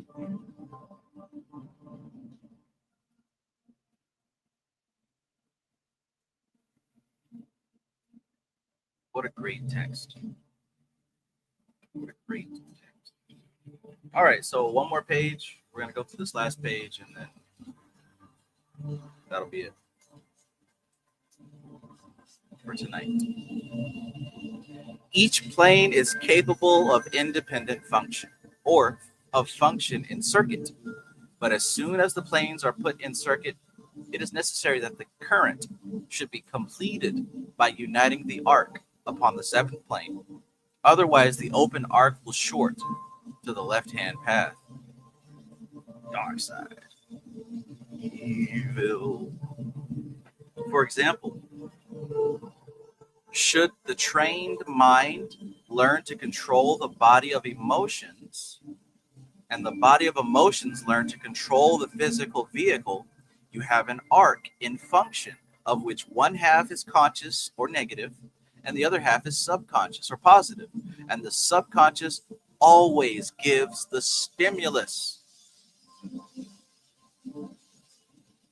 I'll read that example again. Should the trained mind learn to control the body of emotions, that's your astral body, and the body of emotions learn how to control the physical vehicle, you have an arc in function of which one half is conscious or negative, and the other half is subconscious or positive, and the subconscious always gives the stimulus. If that arc be not completed into a circuit by junction through the logoidal image on the seventh plane, it will short from conscious to subconscious upon the fourth or fifth, according to type. And the subconscious being the positive or stimulator will assume control.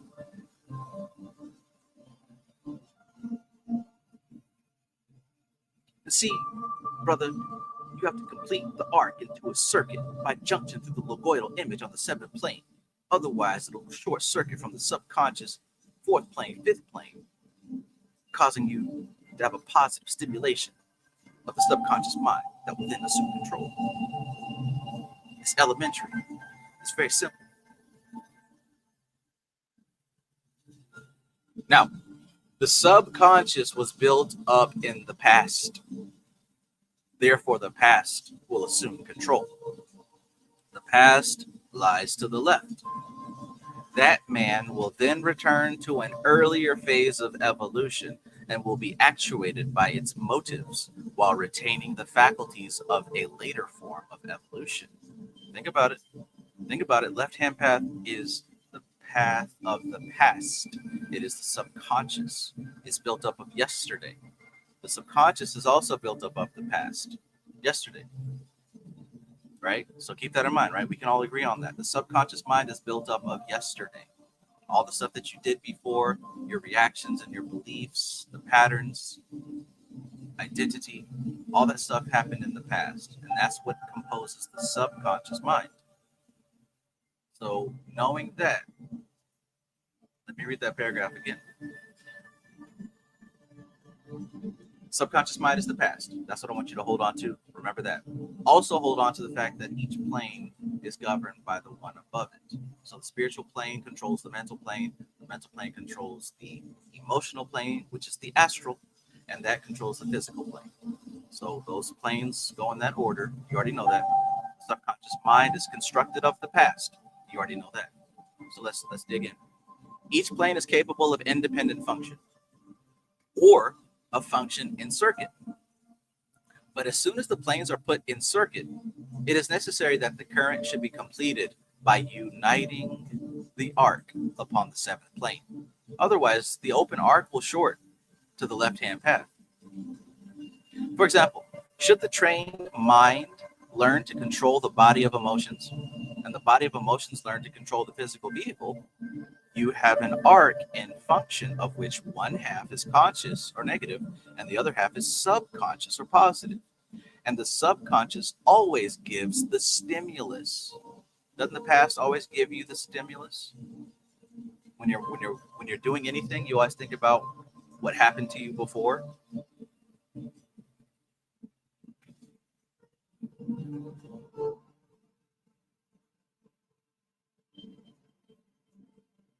Right? Let's continue. If that arc be not completed into a circuit by junction through the loboidal image on the seventh plane, it will short from conscious to subconscious upon the fourth or fifth, according to type. And the subconscious, being the positive or stimulator, will assume the control. Past. Now the subconscious was built up in the past, therefore the past will assume control. The past lies to the left. That man will then return to an earlier phase of evolution and will be actuated by its motives while retaining the faculties of a later form of evolution. I have all this highlighted. Though these motives are adequate to control, to the control of the simple faculties of that phase, they are inadequate to the control of the complex faculties of a later phase. And that man becomes a danger to evolution by destroying the poise of the group soul of which he is a member. And, as it will be remembered, it is the function of the entities evolved in earlier life ways to adjust the balance of compensating forces of the universe.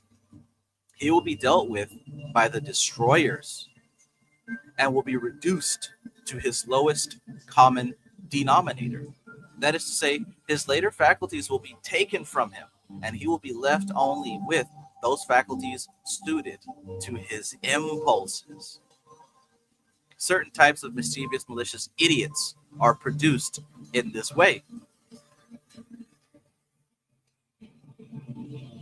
Certain types of mischievous, malicious idiots are produced in this way. That makes sense. I remember reading the book Agora by Dr. Robert Svoboda, and there was a part about how this girl's uncle had died, and that spirit was like haunting her. His spirit was haunting her because he was aggressively horny, and she did not want to be haunted by her aggressively horny uncle, or maybe it was grandfather.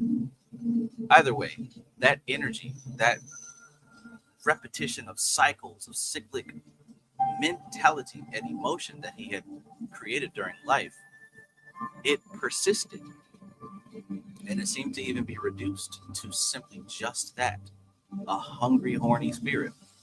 And so doing some yoga, doing some Vedic rituals, they were able to find or to direct that spirit into a new body so it could incarnate and burn that karma.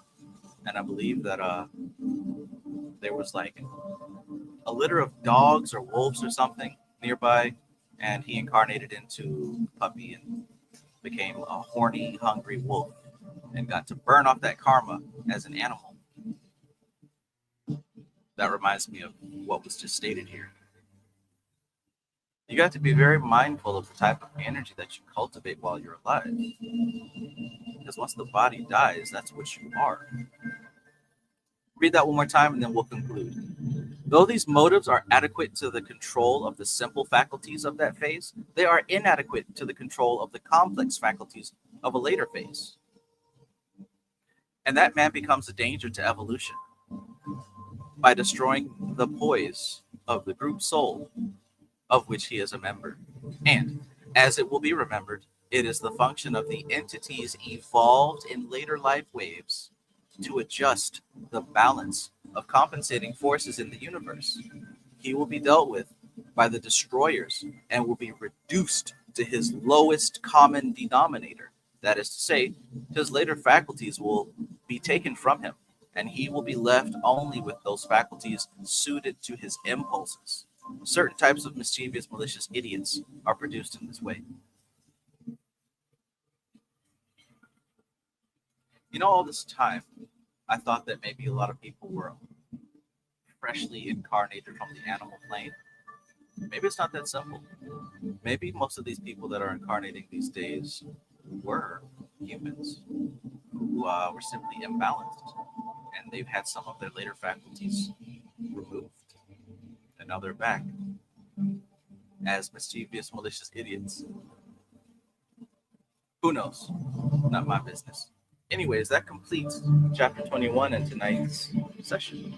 I hope you learned something tonight. I hope you're able to take some of this information and include it in your grimoire.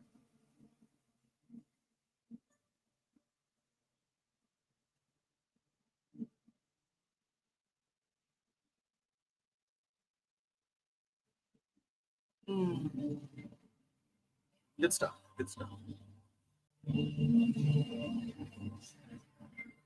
All right. See you next time. Thanks for being here. Hope you are enjoying your December. It's already December. It's already the end of 2025. Hopefully, you've got your sights set on what you want your life to be like. You can see yourself in that life. You spend some time each day adjusting yourself to that future concept so that you can live it today. Hopefully, you're spending your energy on what you want and not what you don't want. Don't spend your energy on what you don't want. That's how you end up with what you don't want. Don't that sound so simple? Because it is. Because it is. I had prepared insults for trolls, but I have no trolls today. So I get to keep all my insults for next time. Maybe I don't need to be insulting trolls. Keep bending those energies, guys and gals. Keep bending those energies. Oh, so you doing the bending? Is that what it is?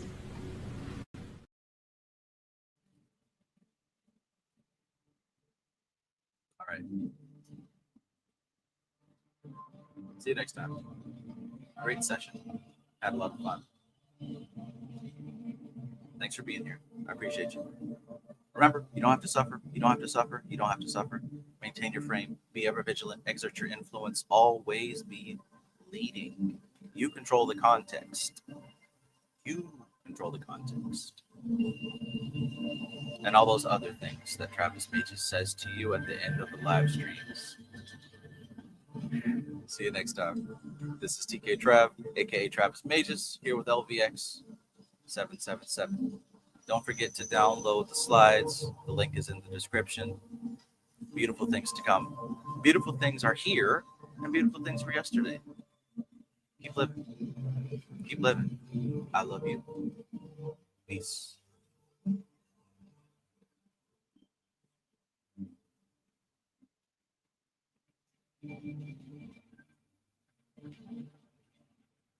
Oh yeah, that one too. I'm safe in my body. I'm safe in my mind. I'm safe in my emotions. I'm safe in my soul.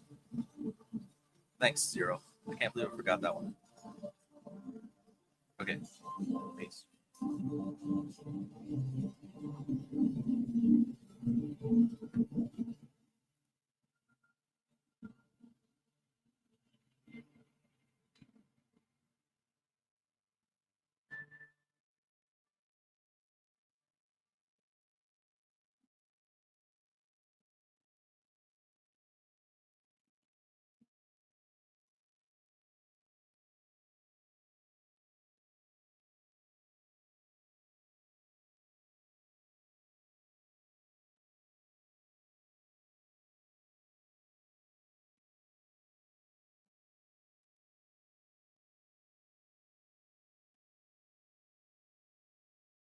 Bag back, give me some room.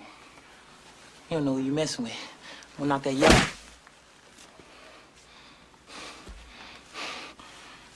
Which one of y'all kicked me? Me. Okay. All right.